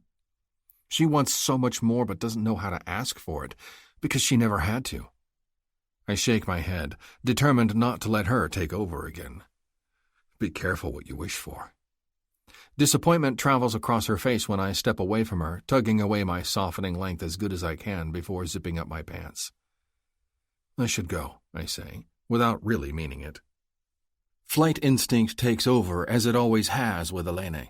I don't want to go any further with her tonight because I'm afraid that it will make the drug-like effect she has on me fade. I don't want this to be over, this tension and excitement gone. If I stay, I could risk everything. I might take too much from her and lose what I have now. "You want to leave?" she asks, her lips trembling as she looks up. "Why? Did I do something wrong?" "Don't do that," I tell her. "Do what?" "Be like that," I stutter, giving her a dismissive wave. "So needy." "Needy?" she repeats, furrowing her eyebrows. She gets up from the floor, her legs shaky as she rises to full height, not minding the cum still running down her delicious body. It's curling around her belly button, running down to her bare pussy as she fixates me through narrow eyes. She's clenching her fists, straightening her back and jutting her chin forward when she says, "Come and dump? Is that what you need me for?" She's trembling, trying to look strong and confident while hurt and disappointment weaken her stance. It fucking kills me to see her like that. And I'm responsible for it. I'm the one who makes her feel this way, the person who makes her feel like a cheap whore, easy to replace after I'm done with her. This couldn't be further from the truth. I shake my head. "No, Elaine. Please don't take this the wrong way." "Then what way am I supposed to take this?" she bellows at me. "You do this to me, and as soon as you jizz all over me, you want to get out of here." She scoffs, grimacing with disgust while she shakes her head at me. "And then make me wait again for God knows how long, making me sit here on the floor every fucking night, never letting me know whether you plan to deign me with your presence or—" Her voice breaks as tears threaten to break through. "Fuck," she hisses. "I'm sorry, I didn't—" "It's okay," I cut her off, closing in on her and placing my hands on her shoulders. Once again, I'm surprised at the effect her tears have on me. Seeing her cry feels like someone is jamming a dagger through my chest and then turning and twisting it to inflict an even greater amount of pain. She glares up at me, her small fists still clenching when I reach for them, closing my hands around hers in an attempt to give her a sense of assurance that I fail to verbalize. She clears her throat and takes a deep breath, gathering herself as if she just remembered the strong and confident woman I know her to be. "Can't we at least have a drink before you go?" she asks, raising an eyebrow at me. I nod. "Yes, of course we can." The way her face lights up is a reward I didn't expect. It's hard to ignore the comforting warmth that wraps around my chest when I see her smiling like that. "Okay, but let me clean up first," she pipes, entrancing me even more with the cute wink she adds to her words. Chapter 28. Damon. A Miyazaki single malt and a Manhattan for me. She's leaning against the bar wearing a black silk kimono to cover her nakedness and giving me a coy wink when I express surprise at her resolute order. "That is your drink, isn't it?" she asks. "In here it is," I say, nodding. I place my hand at the small of her back, keeping her close as I fondle the curve of her naked ass beneath the silk. Despite the black that adorns her body, she's mine, and I want to make sure that everyone in here knows that. The velvet rooms are well attended tonight, causing the area around the bar to be much louder and more crowded than it was on the other nights I was here. My hand rests on her perky ass, pulling her closer as I turn around to scan the room, searching for a more private spot for us to retreat to. "Let's go over there," I say as our drinks are served, pointing toward a dark corner at the far end of the room. It's almost hidden behind the stage, a seating area consisting of 2 unoccupied love seats and a crystalline coffee table nestled between them. She nods and follows my gesture when I beckon her to walk in front of me. She's not wearing high heels today, but shorter pumps that don't stretch her as much.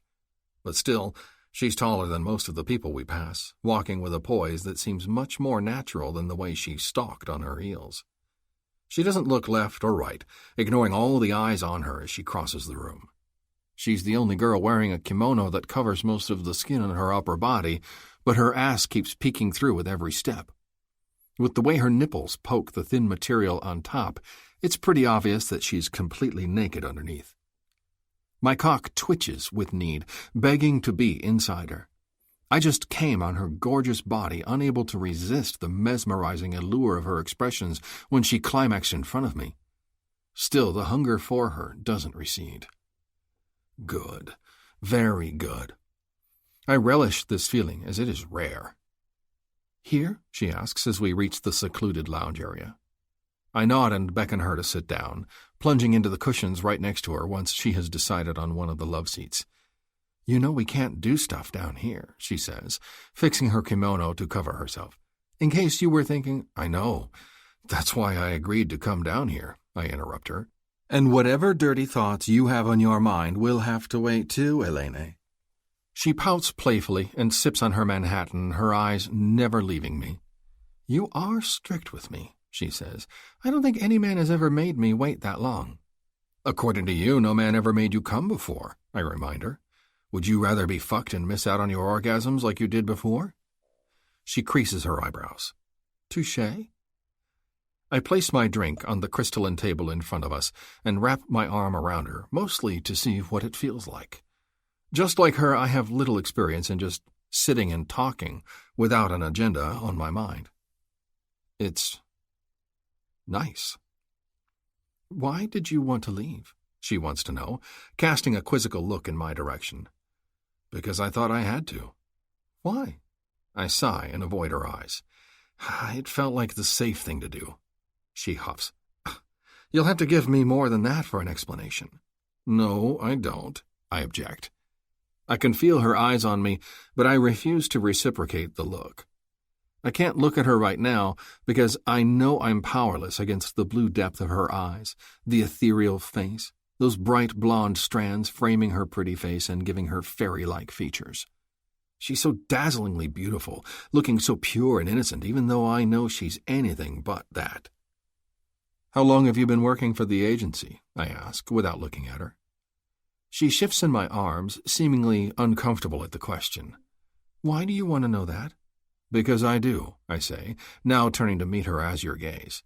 "You don't have to tell me if you don't want to, but I would like to know."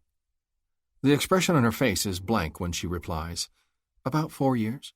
I started right after I turned 18. She's much younger than I thought she'd be. Despite her pristine and innocent looks, she's radiating a kind of wisdom that doesn't suit a 22-year-old. It might come with the job and the kinds of things she's been doing for years.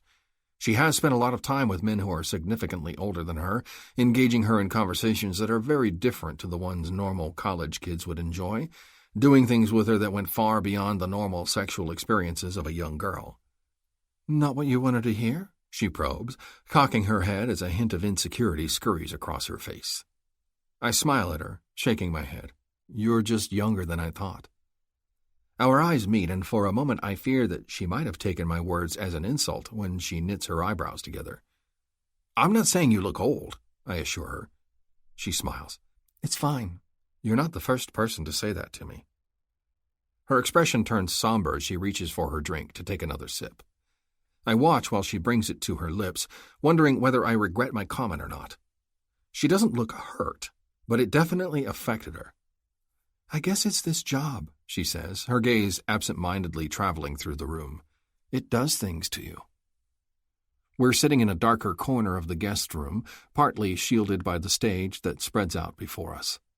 A dim red light illuminates most of the area, hiding everybody's secrets in blood-colored shadows.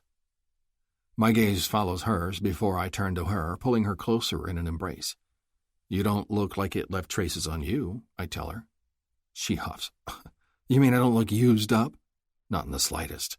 You look oddly innocent, even in black.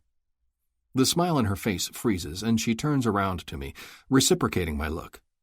Is that why you don't want to fuck me? She wants to know. I do want to fuck you, I say, and I will. When? Our eyes remain fixated on each other while I try to gather a response that is neither a lie nor giving away a truth I'm not willing to share. I hate lying as much as I hate being lied to, but giving her an honest answer would inflict unnecessary pain. The truthful answer to her question is as simple as it is daunting, and I'm not quite sure myself whether I'm ready to accept it. I wish it were different, but I know myself well enough to know that it isn't. I know that the moment I decide to fuck her is also the moment I decide to let her go. Chapter 29. Elaine. Instead of giving me a reply to my question, he opts for another sip of his drink. I keep myself from rolling my eyes at his dismissive and secretive behavior. If that's part of his game, fine. At least it keeps things interesting. When he decides that enough time has passed for him to skip the question without deigning me with a reply, he leans back into the sofa away from me, catching my still expectant gaze. Have you ever thought about quitting? About doing something else? He asks, declaring my inquiry from before done and dealt with. I reciprocate his look, lulled by his gorgeous features and the intensity of his gray eyes as he locks me into place. For a moment I ponder whether I should insist on an answer to my question before giving him one. But I'm helpless against his powerful stance. He owns me, almost literally, as he's still the paying customer, while I'm being paid to entertain him. Despite the intimacy that's shared between us, I should always remember that. As a matter of fact, I did, I tell him. I wanted to quit a few months ago. I made an appointment with Miss Barry, got all dressed up and professional even, and told her I wanted to quit. Then what happened? I sigh, disappointment at my own weakness crawling up my spine when I remember that day. She told me about the velvet rooms and how I could work here without having to sleep with clients anymore, I say. The pay is good, so I stayed. He nods with understanding. That's why you were dressed as an angel on opening night. Right. I bite my lower lip, somewhat fearful of where this conversation is headed. While my story may be true, it doesn't make me look very good. I come across as weak and spineless, like someone who has no will of her own.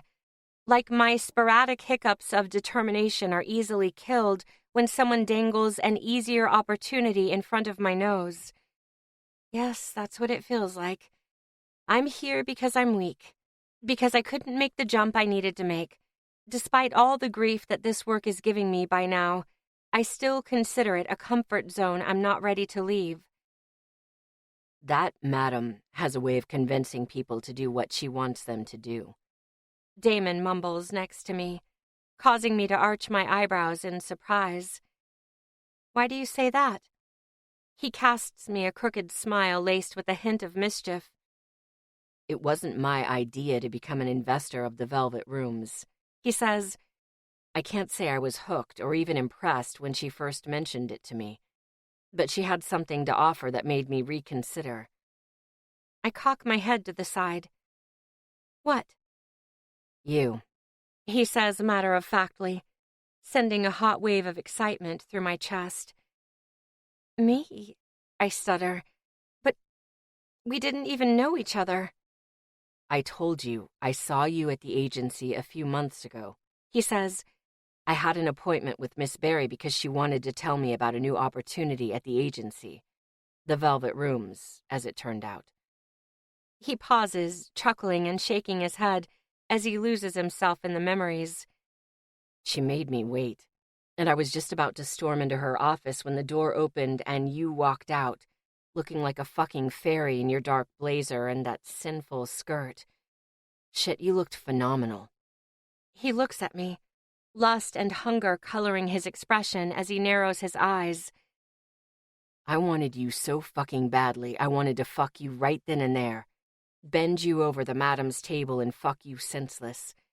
But you just walked right by me and barely looked at me. My heart is racing, and I know the light in here is not dim enough to hide the glow on my cheeks. A blazer, he says. I was wearing a blazer. It must have been the same day, I utter. The same day I told Miss Barry that I wanted to quit. He shrugs. Maybe. Could very well be. I nod, lowering my eyes. Yes, it has to be. Would it be right to call this fate? Would he be here if I hadn't shown up at the agency on that very day? Would I ever have met him? In any case, I asked about you and whether I could buy you. He continues. And she told me that you no longer accepted new clients, but that there would be a chance for me to meet you here if I decided to become a part of this. I look at him, my heart still pounding with excitement. He wanted to buy me. He has mentioned before that he saw me and that he wanted to see me again, but I dismissed it as an empty compliment, just a story he made up to catch my attention. She was very secretive about it, but she told me enough to lure me in. He adds, I'm glad she did. He wraps his arm around me again, pulling me closer while placing his other hand on my thigh. He skims along my skin, causing goosebumps as he moves upward. I try to tame him by crossing my legs, but he won't let me. Instead, he pushes my legs apart, his fingers traveling below the black satin that covers my core. Not here, I whisper, placing my hand on his. We'll get in trouble. He regards me with a mischievous smile. You're wearing black, Elaine. I can do whatever I want with you. But Isn't that why you turned into a devil after the first time we met? He probes. So I could have my way with you? I blush, taking no further efforts to stop him when he journeys further up my inner thigh, his hand now hidden beneath the kimono. I love it when I'm right, he says, squeezing my thigh, his hand now dangerously close to my naked core. A soft moan escapes my lips when his fingertips reach my center, pinching the inside of my thighs to beckon me to spread my legs for him. I know I shouldn't do it. No explicit play, not downstairs. Miss Barry was very adamant about keeping the first floor classy and tame, with nothing more than flirting and kissing allowed. But my legs seemed to move on their own, following his guidance. He has given me so little, but evoked a response so intense with what he was willing to give me that I'm craving his touch more than I've ever craved anyone's touch. I soak it up, relishing every sensation, every spark that's sent through my core, every little explosion that his touch sends off. I groan with pleasure when he reaches my slit core, parting my lips with ease and sliding between them, gracing my clit as he thrusts forward with 2 fingers. He rearranges my silk kimono, hiding his sinful deed beneath it while he continues working on my sensitive spot. No harm done if no one can see it, he says in a low voice while my eyes search the guest room in panic. Miss Barry is nowhere to be seen, and as far as I can tell, no one is paying attention to us. The corner we're sitting in is quiet and secluded, but not secluded enough to completely hide in the shadows. If anyone were to turn our way, they would still be able to tell what's going on, despite his efforts at hiding it. I squirm in his embrace, moving my hips forward in a desperate attempt to get more from him, to receive more pleasure, beg for an even deeper intrusion. "Please, we should go back upstairs," I plead, my eyes searching his. "Please." "Begging again?" he asks, casting me a dark smile. "Elaine, you're incorrigible." I almost yelp when he adds another finger, stretching me even more. I throw my head back into the cushions of the love seat while he continues to shove into me and work my swollen nub with his thumb. It's so intense, so fucking good. Why has no one ever touched me like that? Or did they, and it just didn't do the same things his touch does to me? What is different with him? Why am I always on the edge of my seat, my heart always pounding, my core always throbbing, hot and impatient with lust? "Elaine," he whispers into my ear, stopping my train of thought. "Stay with me. Don't go wherever your mind takes you. Follow me." He bends his fingers inside me, moving in slow circles back and forth, slowly feeling my insides while he pokes into me with gentle force. I flinch when he skims a spot shortly behind my entrance, and that's when he stops. "There we go," he breathes, pulling me closer in his embrace, while his massage on my clit intensifies. "You come for me now, do you hear, Elaine?" I want to shake my head no, but I know it's futile. I'm already at the edge, so close to exploding on his hand again. The idea that this is not going to happen seems ridiculous to me, just as the opposite used to hold true before I met him. My head cocks to the side, my eyes moving up to him while I try to protest his assertion with nothing more than a look. "Yes, you will come," he retorts, smiling with confidence. "and it will be as beautiful as it always is." His massage on my clit intensifies, applying so much pressure that at first I think it's too much. I coil next to him, sliding even further down into the cushion and almost exposing myself to the rest of the room as the kimono is being pushed aside. He bends his fingers inside me, only slightly moving back and forth, but applying fierce pressure on that sensitive spot right behind my entrance. It only takes 2 or 3 thrusts before I can feel the first rush rolling over me. My eyes widen while I stare up at the dark ceiling above us before he hisses from the side, "Look at me." I obey, moving on instinct as I follow his voice while my body hums with pleasure. My eyes lock onto his, and I'm panting, my chest heaving as I keep floating on an ongoing cloud that fogs my view and my senses. A deep groan escapes me while I arch my back, taking in the heaps of lust as they take a hold of me with relentless force. I melt into him, a smile spreading across my face as I ride wave after wave of bliss. I didn't know that there could be something like this, a place of true happiness. I don't want to question it. I don't want to worry. I don't want to pull myself together. An alluring voice of ecstatic freedom is calling me to let myself go, forgetting everything and everyone around me. Everyone but him. Chapter 30. Elaine. "He still won't give it up?" Sandy cocks her head to the side, not even trying to stop herself from laughing. She's shaking her head, almost spilling the contents of her drink because she's giggling so hard. I cast her a reproachful look. "Very helpful," I say, slumping down on the couch next to her, careful not to spill my own drink. I made Manhattans for us, a favorite not just for me. When I moved into this place, thinking it would only be temporary, I didn't bother much about a well-equipped kitchen. But I knew that a proper blender for drinks was a must, since I prefer cocktails over wine. Sandy and I have been making so much use of it that I don't even feel bad about investing so much money in something as mundane as a blender, especially one that is mainly used for drinks and not for cooking. "Look, this man is driving me crazy," I say, sounding terribly pathetic. "He's so handsome," Sandy completes my sentence, winking while she brings the glass up to her lips. "That man's a looker for sure." Well, yes, that too, I admit. But that's not it. There's something about him.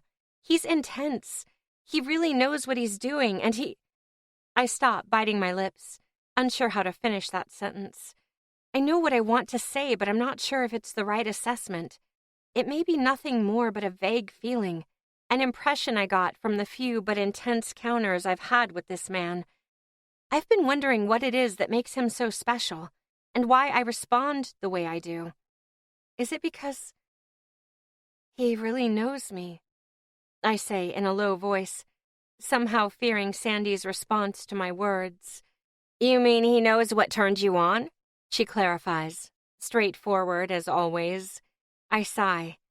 Yeah, I guess you could call it that. But it's more than just turning me on. He doesn't just push the right buttons on my body by touching me in the right places in the right way. He really gets to me. And most of it is achieved simply by words and the way he looks at me. He has me wrapped around his finger because he's gotten into my head like no other. It's as wonderful as it is scary. It's hard to explain, I reveal to Sandy. We have been close friends for so long, but I still feel weird talking about him with her. I feel weird even thinking about him, because I'm hesitant to allow myself to go where my heart dictates me to go. I might be wrong. I might be making too much out of this. He's not my boyfriend, after all, and he probably doesn't want to be. And yet I'm sitting here unable to stop thinking about him. Sure sounds like an interesting guy, though, Sandy says. Maybe I should give him a try. My heart aches at her words, and I fail to hide the pain in front of Sandy. My eyebrows crease as I cast her a reproachful look, even though I know it's not warranted. He's just a client, for God's sake. It's not like we're dating, and who knows how many girls he's toying with in the same way right now. Who knows what he's been up to all those nights when he made me wait at the club for nothing. He could have been with someone else. We never said that we were exclusive. Oh, you really like the guy, don't you? Sandy assumes, reading my face. Damn, girl. I'm sorry, No, it's okay, I hurry to assure her. He is a client. You're right. I shouldn't even... Never fall for clients, she reminds me, arching her eyebrows with worry. They're not boyfriend material. No man who buys women like us is. I sigh, lowering my gaze. She is right. I know she is right. But if he really is nothing more than a regular, why doesn't he take what he is paying for? Why does he make me feel this way? Why does he insist on guaranteeing my pleasure before his? Maybe that's just his kink. Some people are just different, and he certainly is. I'm not falling for him, I lie. I'm just confused. Sandy snorts. Girl, that's pretty much the same thing. I let out a sad chuckle. Maybe. We sit in silence for a few moments, both sipping on our Manhattans. It's a good blend this time. Not to brag, but I've become pretty adept at preparing drinks. I wonder if Miss Barry would ever give me a chance to work behind the bar. I bet I'd be pretty good at it. Do you think he likes you? Sandy asks, breaking into my absent pondering. How can you ever tell with a client? I say, shrugging. He makes me wonder, though.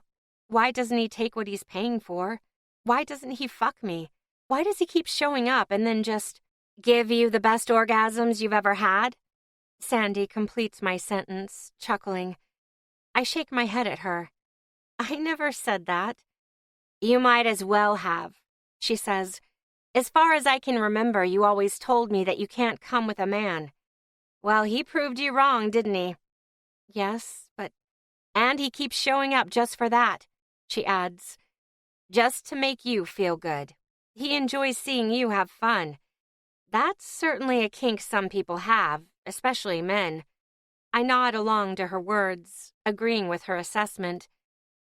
But if my pleasure is what he enjoys most, why won't he give me what I want? I wonder out loud. It's not like I haven't asked for it multiple times. Sandy giggles. Maybe he has a tiny dick and he doesn't want to disappoint. I playfully roll my eyes at her immature comment. Oh, no, he doesn't, I tell her, my eyebrows curving as I remember the sight of him. On the contrary, trust me. You've seen it?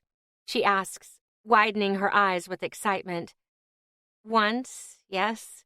He has nothing to be shy about. Damn. Damn indeed, I mumble, taking another sip from my drink. Well, if you want him that much, you'll just have to make it impossible for him to say no, Sandy advises. Seduce him. You know how that's done.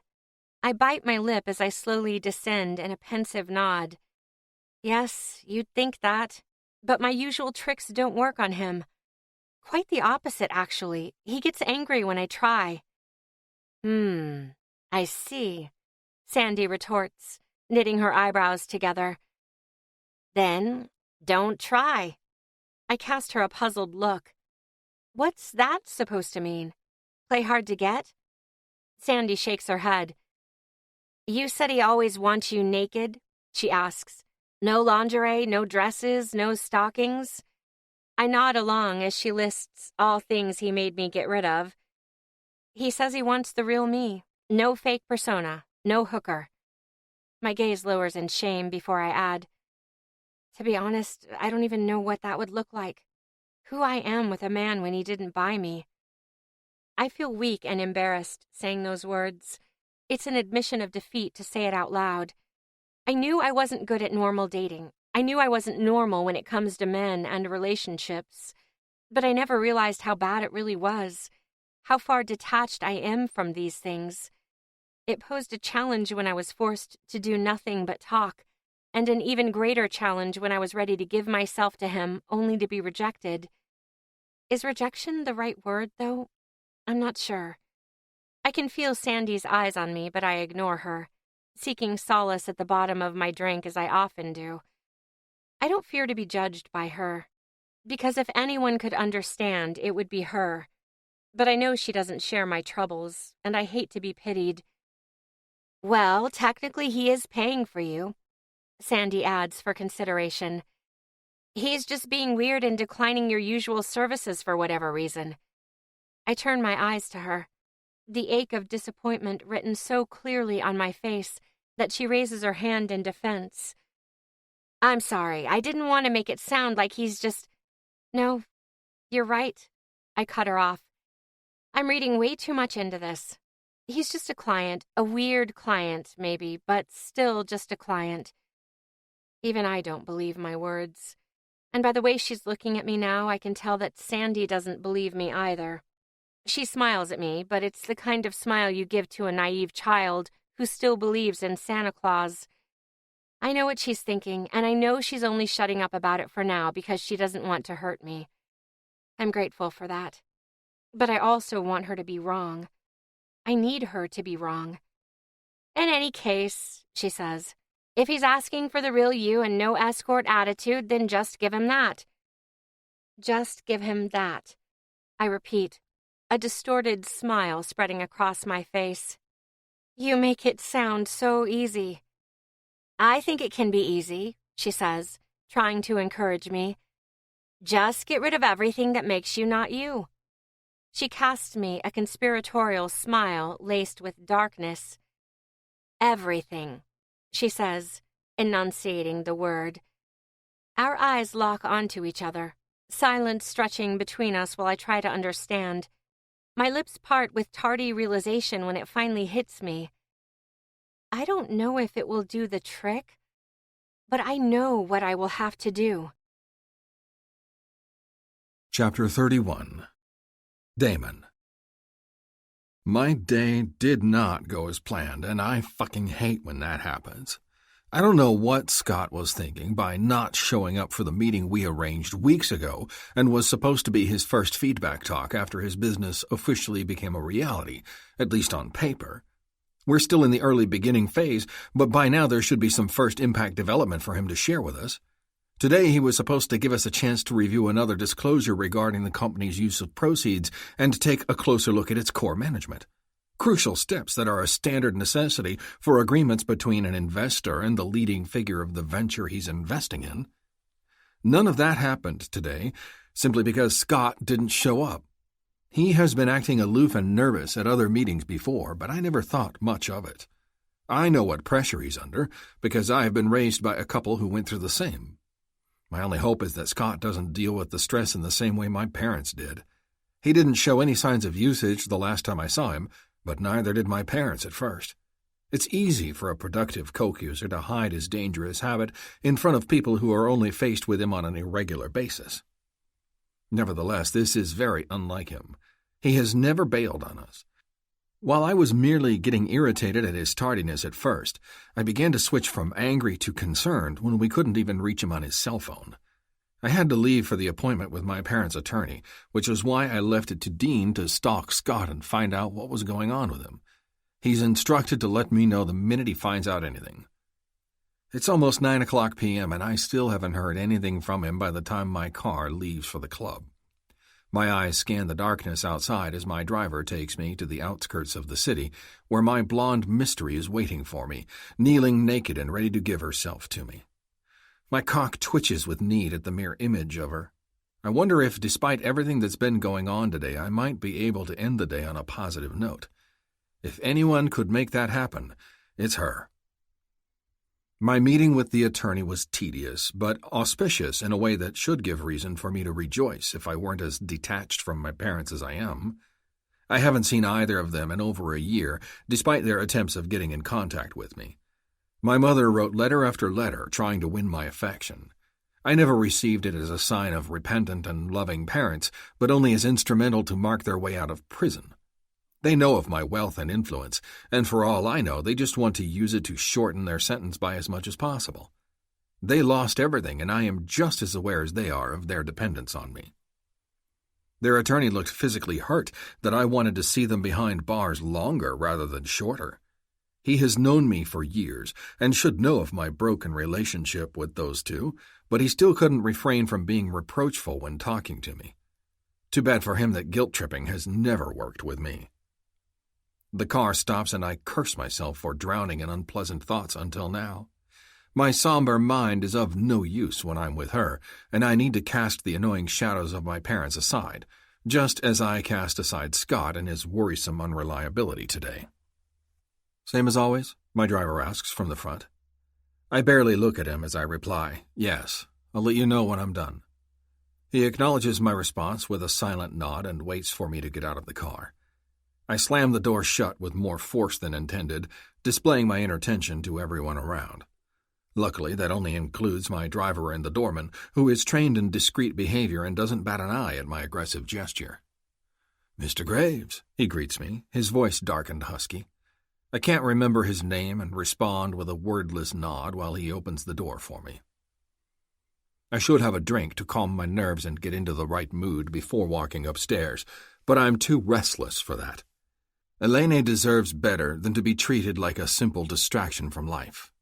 She's more than that to me, though I'm not sure whether the assessment I chose is any more flattering. She's like a long-lasting drug operating in soft and secular waves instead of providing me with a short-lived rush. It's hard to imagine she could ever wear off, but the fear of that happening is what keeps me at bay even now.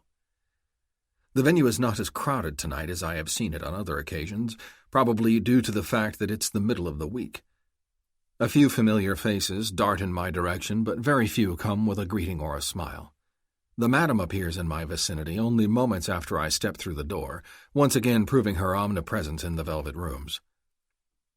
I wonder how she manages to run the agency and the club at the same time when she seems to be present at the venue on every single night. She is one of the few faces who regard me with a welcome as I make my way through the room. My mind shifts to a better place once my hand closes around the rail next to the stairs that spiral up to the second floor. The image of her kneeling with obedient patience while she waits for me is enough to cast aside the sinister reflections on my misguided parental units and the lack of reliability shown by Scott. My pulse speeds as I approach the dark curtain that hides my ethereal secret, and it leaps when I push the curtain aside and enter the black velvet room that has become our private sanctuary. She's kneeling right below the spotlight, her head lowered and her palms resting on her thighs, displaying the position of the pleasure slave with perfect poise. But something is different today. I can tell from the moment I lay eyes on her. She's not wearing her long platinum hair in an updo tonight. In fact, she's not wearing it in any kind of particular fashion. The stark, bright locks just flow down her shoulders in unkempt waves, hugging her narrow frame in unusual disarray. Wild. She looks wild. I step closer, relishing in the soft flinch of her dainty body as she can feel me approaching. "Elaine," I whisper, tasting her delicate name like an exotic fruit. "Look at me." She does. And as her piercing blue eyes lock onto mine, I finally understand what it means to have your heart skip a beat. I almost jolt back on instinct, as if her beauty was an attack on me. In a way, it is. It takes a few moments for me to realize what she did to have this effect on me, but the moment I do, I'm brought to my knees. A shy smile mixes with the confusion on her bare face when I sink down in front of her before reaching out to her. "Shit, what are you doing to me?" I whisper, holding her face between my hands. I study her with a fascination that's reserved for first-time meetings. In a way, this feels as if I'm seeing her for the very first time. The real her. Today, she didn't try to be someone else. It's not like she's not wearing any makeup at all, because she is.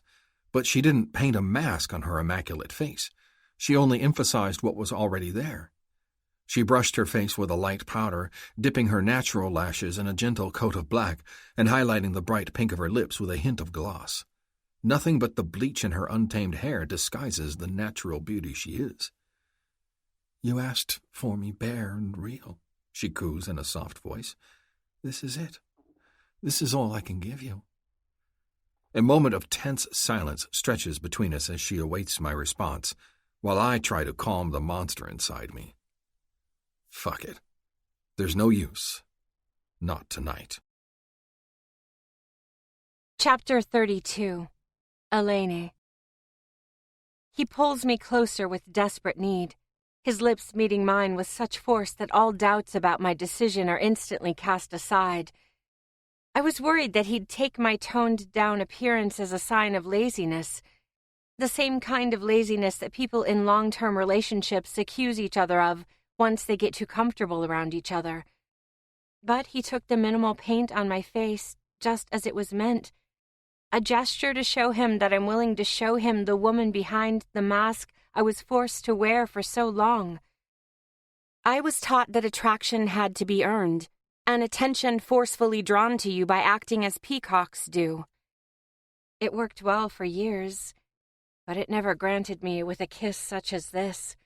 His lips are hot and surprisingly soft as they meet mine. Seconds pass with me being unable to breathe, robbed of air by the vicious way he claims me. His tongue invades my mouth in a rigorous rush, as if I had been the one to make him wait. I welcome him, easily joining his greedy dance while I fight the urge to move my hands up to him. He's keeping me locked in place, holding my face between his hands during our ravenous kiss, while mine remain on my thighs. Obedience has always been my strong suit, but it has never been this hard to contain myself. I melt into our kiss, somersaults assaulting my core and making it close to impossible to lull my agitated body. Hope blossoms within my chest as I allow the idea that this could be it, that tonight I would finally get what he's been denying me for reasons only he fully understands. I try to shut it out, determined to savor this astounding kiss that feels strong enough to crush my soul. If he decided to leave right now, I would lose it. I know I would finally lose my mind, and I would do whatever it took to get him back, to make him give me what I need. Because he owes me. It's a strange realization, but it couldn't be closer to the truth. Despite evoking climax after climax from my sore body, I feel like he's the one taking things from me while I'm the one who doesn't hesitate to give. He never breaks our kiss, but amplifies the force of his assault when he lets go of my face and pushes me back instead, his left hand moving between my legs while he guides me to the floor with the other. I want to protest, but am silenced as soon as he begins toying with my center. Instead of fighting him off, I lie down on my back, stretching and spreading my legs to let him in. Good girl, he praises, his deep voice sounding right next to my face. The moan that escapes me when he glides between my wet folds is created by a blend of pleasure and agony. He pins me down on the floor with his strong body, pushing my legs even further apart with his knees while his skillful fingers brush along my clit, evoking one explosive sensation after another. I shake my head in protest, searching for his eyes. No, I plead, having to clear my throat. Please don't. Don't what? He asks, his gray eyes narrowing with ominous threat. The tip of his finger collides with an especially sensitive part of my throbbing core, and I jerk beneath him. Don't make me come, I beg, fixating him with a supplicating look. Not before I have seen you. His eyes flicker. Seen me? I bite my lip, gathering the courage to voice my demand. Seen you like you have seen me, I clarify. Understanding scurries over his expression as he nods. He lets go of me, leaving an uncomfortable void as he straightens up, while I'm still sprawled on the floor, hesitant to move.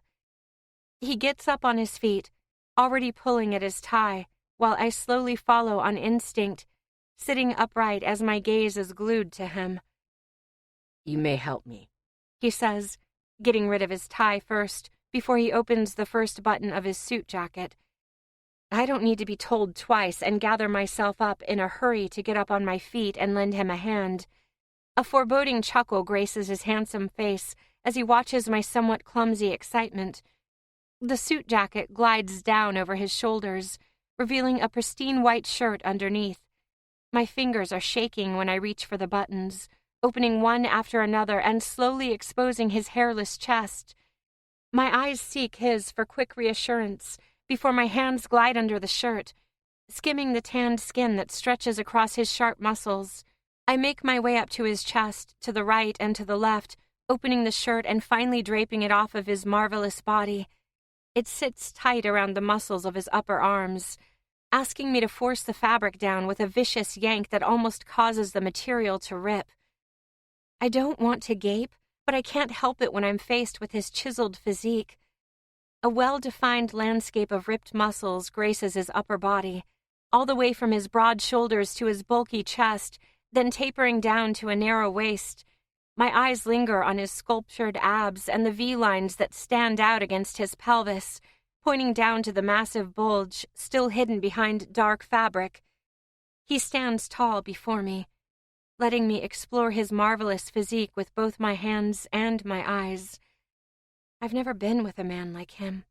I don't even think I've ever seen a man built like him in real life. My awe culminates in a move that I would have considered silly and embarrassing if I were told about someone else doing it. But my reservations are put on hold as I'm overtaken with his erotic appeal. I close my eyes and lean forward, inhaling his scent before my tongue meets his skin. I follow the outlines of his ripped torso as I drag it along, a hint of salt playing at my taste buds. I sink down to my knees in a slow and gradual descent, never leaving the connection with his toned body until I reach the waistband of his suit pants and my chin collides with his hardness. I look up at him, a mischievous smile tugging on my lips as I begin to fondle the buckle of his slim belt. He watches me, smirking as I fiddle clumsily, struggling to free his erection as neither the belt nor the zipper of his pants are playing along with my uncoordinated movements. Impatience gets the better of me, causing me to hurry when I shouldn't and only worsening the delay.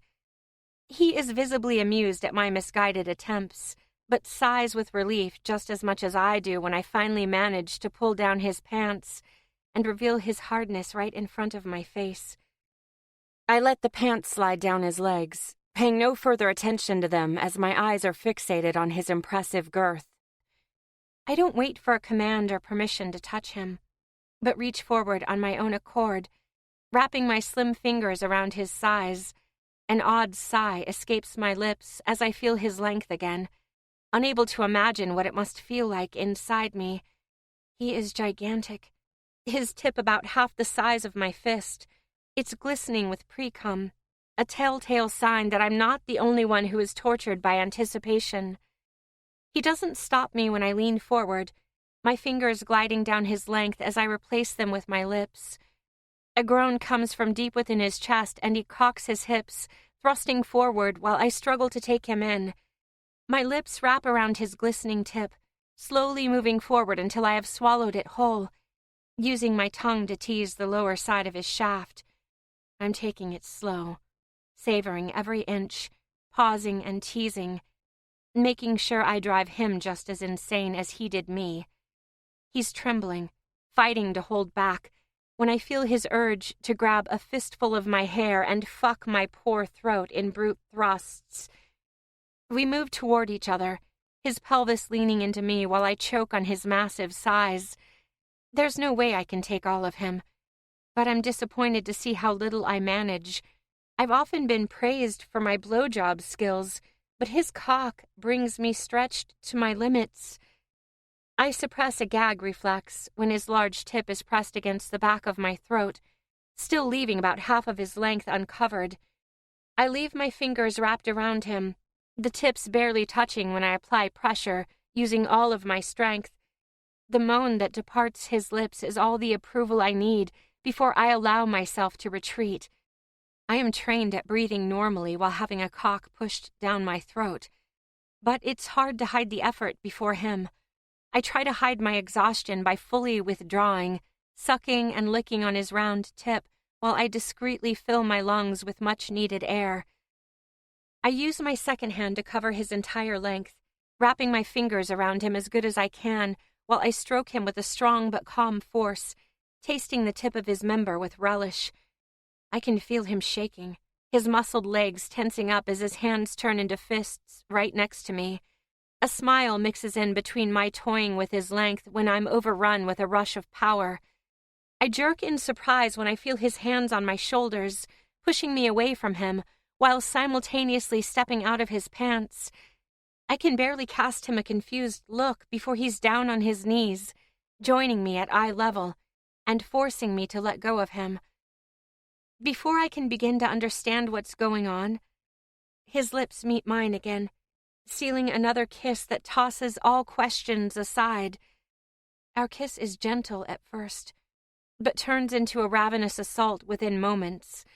My heart is racing, fueled by his touch, his hot lips colliding with mine again and again, while our tongues intertwine with greedy urgency. "You've been a bad girl," he hisses between our kisses, his lips barely leaving mine as he speaks.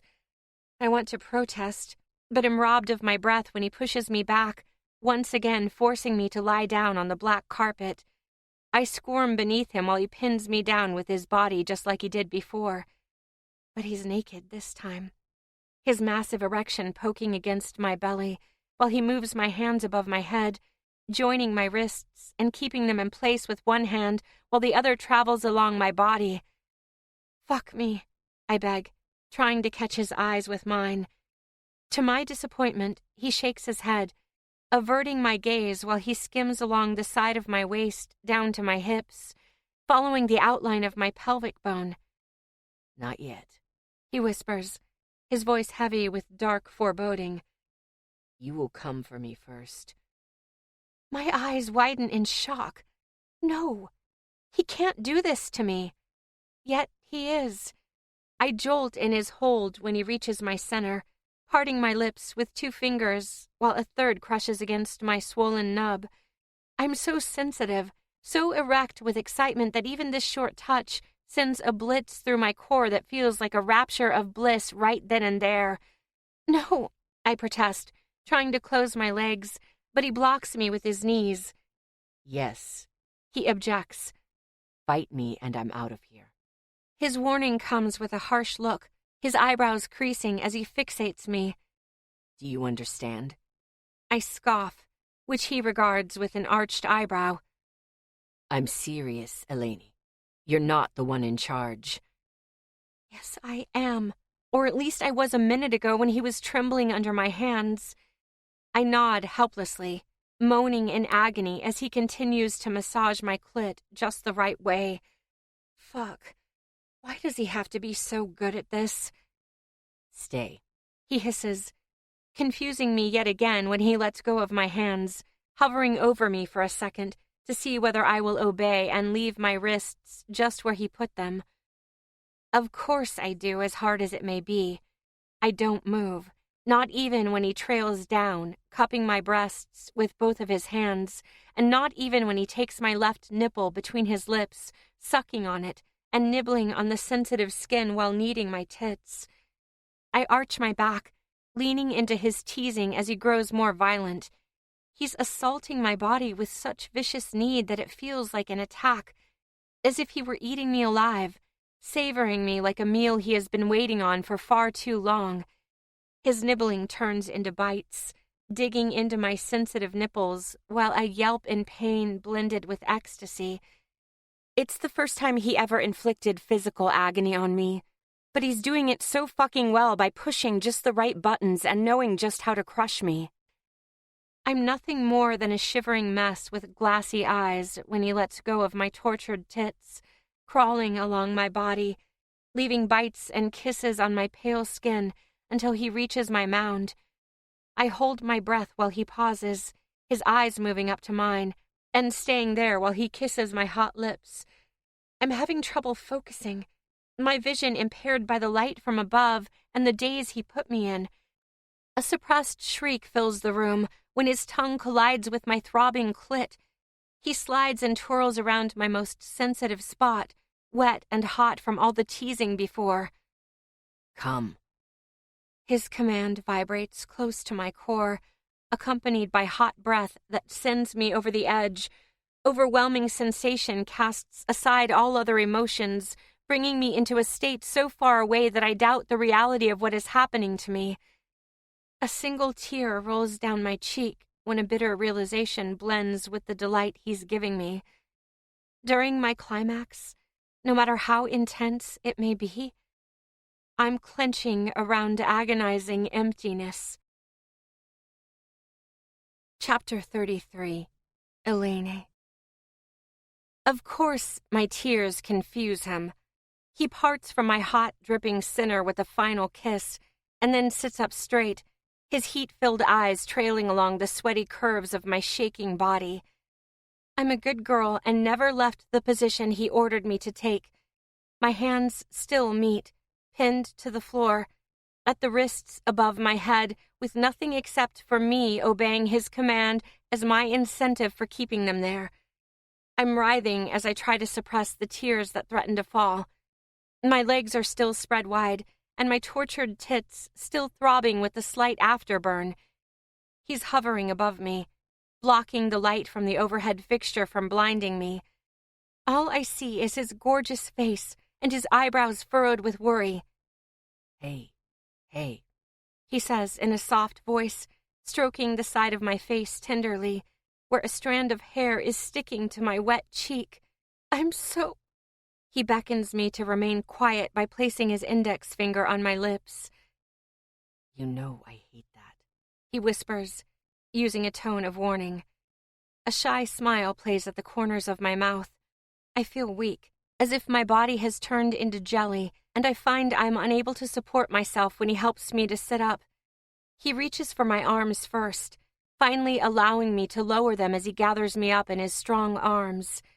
I sigh with relief when his warmth surrounds me, an overriding feeling of comfort consuming my senses from being pressed against his hard chest and his muscular arms wrapped protectively around my shoulders.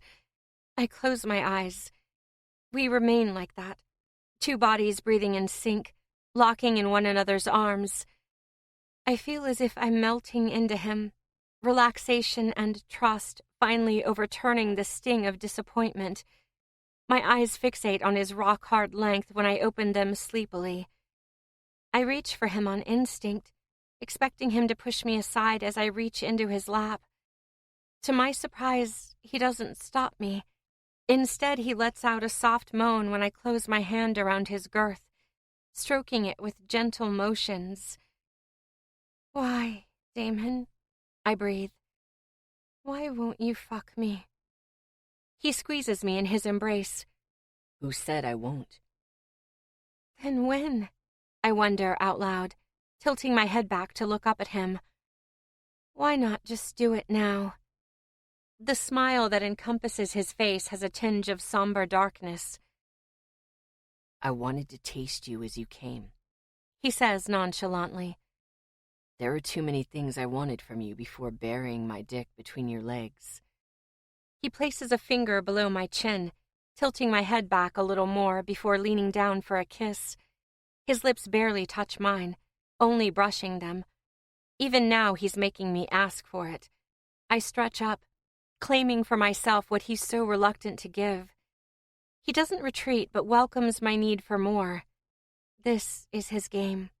His way of ensuring he gets everything I'm willing to give, but nothing more. Our kiss is sensual, but also patient and almost innocent compared to the one we shared before he made me come on his tongue. I'm the one to break it, searching his gray eyes for a clue to what he seems to be hiding from me. "Things you wanted from me," I repeat, past tense. He nods with a reflective smile but doesn't say a word. "So did you get everything you wanted?" I ask. "Is it time for me to finally get what I want?" I never noticed his dimple before, the one that appears on his left cheek when he smirks in a certain way. Maybe it doesn't show with a simple smile, but only when he makes a face like the one he's making now. There's an intimacy to that smirk, something I want to believe he doesn't share with a lot of people. Well, I made you dance on my fingers. I felt you climax while I was inside of you. You exploded on my tongue. I tasted you while you were riding that last orgasm. He lists, pausing as he licks his lips. Damn, that was delicious. I blush at the thought of him eating me out. Years in my profession should have hardened me to such eroticism, but somewhere buried deep inside me is that young, chaste schoolgirl I was before I became a high-class escort. And still, you look like that when I talk about the things I did to you, He says, shaking his head. Why does it feel like I'd be corrupting you if I'd fuck you? Corrupting me? He nods. I might take more than you're ready to give. Is that what you're worried about? I ask, a bitter laugh escaping me as I shake my head at his nonsensical comment. I may not look like it, but I can handle more than you think, Damon. His eyes flicker, suggesting that when I speak his name it has the same effect on him as it does to me when he says mine. There's a certain intimacy that neither one of us is accustomed to. I increase the pressure on his cock by tightening my grip around it. The moan that flees his lips sends a tickle of pleasure radiating down into my core. I've just recovered from the most recent high he forced on me, but my body is still begging for more, still begging for him to be buried inside me. I might eat you alive, he breathes, as I continue stroking his massive length. Jeez, Elaine, if you keep doing that. Then what? I say seductively, casting him a cheeky wink. You'll eat me alive? Go ahead. His eyes are dark, just slits, as he zeroes in on me, and his breathing is erratic as I continue doing to him what he did to me.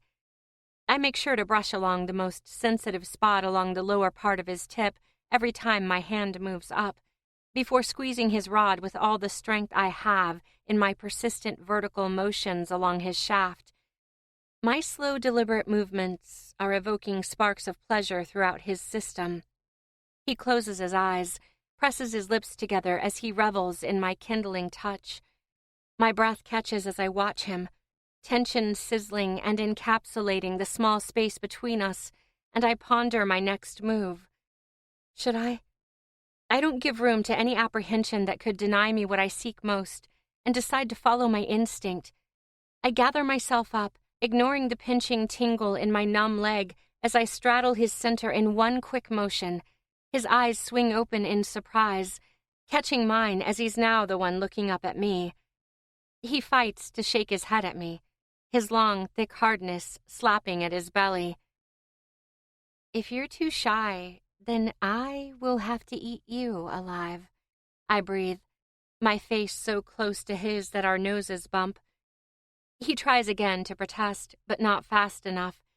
I manage to paralyze him by grinding against his length, my hot, wet entrance dangerously close to him. "Shit, Elaine." He breathes, unable to stop himself from lifting his hips in rhythmic motions. I feel powerful and my heart is racing as I feel his bulky tip pressing against my folds. I continue grinding against him, moving closer with each swipe of my hips, my throbbing nub colliding with his rock-hard shaft. We moan loudly and hungrily in unison, both of our bodies begging to be united, but neither of us willing to take the final step. Until one of us does. I don't know what happens first. Whether it's his hands landing on either side of my hips, pulling me closer, or me tilting my pelvis until the tip of his hard-as-rock cock parts my lips.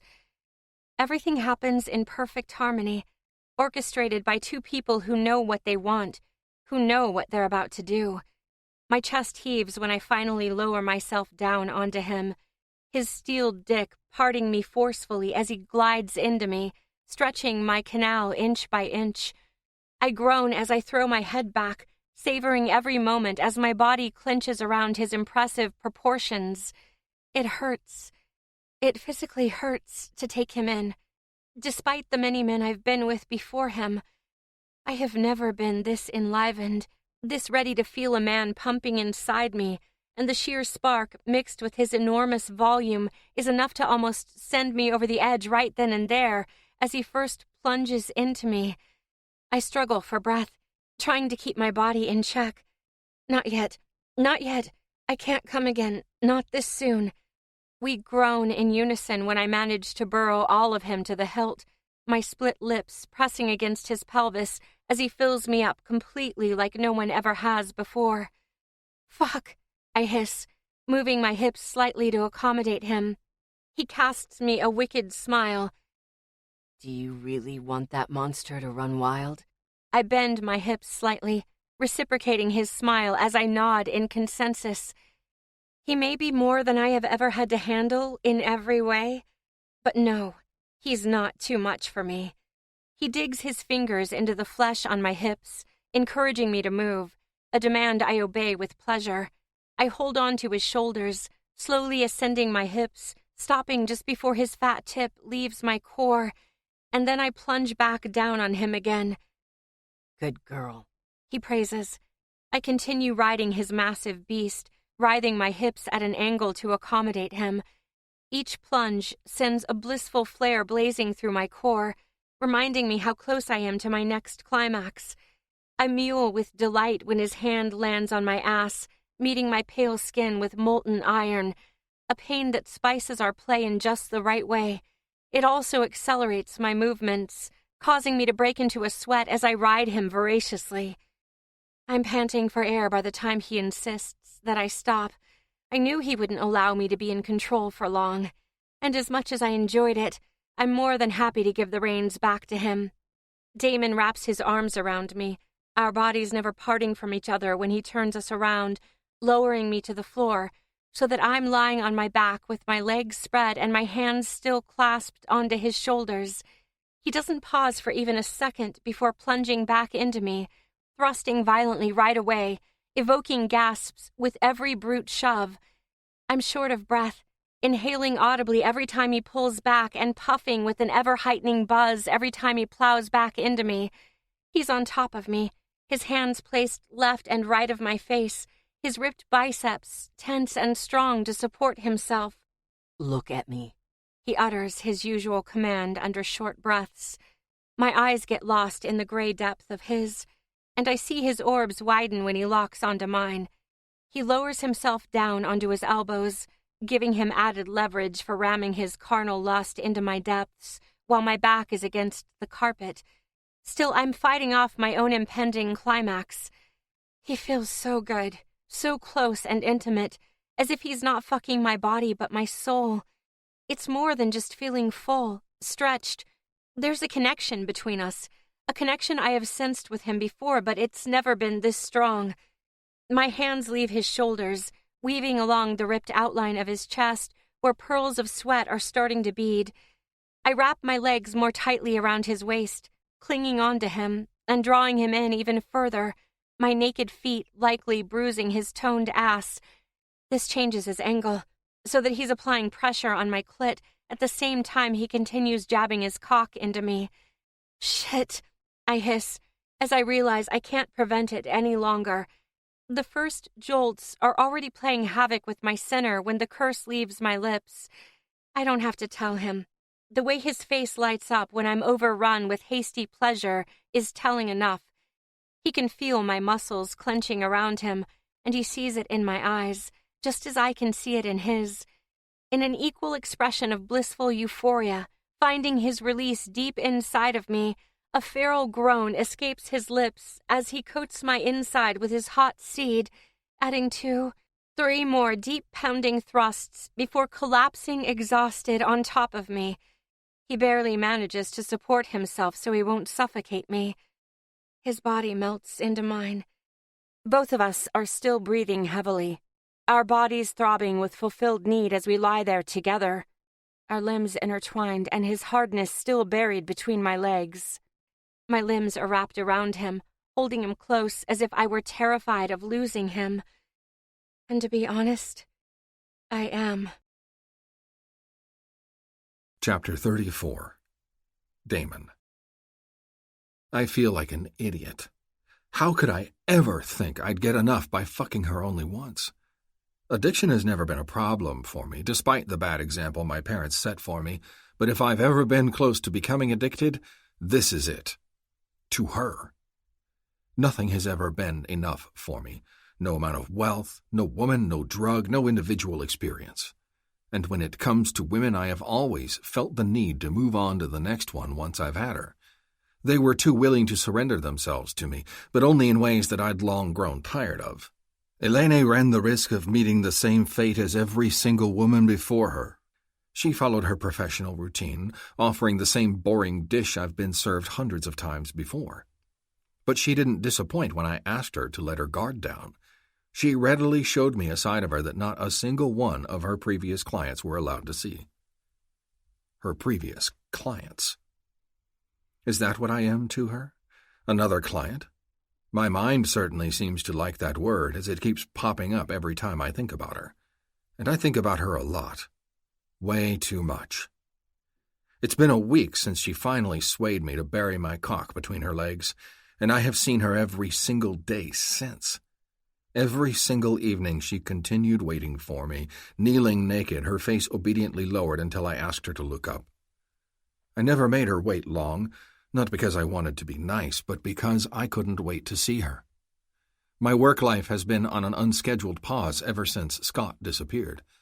We still haven't heard from him, and I'm beginning to think that my investment in this guy's startup may have been a big mistake. But the thing is, I don't really care. So what if the money is gone? I invested a lot in his company, but only as much as I could afford to lose. It would be a vexing setback, but it wouldn't destroy me in the least. Still, not knowing what the hell is going on with him and this whole business endeavor of his, the first I invested in after years of doing nothing, drives me up the wall. Maybe that's why I seek her out every night, craving her body as much as her company to distract me from life outside the sinful black velvet room. She has presented herself to me in her rawest form tonight, following my demand to not wear anything, no lingerie, and not even a hint of powder on her cheeks. I could tell that she didn't feel comfortable about that at first. She has been naked in front of me countless times, enduring my inquiring gaze and probing touch, but not being allowed to shield her pretty face behind a mask seems to be her greatest sacrifice yet. All that insecurity vanished once I ravished her delicate body, lashing into her with such greedy lust that it could be mistaken for our first time together. She's lying in my arms now, still breathless, and a small river of sweat is running down the valley between her perky breasts. We're lying on the floor, as we always do. This room has become more than a simple place to meet up. It has become our sanctuary. Ours. Once I step through that curtain, I forget about the outside world. Faced with her, that is an easy task. I can't get enough of her, and I would be lying if I didn't confess how much I love this feeling. I've never been hooked on a woman before, but damn, it feels oddly liberating. "I need a drink," she whispers, nestling against my chest.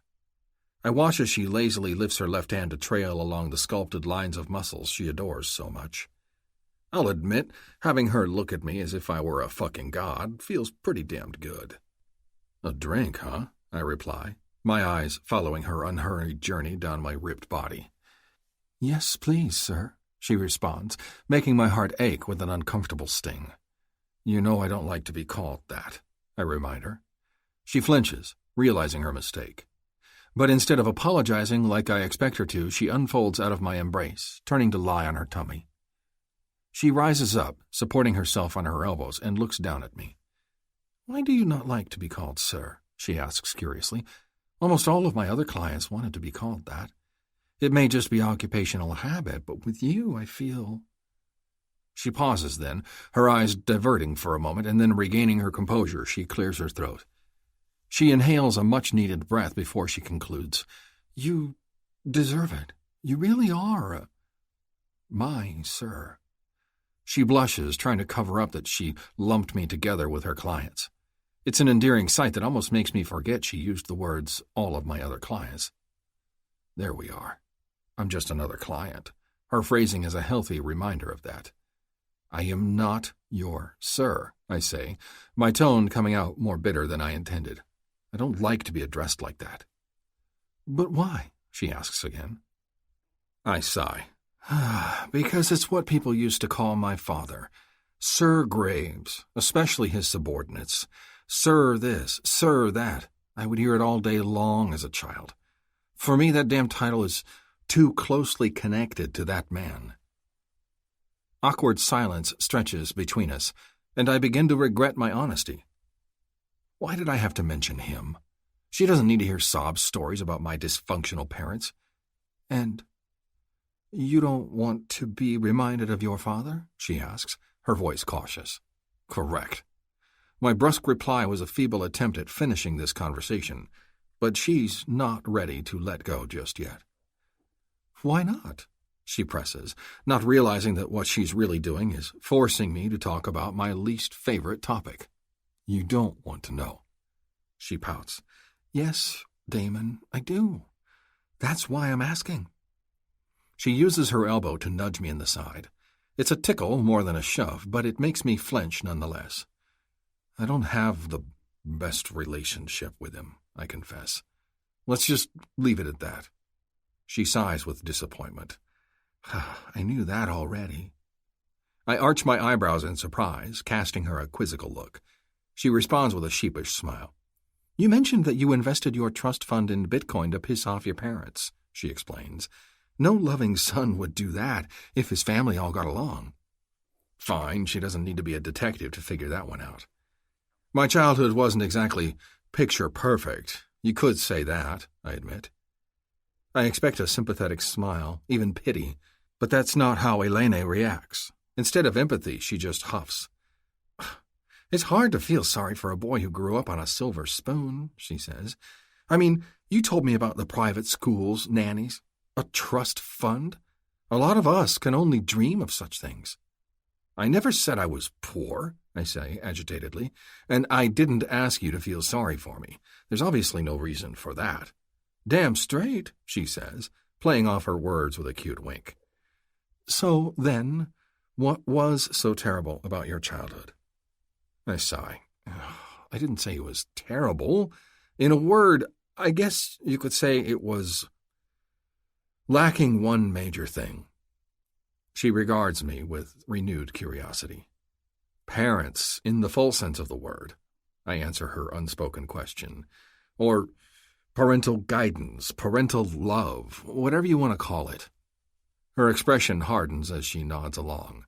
"So they weren't there for you." "They paid people to be there for me," I elaborate, "and I wouldn't blame them if that's all there was to it. They were goddamn busy building their company, especially during the first years of my life. It was the project of their life, their major centerpiece, not the child they never planned to have. But they provided all the necessities for me. It would be fair to call me ungrateful, if that was all there was to it. But it's not, she concludes, a questioning undertone accompanying her statement. It's not, I say, biting at my lip as I ponder whether I should go on. It may not be smart to tell her the truth, but the idea of sharing this grim detail of my past with someone other than Dean felt almost cathartic, like it could possibly lift a huge weight off my shoulders, from my life, one that I had tried my best to ignore for as long as I could remember. They were users, I finally blurt out. Drugs, cocaine mostly. A lot of it. Oh, shit, she gasps, her blue eyes widening. Productive users, my father liked to insist on calling it, I add. They started seeking solace in snow shortly after I was born, maybe even before that. I don't think pregnancy would have stopped my mother if she had been into it back then. Of course, as a child, I didn't know. At that young age, I just noticed that I didn't really have any parents. They were never around, and when they were either drunk or high. They were either trying to push themselves to do more work or trying to force their active minds to slow down so they could relax. They needed a hit for everything, but cocaine was really what got them into trouble in the end. They became addicted? I shake my head. More like they got caught. I pause and then pick up again. Addiction isn't really the problem, but they got roped into some shit. They started accumulating large amounts of coke and storing it in our home without thinking twice about it. They got caught many, many times, but were always able to bail their way out. Until they no longer could. They were in prison? Elaine asks, her voice a little too loud for my taste, and the expression on her face is one of shock. Were? They still are, I say, and if it was up to me, they'd stay there for a very long time. She raises her eyebrows in surprise. That's harsh. They're your parents. I shrug, used to this kind of judgment. Their attorney agrees with you, but I'm not sure I'm ready to forgive them for being so dumb, so fucking careless and stupid. My voice is shaking, as it always does when I'm forced to talk about those two. I hate it, and especially doing it in front of her. Elaine doesn't need to see this side of me, this fucking weakling I become when I'm reminded of the two people who have let me down for most of my life. There's nothing sexy about vulnerability. But the look on Elaine's face right now makes me think that she may disagree. Chapter 35. Elaine. The pain is all too visible on his face when he speaks about his parents. I've never seen anyone this tortured, and it makes me question if I've been fair about my own judgment of him, or men like him. I've always envied those who could afford the luxuries he seemingly takes for granted. I have no idea how rich he really is, but the mere fact that he's a VIP member of this club tells me that he's among the upper echelon. If that wasn't a dead giveaway to his wealth, then his tailored, custom-designed suits, his sleek-looking brand-name wristwatch, and the polished dress shoes he kicked off on the floor when we attacked each other certainly are. Damon has appeared in the same unmistakable high-quality threads since the first time we met, and there is no doubt that he exudes a power reserved for the wealthy. It's been like that since he let me undress him for the first time. Admittedly, our routine has evolved so that I'm no longer a passive participant during our playtime, but an active player who gets to take and give just as much as he does. Once a button ripped off of his shirt when I was hastily stripping it off his marvelous body, and we both laughed about it. He spanked me, hard, but in a playful manner that only made me more hungry for him.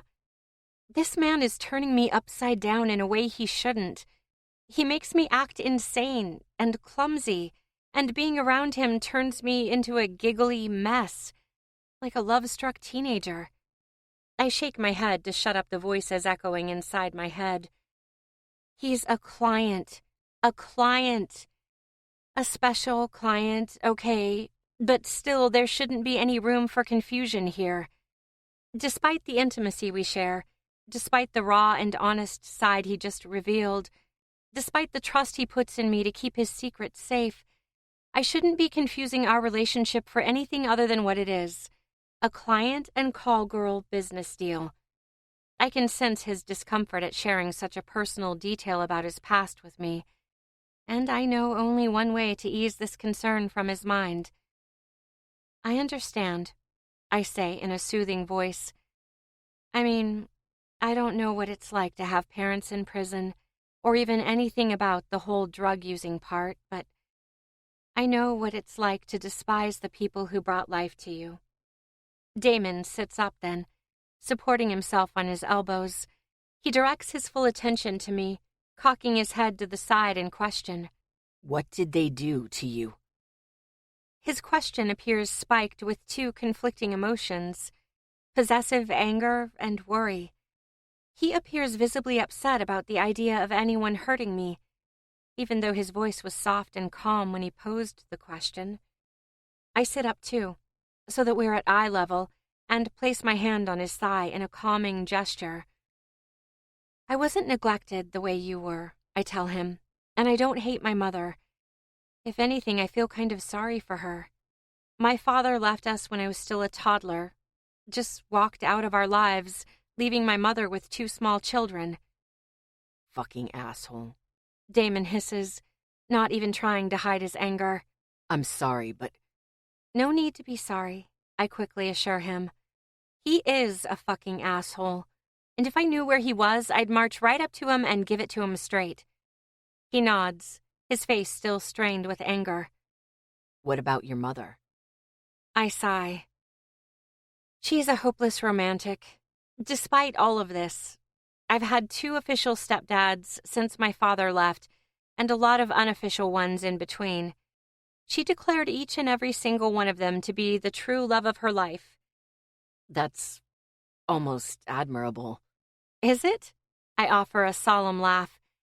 To be honest, I haven't quite decided yet whether to envy or pity my mother. It's hard to read the expression on his face. There's a hint of a smile when he looks at me, one that gives the impression there's something he wants to say. Whatever it is, he can't bring himself to say it. I return his look with an equally quiet smile, suddenly reminded of the fact that I'm naked and thirsty. How about that drink now? I ask. You still have some time before you have to leave, right? He nods. Definitely. Let's get your well-deserved Manhattan. Well-deserved, I repeat, as he helps me up on my feet. Are you saying I did a good job tonight? He throws me a sinister smirk before wrapping his arms around me again. He pulls my naked body against his and plants a sensual kiss on my unsuspecting lips. It awakens an insatiable craving that's still nestled deep inside my core, despite the erotic time we just spent together. Does this feel like work? He asks, his gray eyes locking onto mine. I shake my head. Not at all. And that's the problem, right there. It is work. I shouldn't want to be lingering here after we're done, and I certainly shouldn't be daydreaming about this man when, for all I know, he could disappear from my life at any moment without owing me anything but the payment for today's services. He's still paying an extra fee to reserve this room for just the 2 of us every single night. I need to remember that. We have an agreement between us, a contract, and he's paying a lot of money to secure our time together. It's a business deal, not a romantic relationship. But it's so fucking hard to accept that. Chapter 36. Damon. I have been waking up in rather good moods lately, maybe because I've been going to bed and falling asleep with my balls emptied and my heart as full as my head. Elaine occupies almost all the space I have to give, even pushing aside the business that I would have agonized over way more than I do if it wasn't for her. I have seen her every single night for almost 2 weeks now. She's keeping me stable, satiated, and happy. Happy. A word I've never, ever tied to myself. Is this what it feels like when a high doesn't end after a violent rush? It keeps you elevated for days, weeks, maybe months. Is this something that could last for years? I wouldn't mind drifting along on these comforting thoughts for a while longer, But reality calls for my undivided attention like an officer beating down my door, threatening to destroy everything I have built over the past few years. "Fraud?" I yell at my poor advisor, watching him flinch under my enraged voice. "What the fucking hell, Dean? Fraud?" Dean is sitting behind the large desk in my office, as always, surrounded by mountains of paperwork, as if it's going to protect him from my fury. I'm pacing angrily up and down, back and forth, trying to remain as far away as possible from him in the confined space. He's not the one to blame for this shit, I know that. Dean is merely the messenger, bringing me news that is far more shocking than the possibility of losing my investment in a risky startup venture. "How the hell could this happen to us?" I bark at the poor guy. "Is this not why we incorporate anti-fraud provisions in our contracts? We must have some kind of insurance for this." Dean raises his hands in defense. "I'm looking into it. You don't have to worry." "Don't have to worry?" I cut him off, yelling louder than I had intended. "We should have seen this coming. This is why he has been so ambiguous about his use of proceeds, because that motherfucker never intended to execute the fucking business plan he presented to us in the first place." Dean nods along as I recount the things he informed me of this morning. Scott, that little shithead, committed fraud on such a large scale that I'd almost be impressed if it wasn't that he got caught and decided to drag my name through the mud with him. As his startup's primary investor, I'm also liable for the crime he committed, even though I had nothing to do with his actions. He used the provision that his business was exempt from having to be registered with regulatory authorities to his advantage, Dean explains to me again, only echoing the things he already told me earlier today.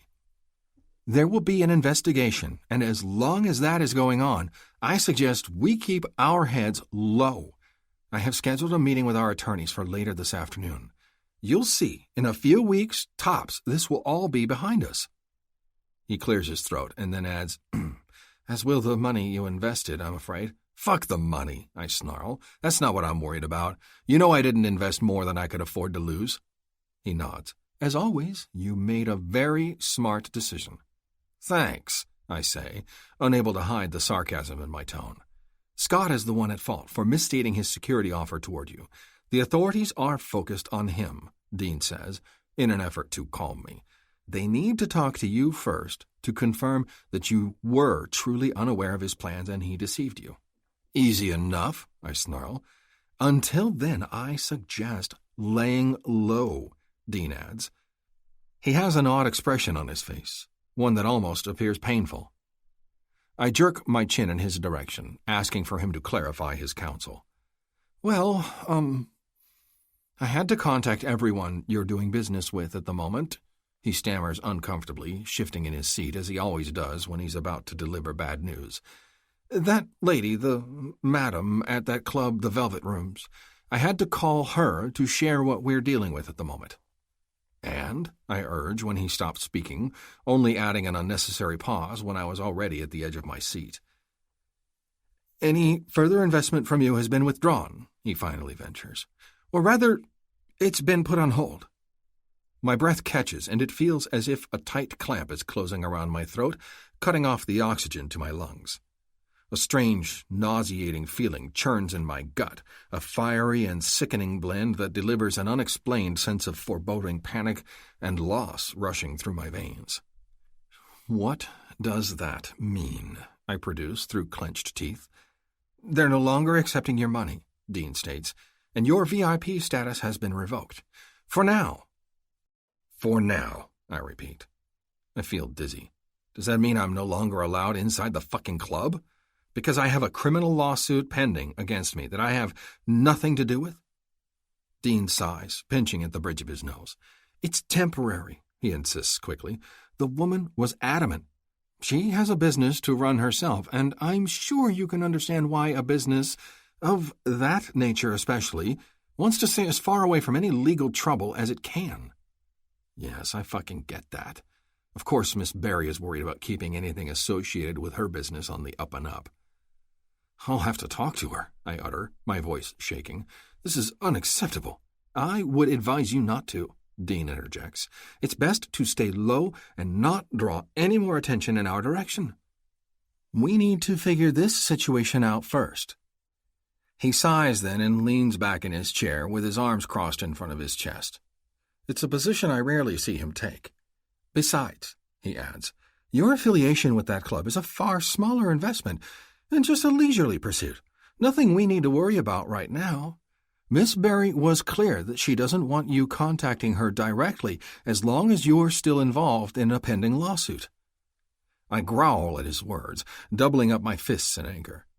He's right. I know he's right, and I understand where Miss Barry is coming from. But I can't believe I'm fucking banned from the Velvet Rooms. Just a leisure pursuit, Dean says. If only that was true. My rage turns into a suffocating fear of loss when I think of her, when I think of Elaine and spending time together every evening in our sanctuary. What will become of us? And how the hell am I supposed to see her again? Chapter 37. Elaine. What?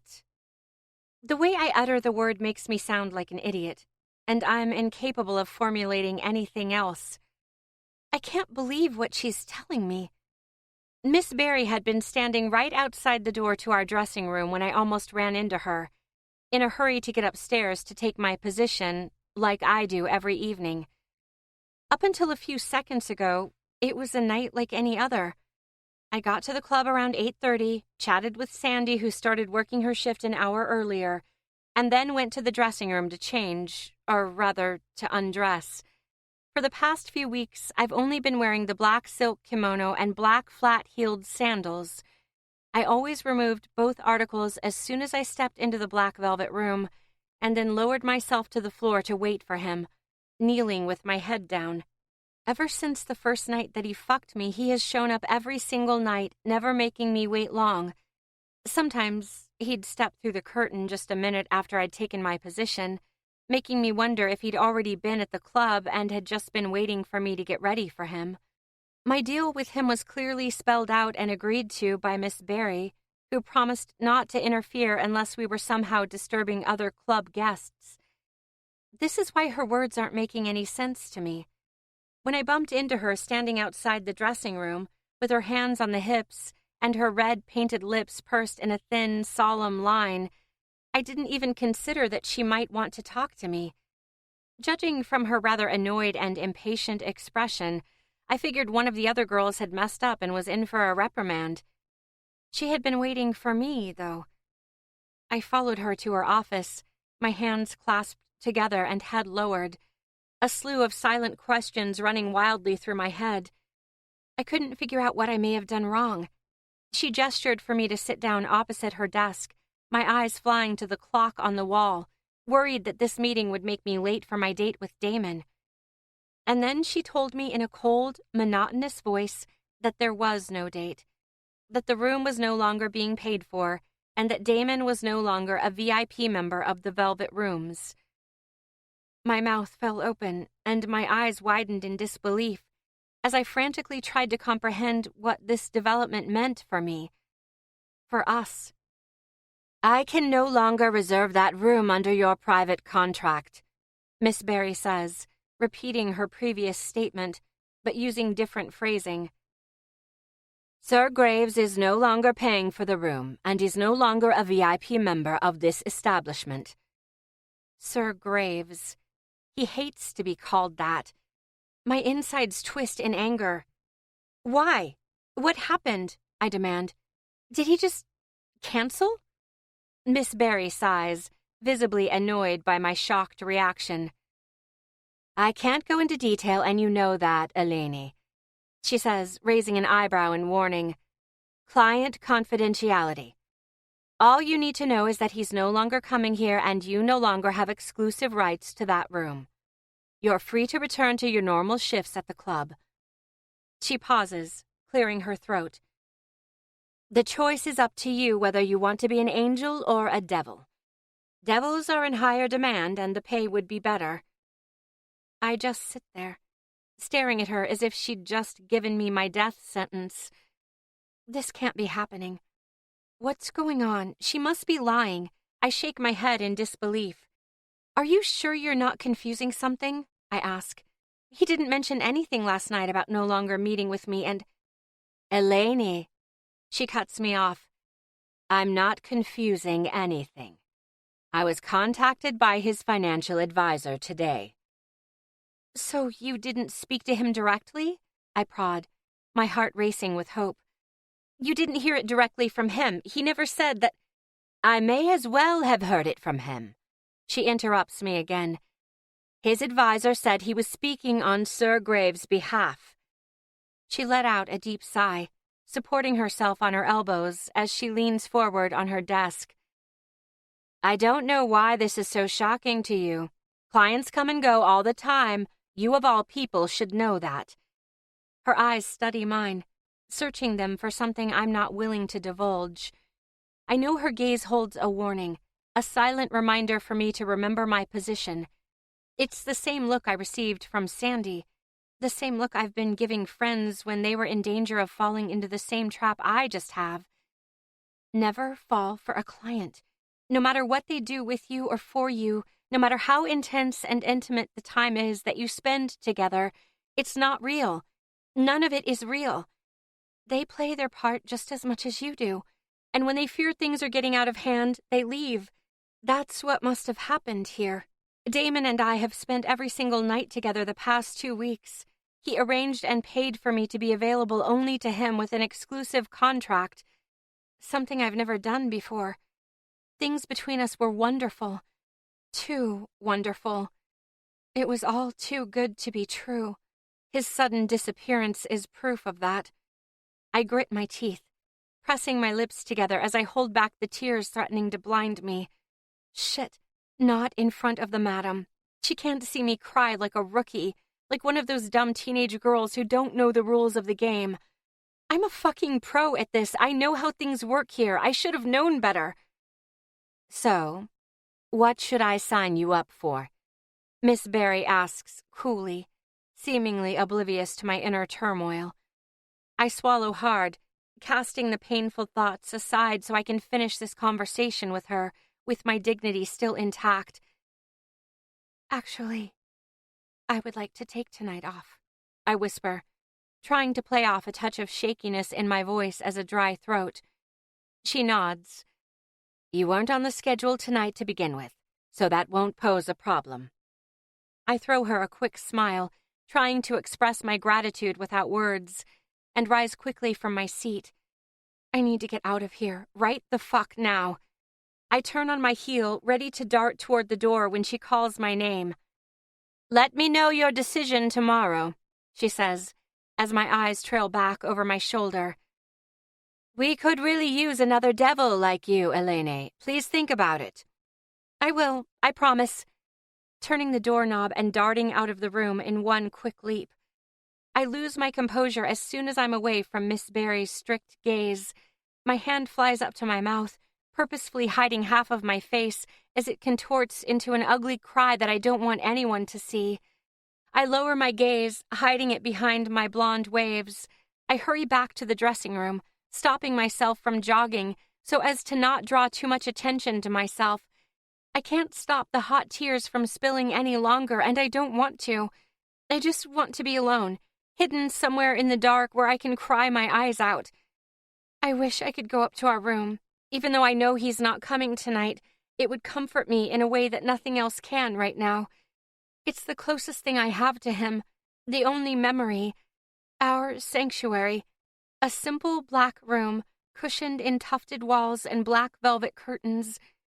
My heart breaks for the girl I used to be just a day ago. A girl full of joy and hope for something she never thought attainable. And now it's gone. Because that girl was just like the rookies, stupid and naive. My eyes catch the entrance located near the main guest area as I make my way down the dark hallway. Soft music and the mumble of voices pervade my solitude, revealing the superficial world I was once a part of. The urge to throw up torments my insides. I know what I'll have to do. It's a long overdue decision. I'll have to talk to Miss Barry. Chapter 38. Damon. This is bullshit. I don't even know what I'm doing here. Is it just to punish myself for being so fucking stupid? How could I make such a gigantic mistake? How could this ever even fucking happen? I should have known better. Scott was acting so strangely at so many of our meetings. He postponed deadlines. It took him forever to come up with a halfway cohesive business plan. He was nervous every time I saw him, but I never thought much of it. Why not? Usually my sixth sense about people isn't that far off. Was I too distracted because of her? No, don't fucking blame Elaine. It's not her fault that you are such an idiot. My thoughts are running a marathon in my head. I don't want to turn into my parents. It's almost as if I want to repent, as if I am willing to accept their mistake because I've made mistakes of my own. But our mistakes are so different, despite both being seeded by stupidity. I'm waiting in the visitors area, not outfitted in my usual business suit, but in a casual shirt and dark blue jeans. Nothing too fancy, but still dressed nicely enough to not feel like a slob. My hands are fiddling nervously in my lap, and I'm staring at the table in front of me. No man should ever be this nervous to see his mother. Yet here I am, feeling again like the helpless little boy I thought I'd left behind. Here, seeking my mother's company for the first time in years. She cried when I let her know on the phone that I'd be willing to come visit her. Holy fuck, she didn't cry, she howled. I don't think I've ever heard her voice breaking like that, or trying to speak through suffocating crying fits. Is it bad to say that it made me feel powerful? That it made me proud and filled me with a sense of relief? Hearing my mother react to me like that replaced that feeling of abandonment and the eventual indifference I felt toward her. Hearing from her made me happy. Having me tell her that I was coming to visit her for the very first time since she got locked up made her collapse in exuberant tears. I can't help but wonder if she would have liked Elaine. But what does it matter? I let out a burdened sigh, burying my face behind my hand. Shit, I shouldn't have come here. Was this really the only thing I could think of to get myself out of the house? I've spent the past few days locked up inside my penthouse like a caged animal, pacing back and forth in the living room with a drink in hand and only leaving to meet with Dean and my attorneys. They are working hard to get our asses out of this fucking mess, but things aren't moving fast enough. I need to see Elaine, or decide to let her go. She knows my full name, and I know she could figure out how to contact me even if the madam refused to give her my contact details. She could look me up and find a way to get to me. Unlike me, who knows absolutely nothing about her besides her first name, if that even is her real first name, and that she works at the Velvet Rooms. The ball is in her court, and so far she hasn't done anything. What does that tell me? That she no longer wants to see me? I doubt that Miss Barry disclosed the full story behind what kept me from coming back to the Velvet Rooms, and the mere fact that I wasn't coming back could be enough for her to void our agreement. I was just another customer, a well-paying client who was willing to pay a premium to claim her exclusively. For all I know, it helped to make her life a little easier, because she no longer had to focus on landing other clients while still earning the same amount of money. She might be cursing me now, not because I left, but because my sudden disappearance made her work life more difficult. A morose thought strikes me. She could be happy that I am gone because she's grown tired of our repetitive routine. No, I refuse to believe that. Does this feel like work? I had asked her, and when she shook her head in response, it felt fucking sincere. But she is a trained liar, maybe even capable of fooling me. Damon! The voice doesn't sound familiar, but I know it's my mother's. I look up to find her standing at the other end of the room, still about 30 feet away and separated by half a dozen other tables. She's standing there, looking so small next to the officer who accompanied her to the visiting area, her hands clutching her face on both sides as she stares at me with those same gray eyes I inherited from her. I get up from my seat, acknowledging the guard with a short nod, and then my mother is rushing toward me. She has always been a slim woman, always keen on maintaining her figure, but it seems that prison has slimmed her down even more. She looks tiny and frail. She approaches me in a near sprint, wrapping her thin arms around my waist. I reluctantly lower mine around her. I tower above her by almost a foot. "You came," she cries out against my chest. "My boy, you really came." She's sobbing with happy tears and shaking so violently in my embrace that I worry her heart may give in, despite her young age. I'm not a liar, Mother, I say, unintentionally sounding colder than intended. I gently push her away from me, which proves to be harder than anticipated, because she refuses to let go of me. I can't remember the last time my mother hugged me like this. Please, I say in a lower voice. We don't have a lot of time. Right, she stutters, finally retreating and hurriedly wiping her tears away with the back of her hand. She's wearing makeup and has styled her brown hair in a simple updo, maybe in an attempt to impress me, maybe to feel better about herself. Let's sit, she says, pointing to the chairs arranged at the tables, as if she was inviting me into her living room. Let's talk. I smile inwardly at her attempts to be nonchalant when I know how stirring this is for her. She has been begging me to come see her for so long, and I've been rejecting her every time until she finally gave up trying. And now I'm here, just because I didn't know where else to go when I was feeling lost and alone. I'm pathetic. You look horrible, my mother observes, cocking her head to the side as she studies me intently. Have you been drinking? I throw her a sinister look. This is the first time she's ever posed that type of question to me. She never worried about me using any kind of drug. On the contrary, she and Dad used to try to convince me that cocaine would make my life easier, more productive, more successful. If I had, would you ground me? I ask with a note of cynicism. Her expression hardens because she knows that there is an accusation, blame hidden in that question. Parenting has never been her strong suit, and never once was I ever grounded growing up. My parents barely knew or cared whether or not I was doing something bad, let alone punish me for it. Did you talk to your father, too? She asks next. I shake my head. No, just you. She nods silently, prohibiting herself from asking any further questions. To say that my relationship with my father was bad would be a massive understatement. We never really had a relationship. Unlike my mother, he never even pretended to be a parent to me. The only advice he ever gave me was to rely on coke when I wanted to be successful. It's the rich man's aspirin, he used to say. So what's wrong? My mother asks, her voice as hard as mine. Why do you think something is wrong? She scoffs. Well, son, you didn't even call on my birthday, and Mr. Cook told me you weren't exactly excited about the idea of your father and I getting released on parole early, which, by the way, there is a very good chance that may happen. But... She lowers her gaze, a shadow of sadness passing over her aging face. Am I wrong to worry that you might be in trouble or came here to tell me some bad news? I shake my head. It's none of that. Her face brightens for a split second, and then she furrows her eyebrows. But why then? Why today? Why now, Damon? After you've rejected me for so long? Does there have to be a reason? There is one, she insists. I may not have been the greatest mother to you, but I still am your mother. I can tell when something is not well with you. I'm almost impressed at her shrewd observation. Almost.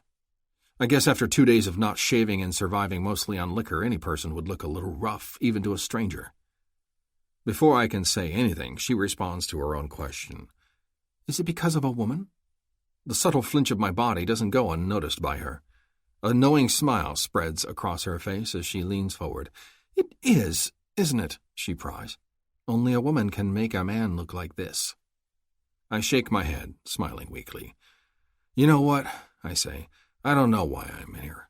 I don't know why now all of a sudden I thought it would be a good time to come and see you, but for some reason I did. And yes, that reason may be a woman. The smile on my mother's face widens. Would it be heartless to say that I am happy to hear that? She asks. I frown at her. Yes? A suppressed giggle escapes her. Oh, but I am, she says. She must be quite a girl if she managed to send you here, to me.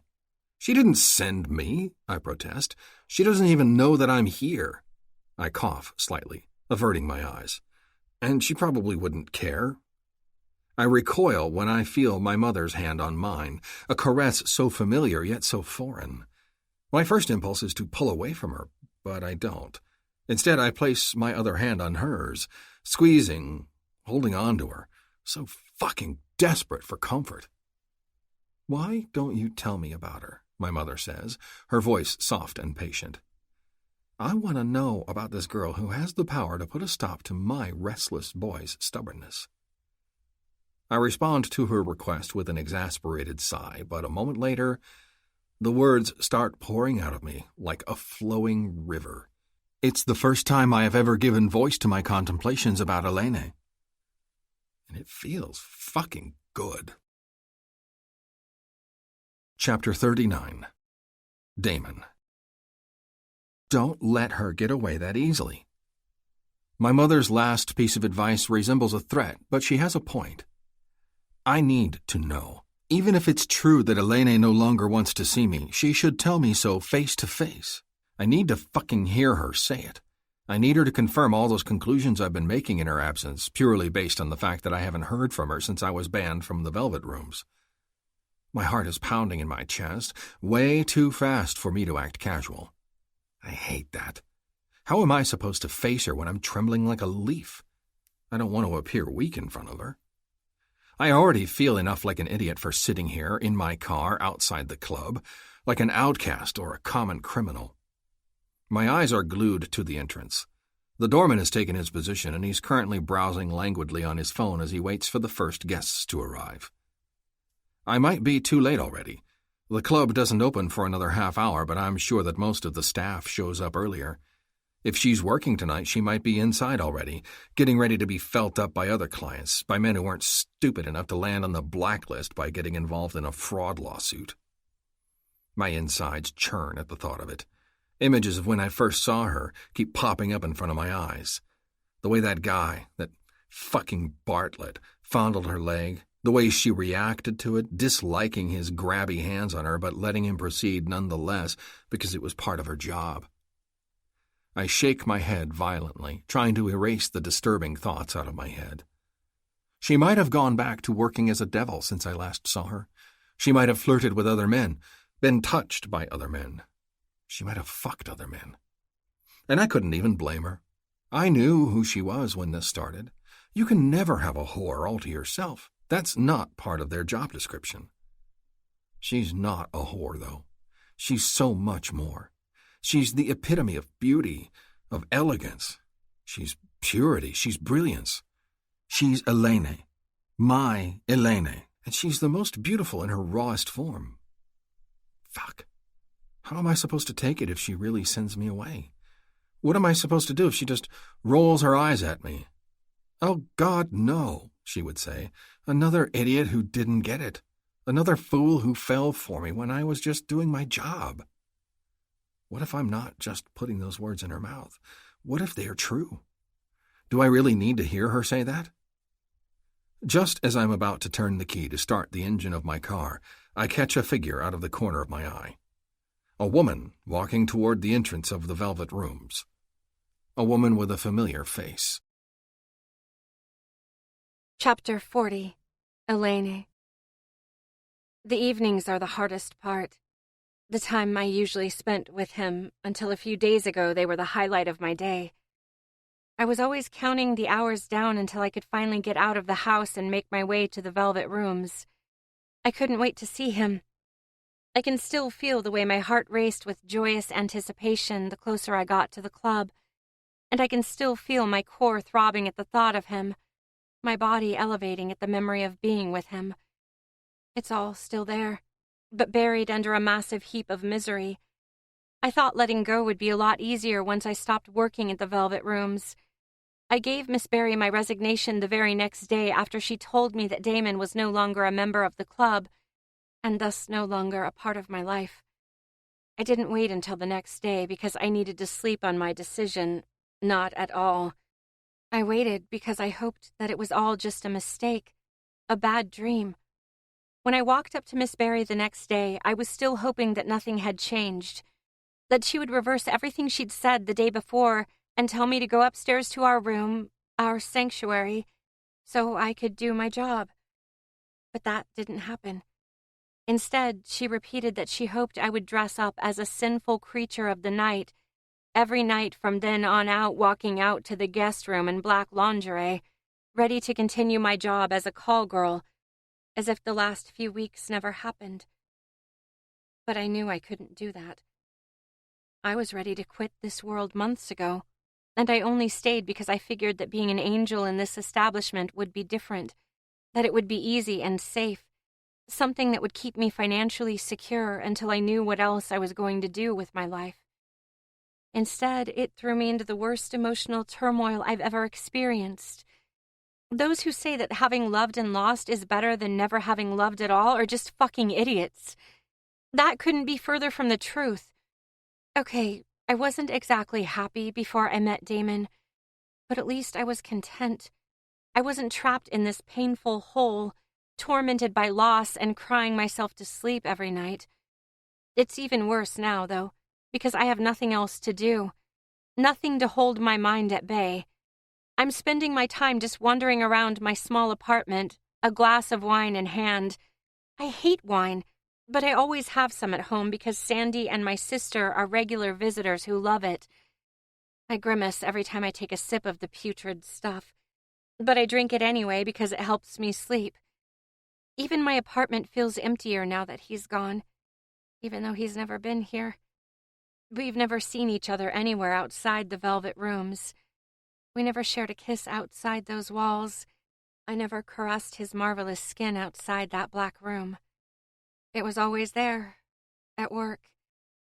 But did it feel like work? Not in the slightest. The deep sigh I emit echoes through my living room. I take another sip of the red wine from the crystal glass in my hand. I used to love this apartment. It's my very first home after moving out of my mom's place. I was so proud that I could afford to live on my own in the city.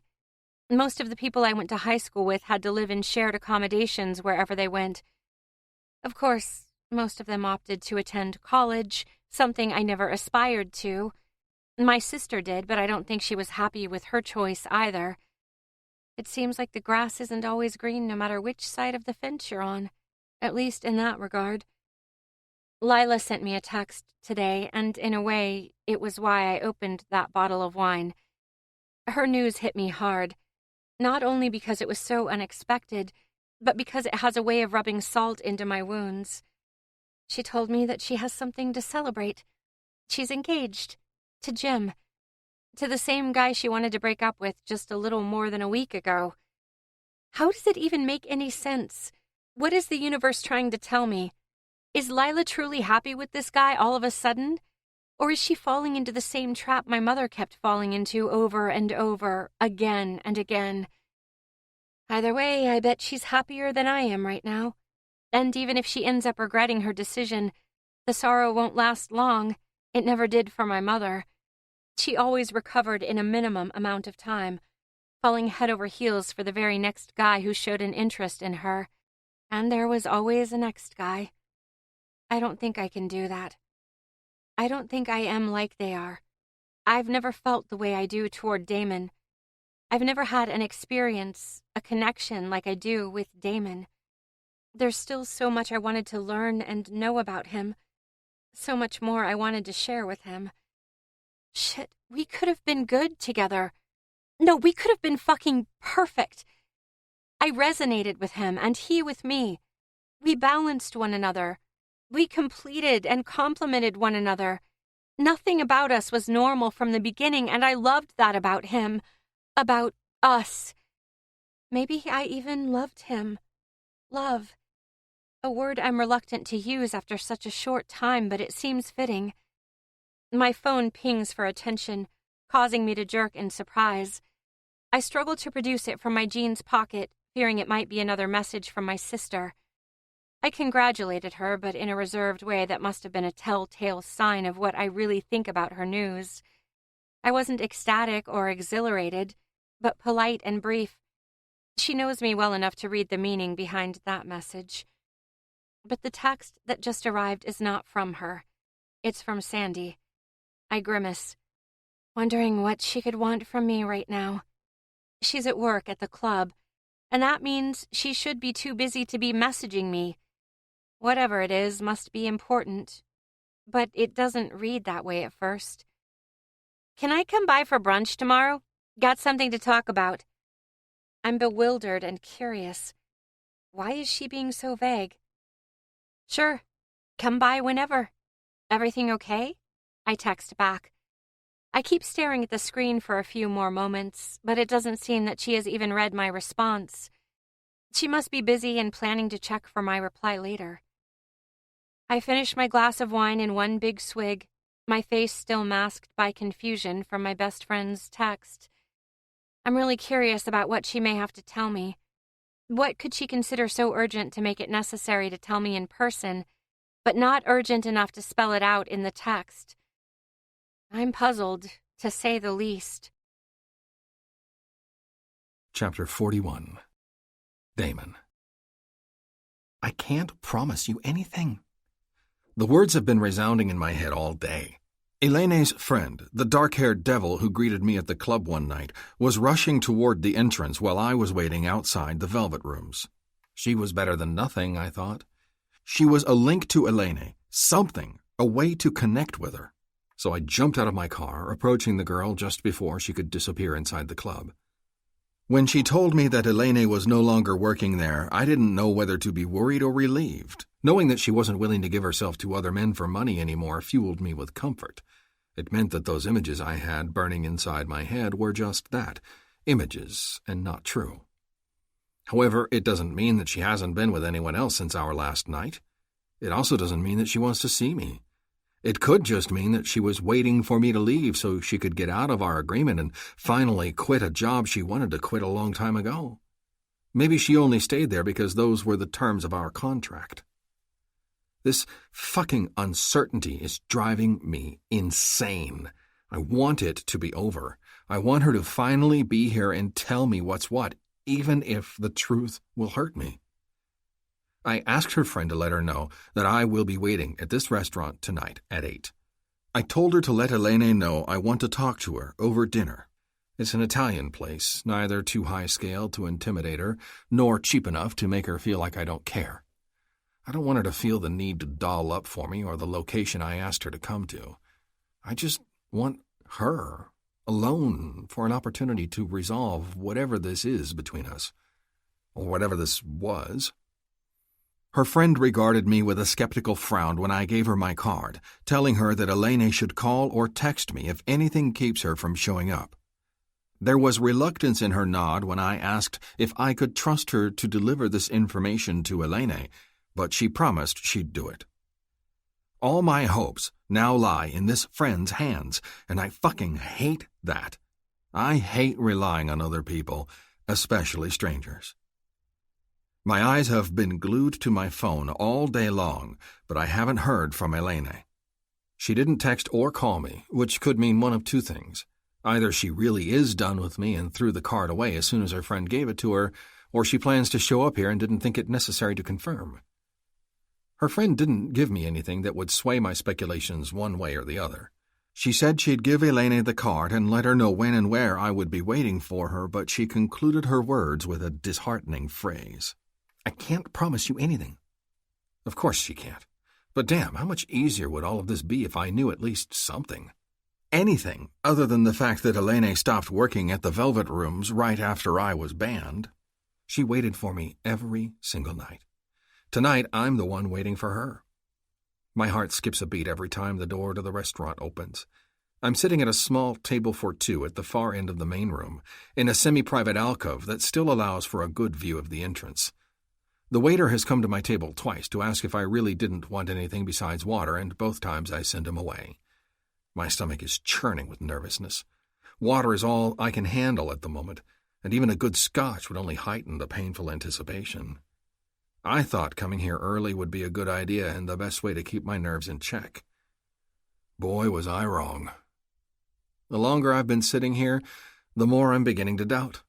With every minute that passes, a negative outcome seems more and more likely, even though there's no concrete reason to believe that. All my contemplating, my dwelling, my doubts, my fear of a negative outcome, all of that disappears when the door opens again and her beautiful face appears, scanning the room in search of me. She's wearing tight-fitting jeans, white sneakers, and a lightweight navy blue coat with a white scarf. I've never seen her in a casual, everyday outfit, only all dressed up or completely naked. This look is new, and it's fucking delicious. I jump up from my seat, watching from afar as a waiter takes her coat and scarf, but her beautiful blue eyes are glued on me the entire time. Her platinum hair is straightened today, and it's streaming down her slim shoulders in stark contrast to her dark top. The bright strands bounce as she rapidly approaches my table. She wears minimal makeup, a hint of powder, a sweep of black mascara on her lashes, and her bright pink lips are kissed with a touch of gloss. I freeze in place as she comes closer, incapable of knowing what to do, what to say, how to greet the girl whose absence has been tormenting me every waking minute. She shows no such inhibitions. As soon as she closes in on me, she wraps her arms around my neck, rising up on her tiptoes and pressing her lips full on to mine. My entire body melts into instant relief as I scoop her into my arms, taking her with such force that she's lifted from the floor, pressing her delicate body against mine. I breathe her in, all of her. Our kiss is clumsy and eager, speaking of our impatient need. She's the one to start it, and the one to break it, her blue eyes moving up to meet mine. "Please tell me I'm not misunderstanding this invitation," she whispers, her lower lip shaking. "Please tell me that you didn't ask me here to buy me, to sign another contract." Sadness and fear consume her expression, and it pierces my heart like a hot dagger. A smile tugs at the corners of my mouth, lightening the shadows on her face for a split second. "All I'm buying tonight is dinner for us," I tell her, slowly letting her go. "If you can spare the time." A shy smile, still riddled with uncertainty, appears on her pretty face when she nods. Chapter 42. Elaine. He hasn't said a word of substance ever since we sat down and ordered drinks and appetizers. He was the one who asked me to come here, so it seemed only natural for me to wait for him to start the conversation, especially after I was the one who went in for a kiss he didn't dare initiate. We clink our Manhattan glasses, and I watch him over the brim of my glass as I take my first sip. It's the first time that I see him in something other than a suit. He's wearing a light blue shirt and dark dress pants. The shirt stretches over his buff arms, emphasizing his broad shoulders. The sleeves are rolled up, revealing his strong tanned forearms. The watch around his wrist probably cost more than my monthly rent, and its light blue details match the color of his shirt. The stubble on his strong jaw is lighter than it was the last time I saw him, suggesting a fresh shave just before he came to see me. He is distinctive from head to toe, suit or no suit. "So tell me," I finally request. "Tell me what happened." My question makes him visibly uncomfortable, even though he must have seen it coming. He puts his drink down, and the glass meets the table with such force that I fear it might break. "Do you want to hear the short version or the long version?" He asks. I smile at him. "You know I always prefer the long version." He nods, his gaze browsing through the room for a few moments before he turns back to me, taking a deep inhale before he can gather up the strength to start speaking. My investment, the one for the startup, didn't exactly go the way I was hoping it would. On the contrary, it pulled me into a lot of shit. He begins, his eyes nervously darting back and forth between me and the table. The guy I invested in turned out to be a fraud. "Shit," I exclaim. "So your money is gone?" He nods his head. Yes, but that's not the problem. The problem is that I, as his major seed investor, am getting drawn into this. All my assets are put on hold, and I may be facing a lawsuit if my attorneys don't find a way out.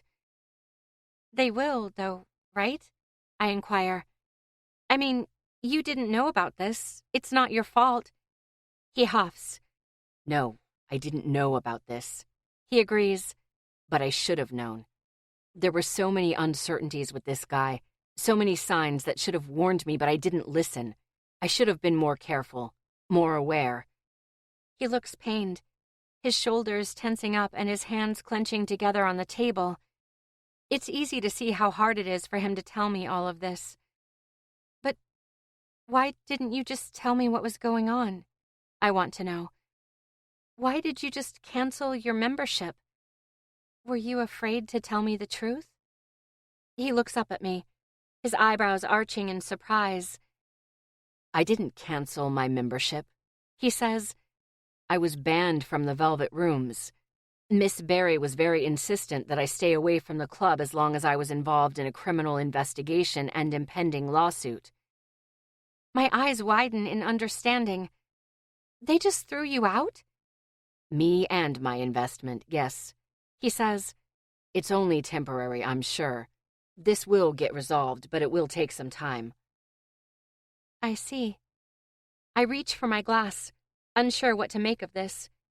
He didn't leave on his own account. He was forced to forfeit his investment and banned from entering the club, so he had to stop seeing me and was left with no way of contacting me. I, on the other hand, knew his name, which should have been enough to look him up and find a way to contact him. If I had dared to. I was so busy coming up with my own conclusions that I didn't even think of running after him. My head is shaking as I let out a helpless chuckle. He cocks his head to the side, a puzzled look on his handsome face. What's so funny? I thought you were done with me, I explain, now realizing how silly I must sound. I thought you didn't want to see me anymore, that I was just a throwaway whore to you, and now you're telling me that it wasn't even your choice to stop seeing me. I pause, biting my lower lip as I ponder my next words. It's just, I utter. The past few days have been horrible, excruciating, and to know that I wouldn't have had to go through that if I'd just... He reaches out to me, taking my hand in his. You and me both, he says. I interpreted your silence the same way you took mine. Our eyes met, holding each other in a tense and silent stare for several moments before I ask my question. So, this isn't over? He shakes his head. If you're asking me, it's only just beginning. The weight that's falling away from me in that moment nearly causes me to burst into tears from the sheer overpowering relief that comes with it. I'm trembling, and my vision blurs as our appetizers are brought to the table. I fear speaking because I know I can't stop myself from crying if I do. But why should I? He wouldn't want me to hide this from him. So I don't care that tears are running down my face when I respond, yes. My voice breaks after that pointless stutter, but he understands. He squeezes my hand across the table, the smile on his face widening. Shit, you're pretty when you cry. He winks at me, lifting the tension with his remark and the gesture. I laugh, hurrying to wipe away the tears on my cheeks. Tears that weren't caused by sorrow or loss, but from overwhelming joy. I stopped working, I tell him, because I don't know what else to say, and because I think it will make him happy to hear. I'm not working at the Velvet Rooms anymore. He nods. I know. Your friend told me. Of course. Sandy. When she came over to my place for brunch today, I was still the sad little mess that thought I'd lost him forever. How could I have known that she came with a message from him, with a card that had his name and number on it, delivering the news that he wanted to see me tonight? I don't think he's done with you, she said, sharing a cautious smile with me. She knew how unraveled I was. All day long, I stared at his card, wondering whether I should let him know that I'd been thinking about him non-stop, that I missed him and that I couldn't wait to see him. But I was too scared. I was scared that I misunderstood his intentions, that this was not what he wanted to see me for. I was scared he'd just wanted to set up a new contract, to buy me in a way my former clients did when I was still working at Violent Delights.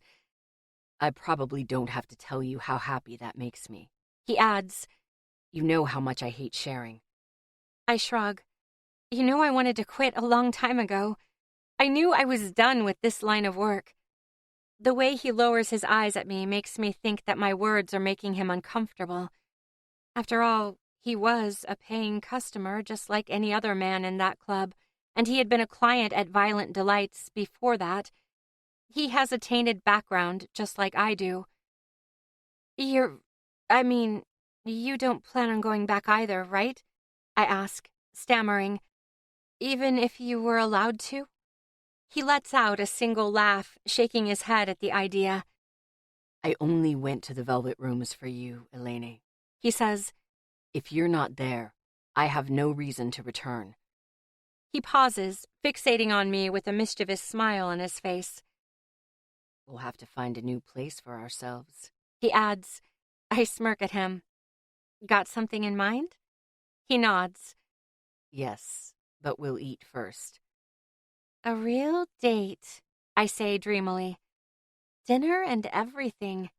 Just like normal people. Just like normal people. He repeats, picking up his fork. Our eyes remained focused on each other, the flicker in his telling me that he considers us as normal just as little as I do. Chapter 43. Damon. I can't turn my eyes away from her naked silhouette as she stands by the window, absent-mindedly twirling the drink in her hand as her gaze wanders across the cityscape below. She moves so naturally in my home, as if she's been here 1,000 times before, as if it was her place. She doesn't feel like a stranger in my home, but like she belongs. I should have brought her here right from the start. I should have stolen her from the Velvet Rooms before we were torn apart by circumstance. Our clothes were off a minute after we stepped inside, the hunger for each other so strong that I didn't even bother carrying her over to my bedroom. She curled up in my arms, our lips pressed against each other as I moved her over to the couch, ravenous as I claimed her body for the very first time outside a place that was more public than it was private. It was different to have her here. It was loud, it was messy, it was violent in a good way. She tried to climb on top of me, her lithe body clinging to mine with desperate need, but I wouldn't give up control today. The spanking she received was met with mewls of pleasure, and if anything, her mischievous beam only egged me on. I was driven by feral desire, fucking her with vicious force, as if I was afraid of losing her again. I plunged into her tight wetness with no regard for anything but her face, her body, her hair as it draped across the cushions of my sofa. I will never get enough of the spark of pain that flickers across her face every time I thrust my cock between her limber legs. I know I'm far bigger than average, but making her moan in a blend of agony and bliss brings me more delight than it ever did with any girl before her. She's trained at seduction, in controlling her body, and equipped with knowledge that makes her a skilled liar, but none of that comes to light when she is with me. She's the most beautiful when she lets go of everything she's learned, and no one can savor the result of that as much as I can. When she came, wrapped around my cock, her tight muscles clenching with hot fury, there was nothing fake about what I witnessed on her pristine face. She rode that climax with an exuberance that cannot be simulated, and it's the most beautiful sight I could ask for. I was defenseless against it, and joined her in an instant, my pelvis pressed against her spread lips as I found my release deep inside her. Knowing that my cum is still dripping from her tender lips as she roams my living room instantly gets me hard again as I sit in one of my armchairs watching her. She's walking toward the massive panorama window that stretches the full length of the wall, from the floor all the way to the high ceiling, placing her dainty fingers against the glass as she looks out on the city. "You could lose all of this?" she asks, without turning around to me. "It's such a lovely place." I shake my head, even though she cannot see it. I won't lose anything. They have nothing against me, and I have the best attorneys you can ask for. My innocence in all of this is easy to prove. Her gaze trails back over her shoulder, catching mine. "I bet your parents had good attorneys, too. And still, they are in prison." "Big difference," I say.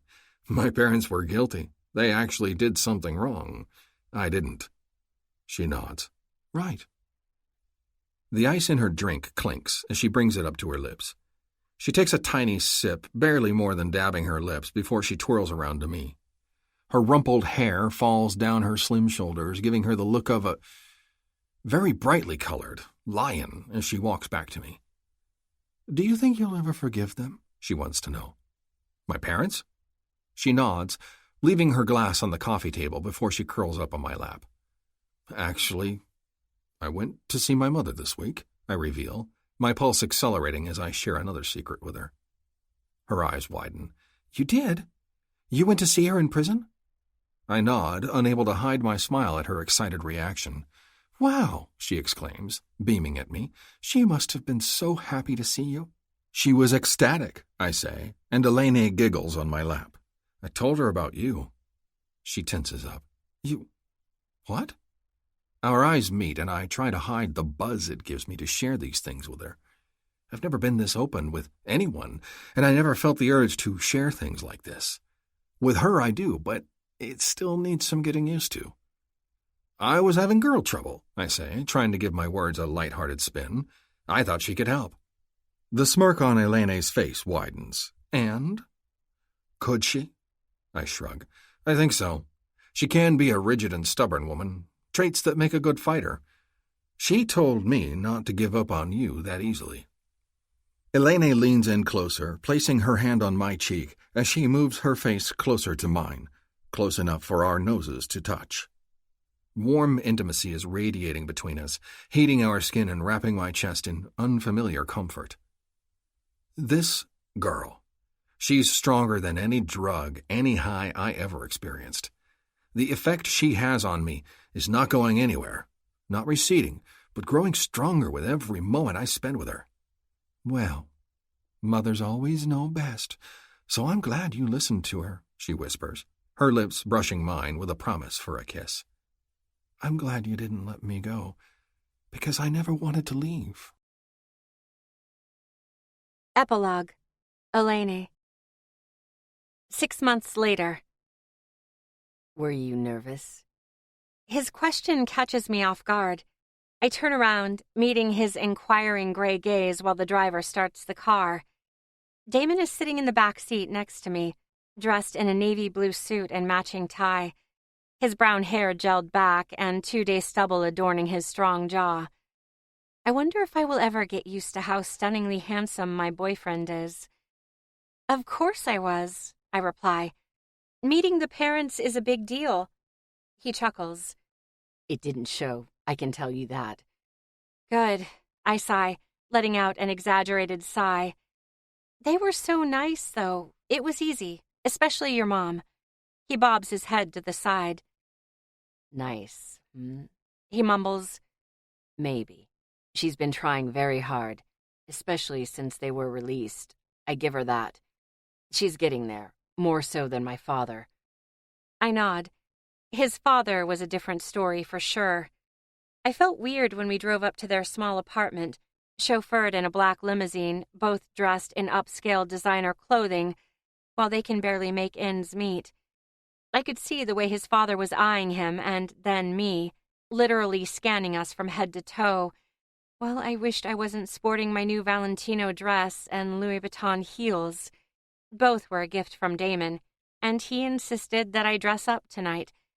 Maybe he wanted to make his parents, and especially his father, feel bad for their mistakes, even though they've already paid with everything they had. "Your father needs a little more time," I offer. "You didn't go easy on him." Damon nods, reaching for my hand and squeezing it lightly. I know you want me to patch things up with them, he says, but I can't act as if the past never happened. Not yet. I need time just as much as they do. "That's fine," I assure him, "as long as you're willing to forgive them." He looks at me, his handsome face displaying a cautious smile. I'm getting there. My reciprocating smile is wider than his, laced with encouragement. "I guess that is all I can ask for now." I am going to help them get back on their feet like I promised you, He says, but only if they prove themselves worthy of my help. I roll my eyes at him. "You wanted to do something meaningful with your money, didn't you?" I ask him. "Isn't that why you started investing in the first place?" He sighs. And you know where that got me. "Yes, to me," I pipe, winking at him. I know he's still hung up on that startup investment that went down the drain and almost got him into legal trouble. But ever since that was dealt with, I no longer let him dwell on those dark thoughts. That guy, Scott, was the only one who faced an actual lawsuit in the end. And while the money Damon invested may be gone, he still has a clean history. He got off the hook, just like he said he would. It is nothing more than a bad memory. The car comes to a halt in his building's driveway, and I follow him through the lobby, balancing on my new and way too tight heels. I can't wait to get upstairs and get out of them. Maybe take a hot bath. Maybe he'll join me. The penthouse has changed since I first saw it about 6 months ago. It was a stunning place back then, but kind of sterile feeling and empty. The changes since then have been small and gradual, but I've never noticed it as much as I do now. Everywhere I look, I find something that doesn't belong to him, but to me. I left my Kindle reader on the coffee table next to a stack of my magazines. There are 3 pairs of shoes right next to the door that belong to me, and 2 coats hanging on the rack next to it. The mail that's piled up on the countertop that separates the open kitchen from the living room has not been sent here, but brought up by me. A lot of it is info material about design schools that I've been thinking about applying to. That pile is probably the most telling sign of how little time I still spend at my own apartment. I only go there every few days to pick up the mail, water my dying plants, and say maybe hang out with Sandy for brunch. She's still working at the club, but has recently told me that she's thinking about quitting too, because she met someone. It's not a client, but a guy who is not a part of that world. I've never met him, but he's the first guy who means enough for Sandy to stop sleeping with others. She is no longer a devil at the Velvet Rooms, but an angel, the first step to take before getting out of the business. Damon wanders to the kitchen, loosening his tie. He turns back to look at me, mid-trip. A drink? I shake my head. My head is already buzzing from what we had with dinner. Tea, then? He doesn't wait for my answer, but reaches for the kettle right away. I join him, wrapping my arms around his toned waist from behind and deliberately pressing my tits against his back. You're asking for trouble, he warns me as he fills the kettle with water from the tap. Maybe, I whisper, adding another squeeze before I let go of him so he can finish his water-boiling business. Do you think I spend too much time here? I blurt out. He turns around to me, furrowing his eyebrows. What makes you ask that? I shrug. My stuff is all over your place, even my mail, and I can't remember the last time I spent a night at home. His eyebrows rise. But you're still calling it home. I inhale sharply. Yeah, well... I don't like that, he says, closing in on me, his hand digging into my hips as he pulls me closer. This should be your home. My anxious heart flutters at his words, and I tilt my head back to catch his gaze. What are you saying? I ask, my lower lip trembling. He smiles, displaying that wayward dimple that only appears on his handsome face every so often when he's absolutely, totally sincere. I'm saying I want you to move in, he says. It's long overdue. We've only been dating for 6 months, I add for consideration. But Damon just shrugs. So, what would change, really? Except for you not having to go back there to get your mail. My eyes remained locked on his, narrowing as I try to figure out whether he's being serious or not. But he's keeping a straight face, showing nothing but loving anticipation as he awaits my answer. I love you, Elaine, he adds, feeling the happy fluttering within me. A smile gives voice to that joy. I love having you around. I love being with you. Fuck, it's so much better to have you with me all the time than it is to be without you. A coy laugh joins the blush on my cheeks. I love you too, Damon. He leans down, placing his index finger below my chin to tilt my head back. His lips meet mine with tender affection, a kiss that is more of a gentle seal than foreplay, spiced with intimacy and belonging. Okay, I breathe between our kisses. Okay, Damon, I will move in with you. His lips break into a smile, and he retreats, just enough for our gazes to connect. You'll have to promise me something, though, he whispers, holding me in place with his gray eyes. I nod. Yes? You'll have to wear white for me again one day, he says softly, his voice whispering an elusive promise. It'll be just for me. but I want hundreds of eyes to see you when you do. I nod, my face beaming with understanding, as a single tear steals its way down my flushed cheek. Yes, I promise. This concludes Black Velvet by Linnea May. Narrated by Elizabeth Hart and Mason Lloyd. Copyright 2018 by Linnea May. This unabridged audiobook is published by arrangement with Linnea May, care of Brower Literary and Management, and was produced in the year 2019 by Tantor Media Incorporated, a division of Recorded Books, which holds the copyright thereto. Please visit tantor.com for more information on our growing library of unabridged audiobooks.